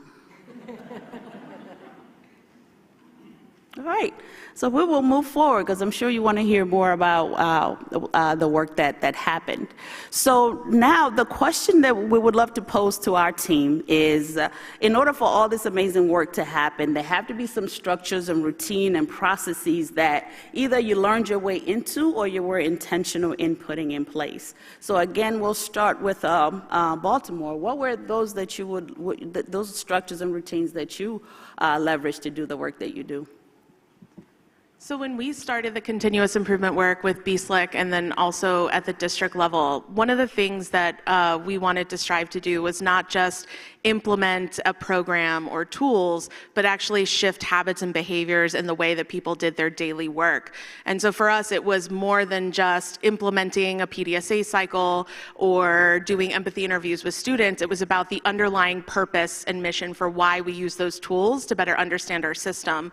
And so this was the framework that we came to learn our way to in the work that we're doing in Baltimore, which is that kind of that outer layer environment is this, the improvement structures that we put in place for people to engage with so that they can learn the habits and then practice them in their day-to-day work. And that leads to the routines that we've developed to operationalize those structures, because often in a district office we talk about structures, but we don't get explicit about what exactly we mean by that. So we built these routines to continually utilize those structures and also improve on them as we work with teachers and school practitioners. And then the protocols that really ground those routines. So we bring data. What do we do with the data, right? We had to be able to answer some of those questions on the ground with our teachers. And finally, that then gets to those tools, those things that we often provide professional development around, which are facilitating those protocols. And so this is our ecosystem as we think about how we're operationalizing not just improvement tools or processes, but also the mindsets and habits that need to come with it. And so one of those structures that we put into place was around knowledge management. We gathered a whole lot of data, but we didn't necessarily use it for improvement, to ask questions about how our system was functioning and how we might improve that. And so the first thing we had to do was see the system, which we did through this kind of pipeline mapping. We wanted to understand where within our knowledge management pipeline or process were we seeing gaps or leaks. And where we quickly found a leak in our system had to do with this piece around curating knowledge. And so you've got all this data, you've got all these stakeholders around your district asking different questions, making decisions about what we do to support students. And we realized that we were not doing a good enough job in this continuous improvement work of curating those insights so that the right people got it in their hands at the right time so it could inform their decision. For example, with literacy, recognizing that we couldn't wait till the end of the year to share learnings about what was happening in schools, we probably had to do that on a monthly basis with our leaders because they were constantly making decisions, and having this knowledge would potentially give them insight to make different ones. And so this is an example of one of the pieces of our pipeline, which is our consolidation. And so I like to think that not all data is knowledge or wisdom. You have to go through a process of consolidation, which is really up against the learning questions or the questions you have about your system that you want to be able to answer more deeply. And so this is an example for us of our learning consolidation process. For each of our action periods after we've done PDSA cycles, we as a collective district team have these questions about what's working, which students is it working for, and we use the data that we've collected to consolidate towards learning a little more deeply about these questions. One of the other things that we've learned is that we want to build these improvement dispositions and then bring in the continuous improvement to support those dispositions instead of the other way around. That was something that we learned in the very beginning of our BSLERC network as we're trying to do professional development with the principals and the literacy coaches. This is what CI is, this is what PDSAs are, and it's like, no, what you really need to do is build these dispositions and habits first, and then just as they need it to bring in the other tools of improvement. And so just a little example right here that we now do at the beginning when we first bring new people on board is to present the dispositions of improvement and say, okay, what's your strongest one? Which ones do you need to grow? How can you get together with some of the other people in the room to learn from them what their habits are if that's a strength, and what you could do to possibly improve your own things if that is a perceived weakness within yourself for that particular disposition. And then talking about, talking about how we move from those dispositions to introducing the improvement tools.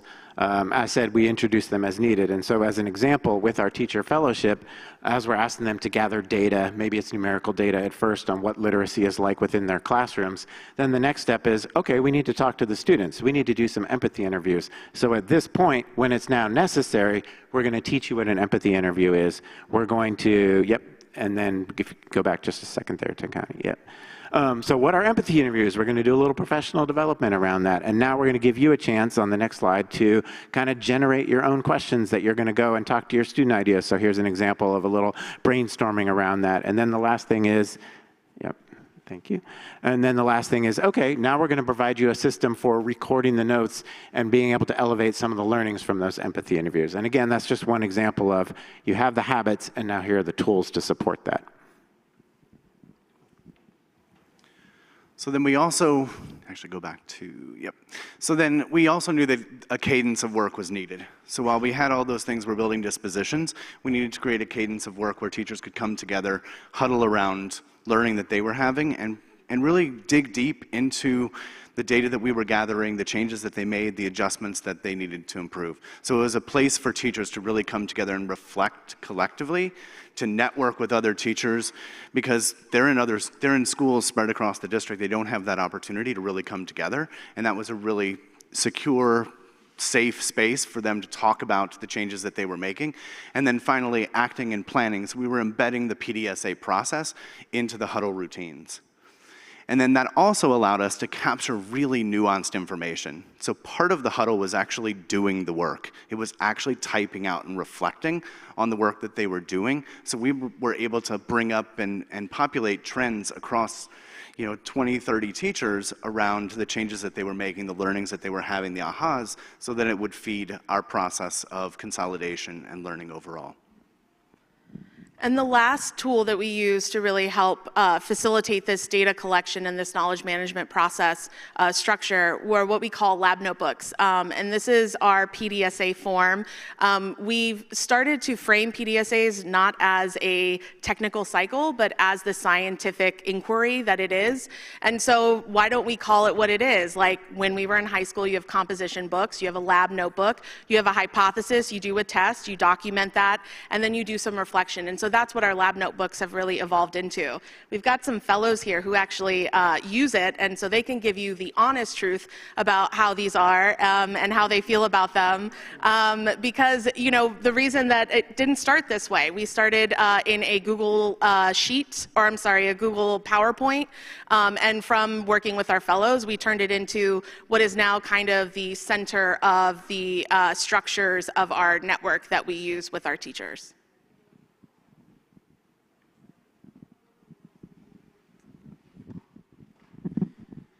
As we all know in the room today, improvement work is about changing the mindsets and behaviors of those that work inside your organization. We quickly realized that we had to build capacity within our staff in order to be able to continue the continuous improvement work inside of the Oxford School District. So that's where we placed our focus to begin with. Because, changing culture inside your organization starts with the people, right? And when you change culture inside of your organization by starting with the people, then all of a sudden you have systems alignment and you have improved student outcomes. But often it's beneficial if you have a catalyst for the work. When I was named the superintendent of the Oxford School District, I was given an opportunity that most superintendents across the state or across the country never get. I had the opportunity to realign the grade system of all of the schools, and I was basically able to hire 6 out of the 7 principals in the system. Now, that may seem scary in some sense. Is that scary? Everybody, I hear some words, but it wasn't. A new superintendent with the opportunity to reset district leadership and to reset district grade span alignment. It was perfect. It was the perfect catalyst inside the Oxford School District to be able to create a new system, to engage in new leadership development, and to create a culture of continuous improvement inside of OSD. So talking about strategies that we implemented at the very beginning of this realignment, again, comes from our work with our student education partners. And that's establishing district and school level scorecards. All of us that are superintendents across districts across our country, we have strategic plans. The 30,000-foot view of what success looks like. But then it sits on the shelf and it collects dust. And it's never put into action. The district scorecard and the school level scorecards is a great strategy and tool to use if you want to bring the strategic plan to action. So what is the district level scorecard? We basically, we establish this district level scorecard based off of our 5 pillars in our strategic plan, and we create aim statements of what success looks like across the Oxford School District. And then we have a cycle of continuous improvement that Dr. Taylor will talk about with you in just a few minutes. But the important part of establishing this district scorecard is for the work not to stop there. Because establishing well-defined goals and aims for your school districts is one thing, but to cascade the work down to school level, and then down to the teacher level, and then down to the student level really brings actionable life to the work. That's when you start seeing increased student outcomes. This is an example of a school level scorecard in the Oxford School District. This is actually from our Early Childhood Center. The measure that you see is MCAS, that's our state reading assessment for early childhood. You can see an aim statement that is set forth by the staff and the principal of the school. And then you can see a change idea or an action item that we run on 45-day PDSA cycles to see if we can improve and align our systems. Every 45 days, the principal meets with myself, the superintendent, and we review their school level scorecard, and we talk about those action items or change ideas that are in place to see if we're getting the results that we want to get. And guess what? If those action items are working, we may scale that change idea to another elementary school, right? So we review, again, these action items every 45 days. We either adopt, we adapt, or we abandon based on the improvement work that we see across our system. Every school in the Oxford School District has these scorecards. The next step for us in this part of the system is to start implementing teacher level goals, right? And then the next part of the system is actually having students conducting PDSA cycles themselves inside of the classroom. All of you in here that are school districts have, I would assume, PLCs. If you want a structure to drive the work inside of your PLCs, have your PLCs conduct PDSA cycles as the model for improving their systems inside of classrooms. It is an incredibly effective model. What do these scorecards bring to us? They bring a continuous improvement cycle. And I'll pass the microphone to Hunter in just a second, but I do want to share one other difference with you. We are all familiar in school systems with accountability. We kind of get tired of the word accountability. It's a lagging indicator that tells us how well we did over the previous year. Inside of our systems, we have to focus on improvement, right? We have to focus on improvement. This is the way I say it to my staff. We all want to be number one at the end of the day, but to be the best, you have to be your best. And you're never your best without focusing on improvement. Therefore, you will never be the best. Take that to heart. There's a difference in improvement and accountability. This scorecard model brings life to focusing on improvement rather than the end game of accountability. Dr. Taylor? Hey, one thing I forgot to mention when I spoke about the context of our town moments ago, I kind of characterize this also. There's like a permanent work culture there, meaning this. I don't know if you've ever had this work experience before. I have, where you've worked at other places where it's very transient. Like people don't stay that long. There's really high accountability and high investment in our town. So even with the big change that he just mentioned about 6 of 7 new building leaders, et cetera, there's a high level of investment in our town. I believe Bradley has almost 20 years, if more, of experience in OSD. My dean, David Rock, who's also been a part of this, I know if you looked at his 2 tenures, he spent 20 years serving the University of Mississippi. That stuff matters, and I'll explain why in just a minute. I'm in year 1 of this particular role. meaning I've done the Scholar in Residence for 2 years now, but this is the first year that we've done it this way, where all the new principals and assistant principals will meet with me throughout the year. So it's early. This is year 1, okay? And by the end of May, we'll have 15 leaders, and we'll have met 6 times each with them, and then also meeting occasionally with superintendent and our chief academic officer. So you're talking about a little over 100 meetings by me over the course of this year in regards to improvement science. But again, it's year 1, okay? So we're going to have even more stuff that I think will be more powerful to tell you about in the coming years. I say I've done this for 2 years, but really it's been more like 6 years. So when I first came on at faculty, I started as for fun and for enjoyment, started doing this kind of work with the school district's football coach, who was also a math teacher. And we didn't have the Carnegie vocabulary attached to it, but what we did was kind of look at improving his program, looking at how he was serving his student athletes, and kudos to him for just having that kind of a picture of what he wanted to do in serving his student athletes.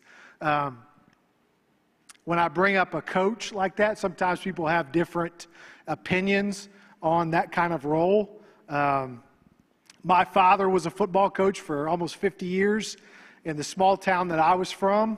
There was a man named Ron Boyette who was my basketball coach and the math teacher, and I thought he walked on water. And he did this type of work, again, in the shadows, helping other teachers and leaders. So I had a picture in my head of what maybe this could look like. And after 3 years of working with our football coach, we were really proud of what we did for student athletes, and also had some data to look at what they did also in regards to staff relationships and then product on the field. So when Bradley talked to me about expanding this work and doing it more so on a district level, I was all in. I was excited because, again, I believe in this work. And again, I love the idea of being able to be somebody's partner, their thought partner and their coach, but coach behind the shadows. So as I do this work right now, I think one thing as you consider, if you ever have a person like myself entering your district, I'm going to speak about how I guess I've approached the relationship side of this whole thing, which I think can get lost on some people, okay?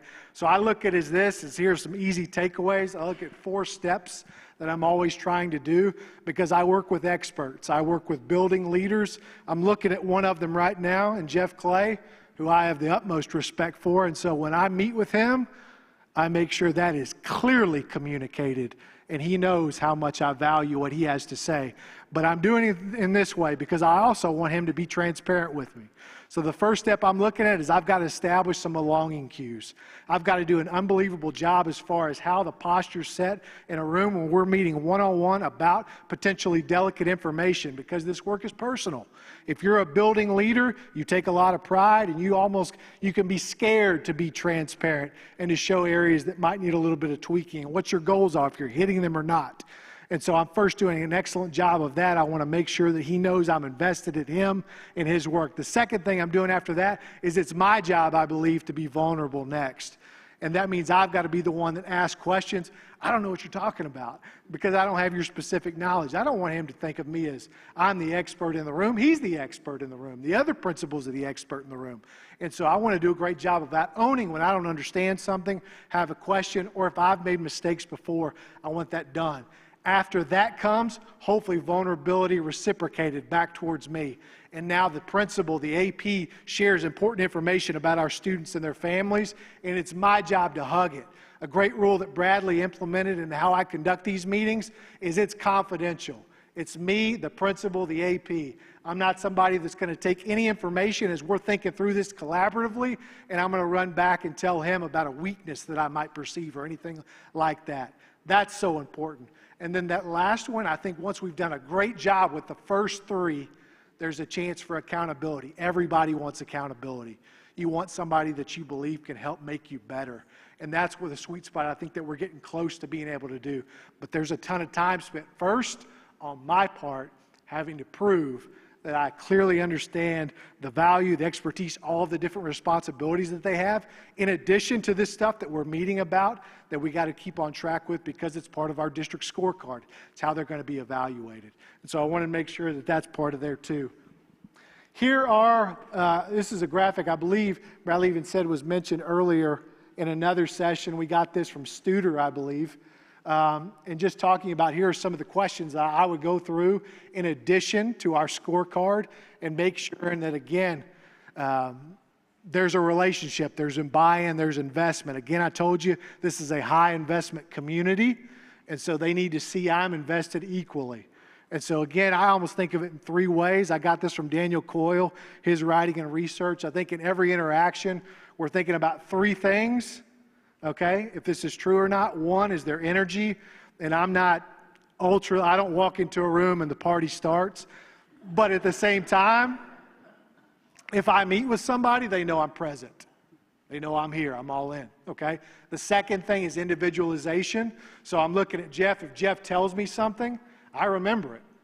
And the next time when we're talking about a teacher issue, a student issue, a parent issue, we're talking about something personal, I remember that, I respect it, I bring it back up. There's a real connection with that. And then the last one would be future orientation, which is the game changer, which is why I think you need to keep having us back speaking in the next couple of years. Because future orientation means I'm committed long after 1 meeting or 1 year. Because there's a contract with everything, right?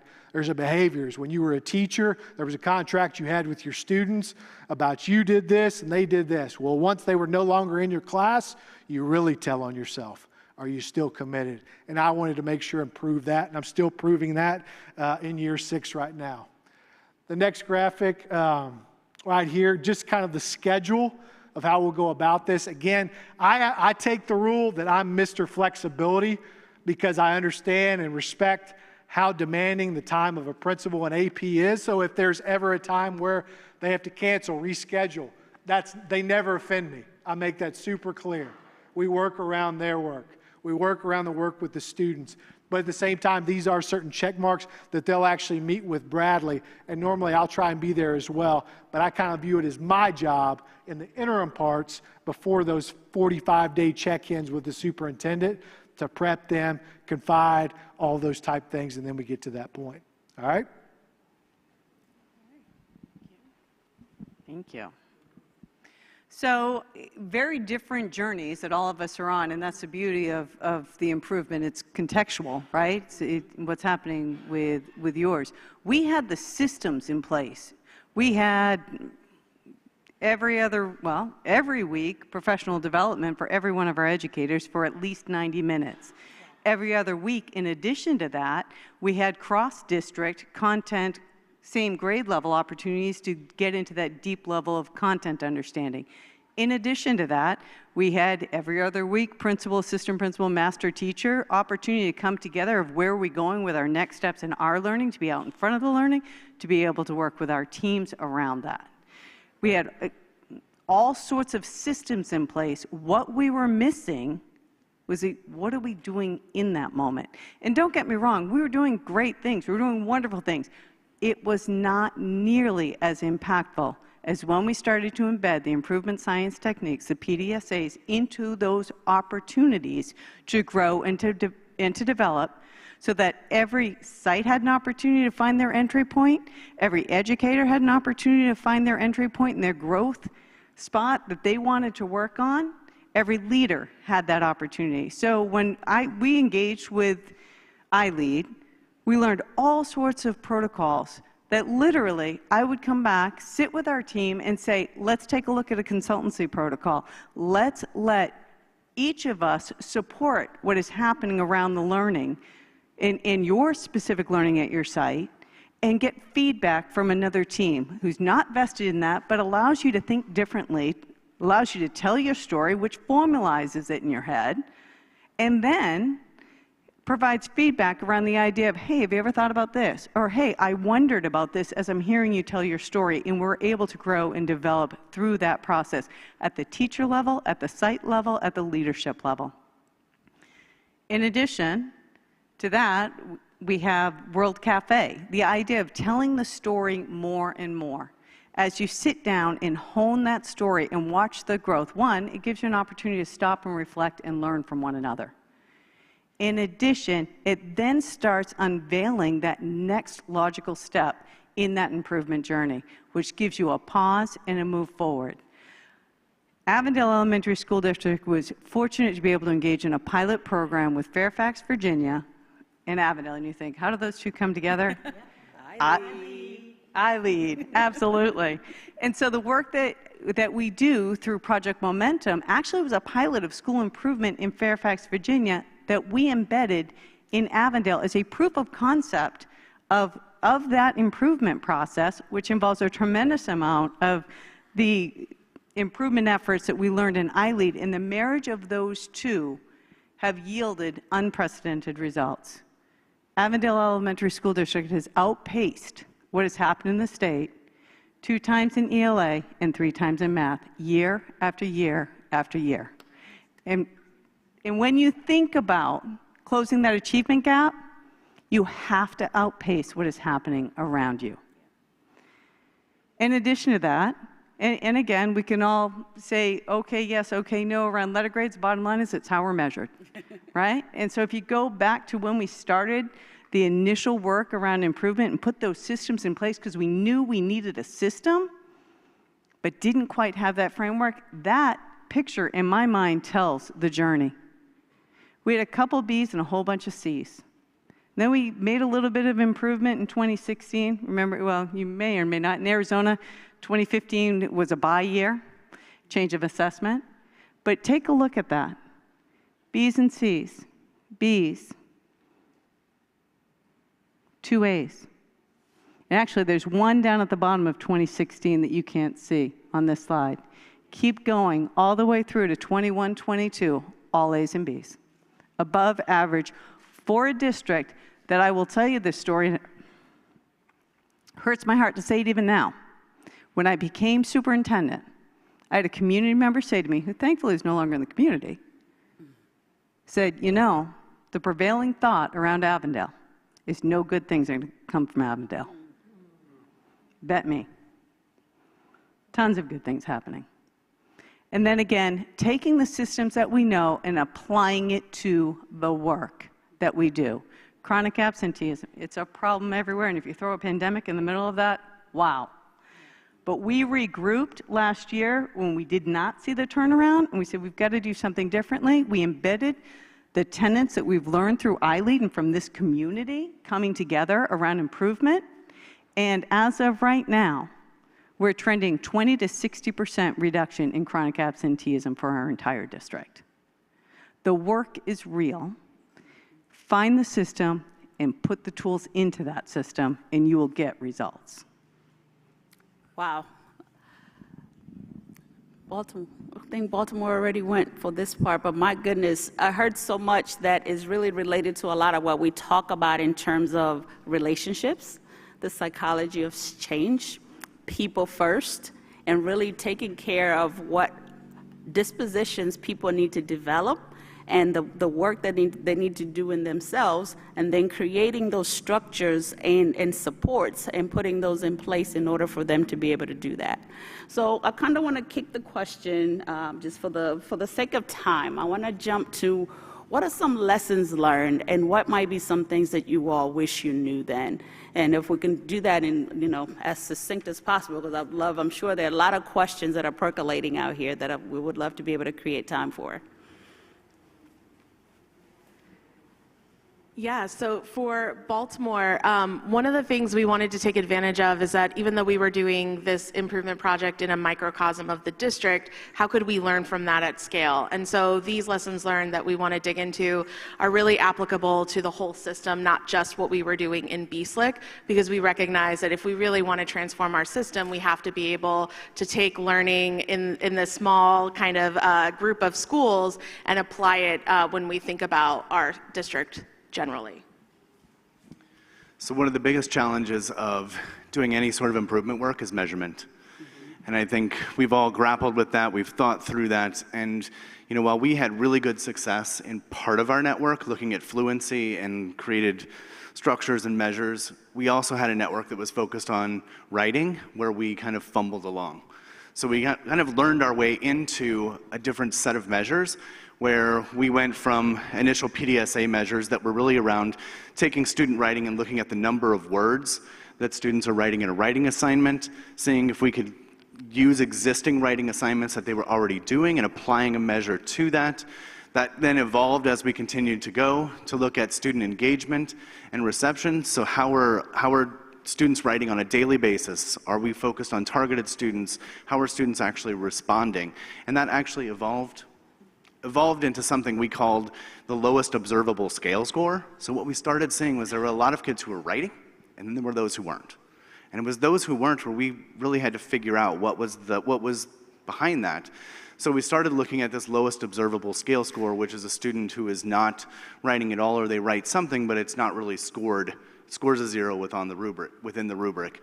And then looking at creating a structure where we would give them writing assignments at different points and looking at the change within that. So can we motivate students? Can we accelerate students in putting that pen to paper and really getting that writing in there? So this became a measure that we were looking at.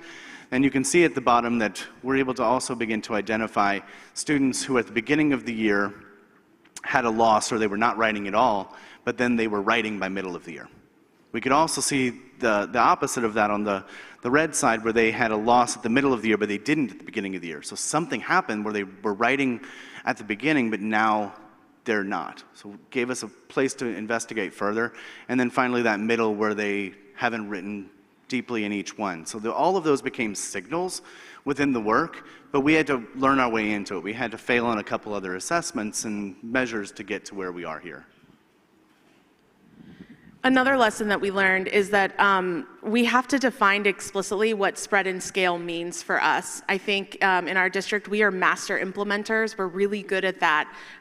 There's something, you gotta implement the program, you gotta implement the curriculum. Yes, let's do that. And that's important. We also need to be able to step back and understand who gets what, when, how, why. All of those questions and that reflection is critical. And so again, going back to our knowledge management pipeline, recognizing that structure where we're curating that data so that we know what those insights are to be able to offer to our leaders and our district teams is really important for us to be able to know how to spread and scale. And through that, we've been able to see some of our teams go, well, if this student is here, then this is the program or the intervention that we want to use for them specifically, and really being able to pinpoint that so that we can better serve our students. The last thing is focusing on change management. This is human-centered work. I think that we talk a lot in improvement about the technical piece, the tools, the structures, the processes, and those are all really critical. That's a key driver that we know needs to exist. But the people are the other key driver, that if we don't take into account what it means to be transformative with each other, it's gonna be really hard to do this work in the technical aspect. So for us, learning that spread and scale is just as much about the professional learning and the supporting of those who are doing this for the first time, but it's also about building a deep purpose and mission for why we want to do work this way so that we can see different outcomes for our students.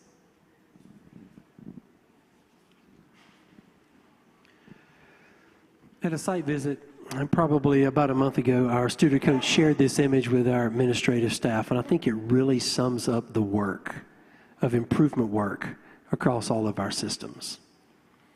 It takes courage. Why does it take courage? Because you have to be vulnerable inside of this work. Really, really vulnerable inside of this work.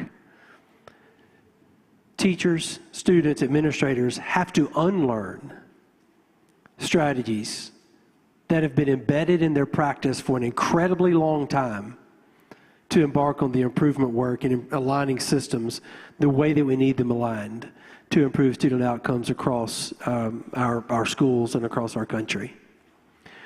The second challenge that we had about this work is building capacity. Capacity building is incredibly important. You've heard me emphasize that many times today. Does your staff understand the methodology, the improvement science principles, and how the work takes place?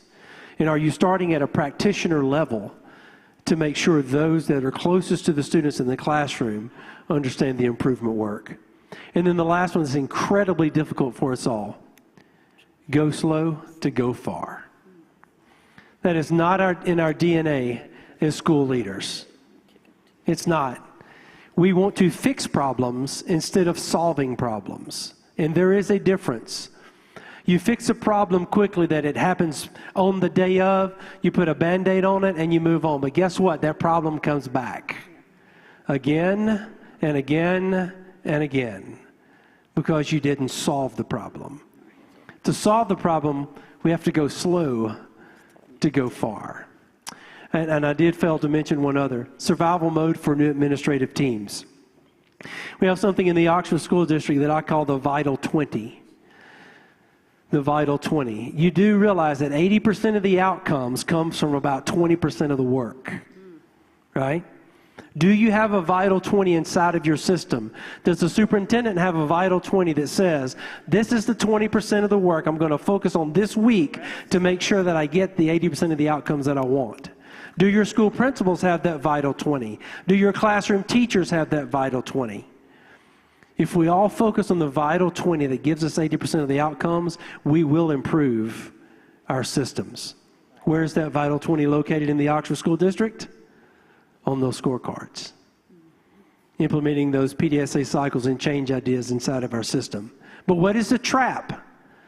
The trap is to go into survival mode and to focus on the daily tasks that take us away from 20% of the work that change student outcomes. My friends, resist falling in the trap. And that takes courage.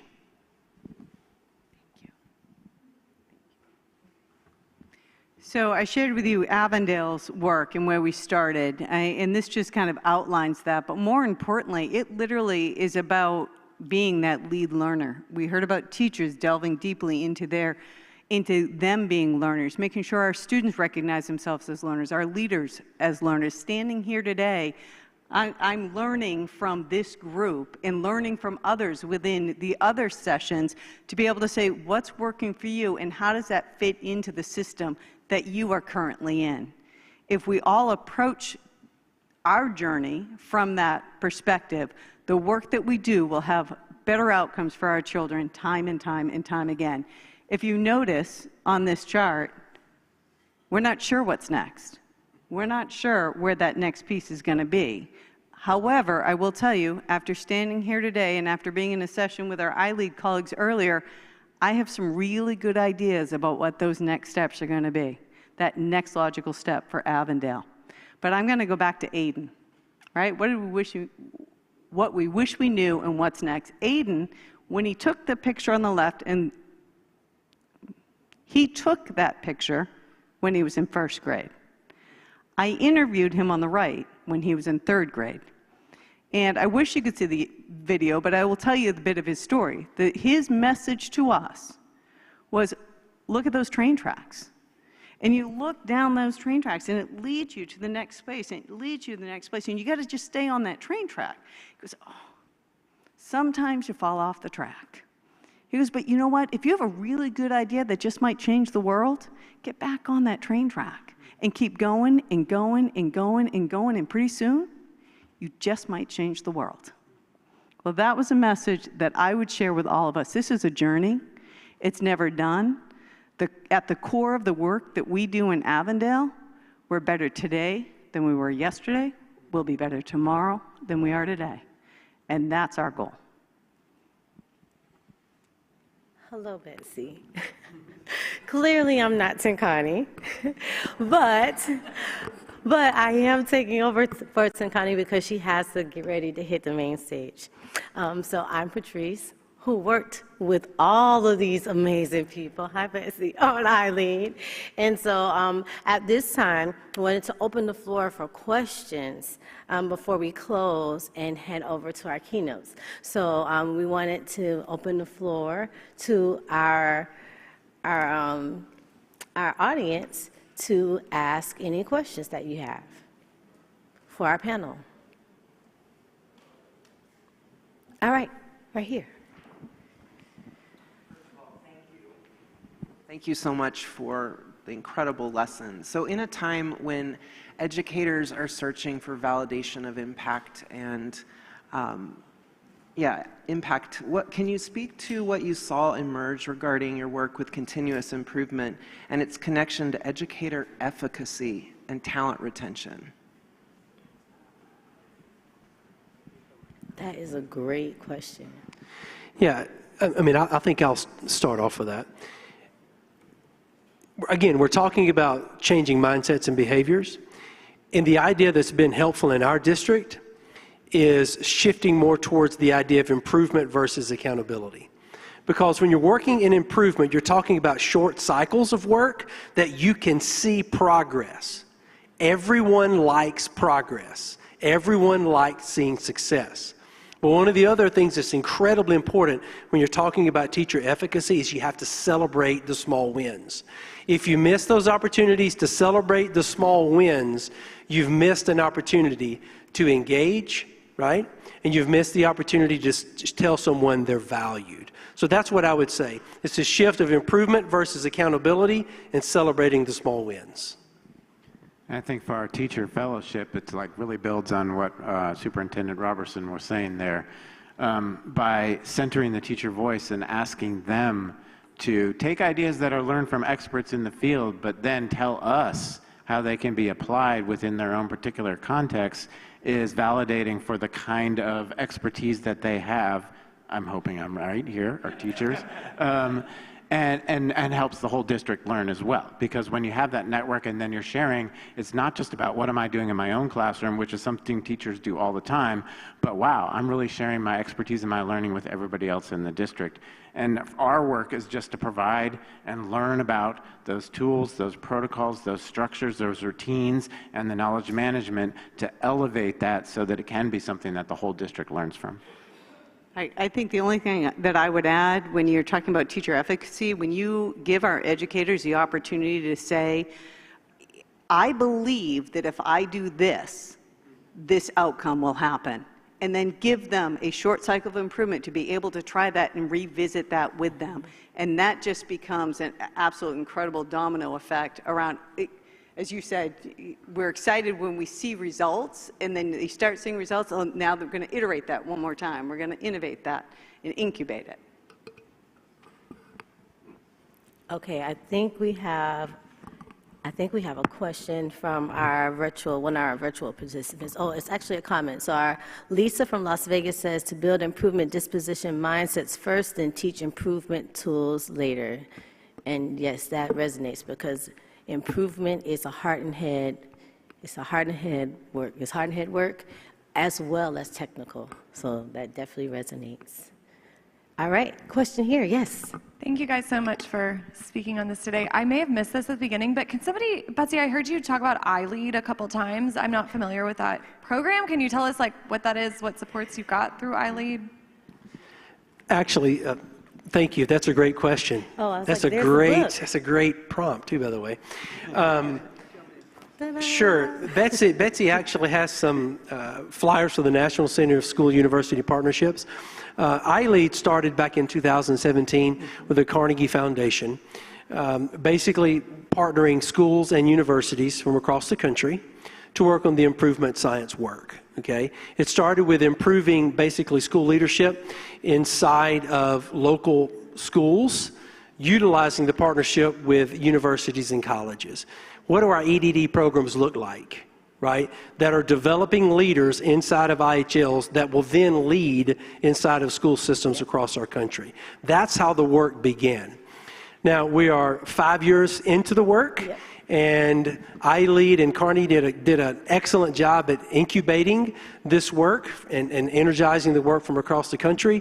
And now we are establishing a national center at the University of Mississippi, in which the Oxford School District will be partnering with as well to continue the work. Okay? So basically, the model for this national center is to invite LEAs and IHLs from across the country to get together and work in network improvement communities to work on problems of practice that plague our students and our educational institutions across the country, right? And there's a book about it. And there is a book about that it. all of the partners wrote together, the IHEs and LEAs. So if you're interested in joining the National Center, this little postcard has a QR code on the back of it. We would love for you to consider joining the National Center, because we all share these same problems of practice. We know that. Our context may be different, but we all share the same problems of practice. And if we can get the experts in the room to come up with some change ideas to test and to scale across school systems across our country, we're better together. And I'll end by saying, and our kids deserve that. Yep. Every one of our kids deserve that. So thank you for the question. Any other questions?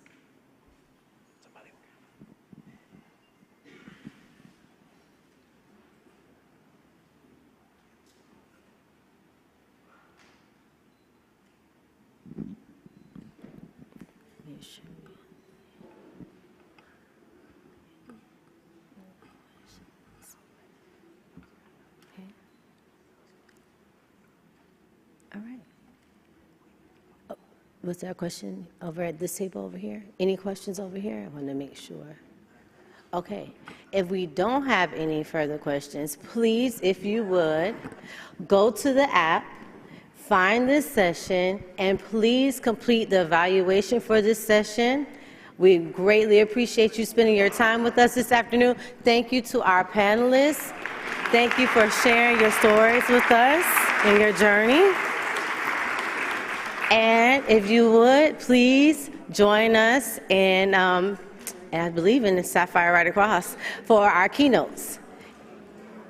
Have a good one. Thank you. Hey, lady.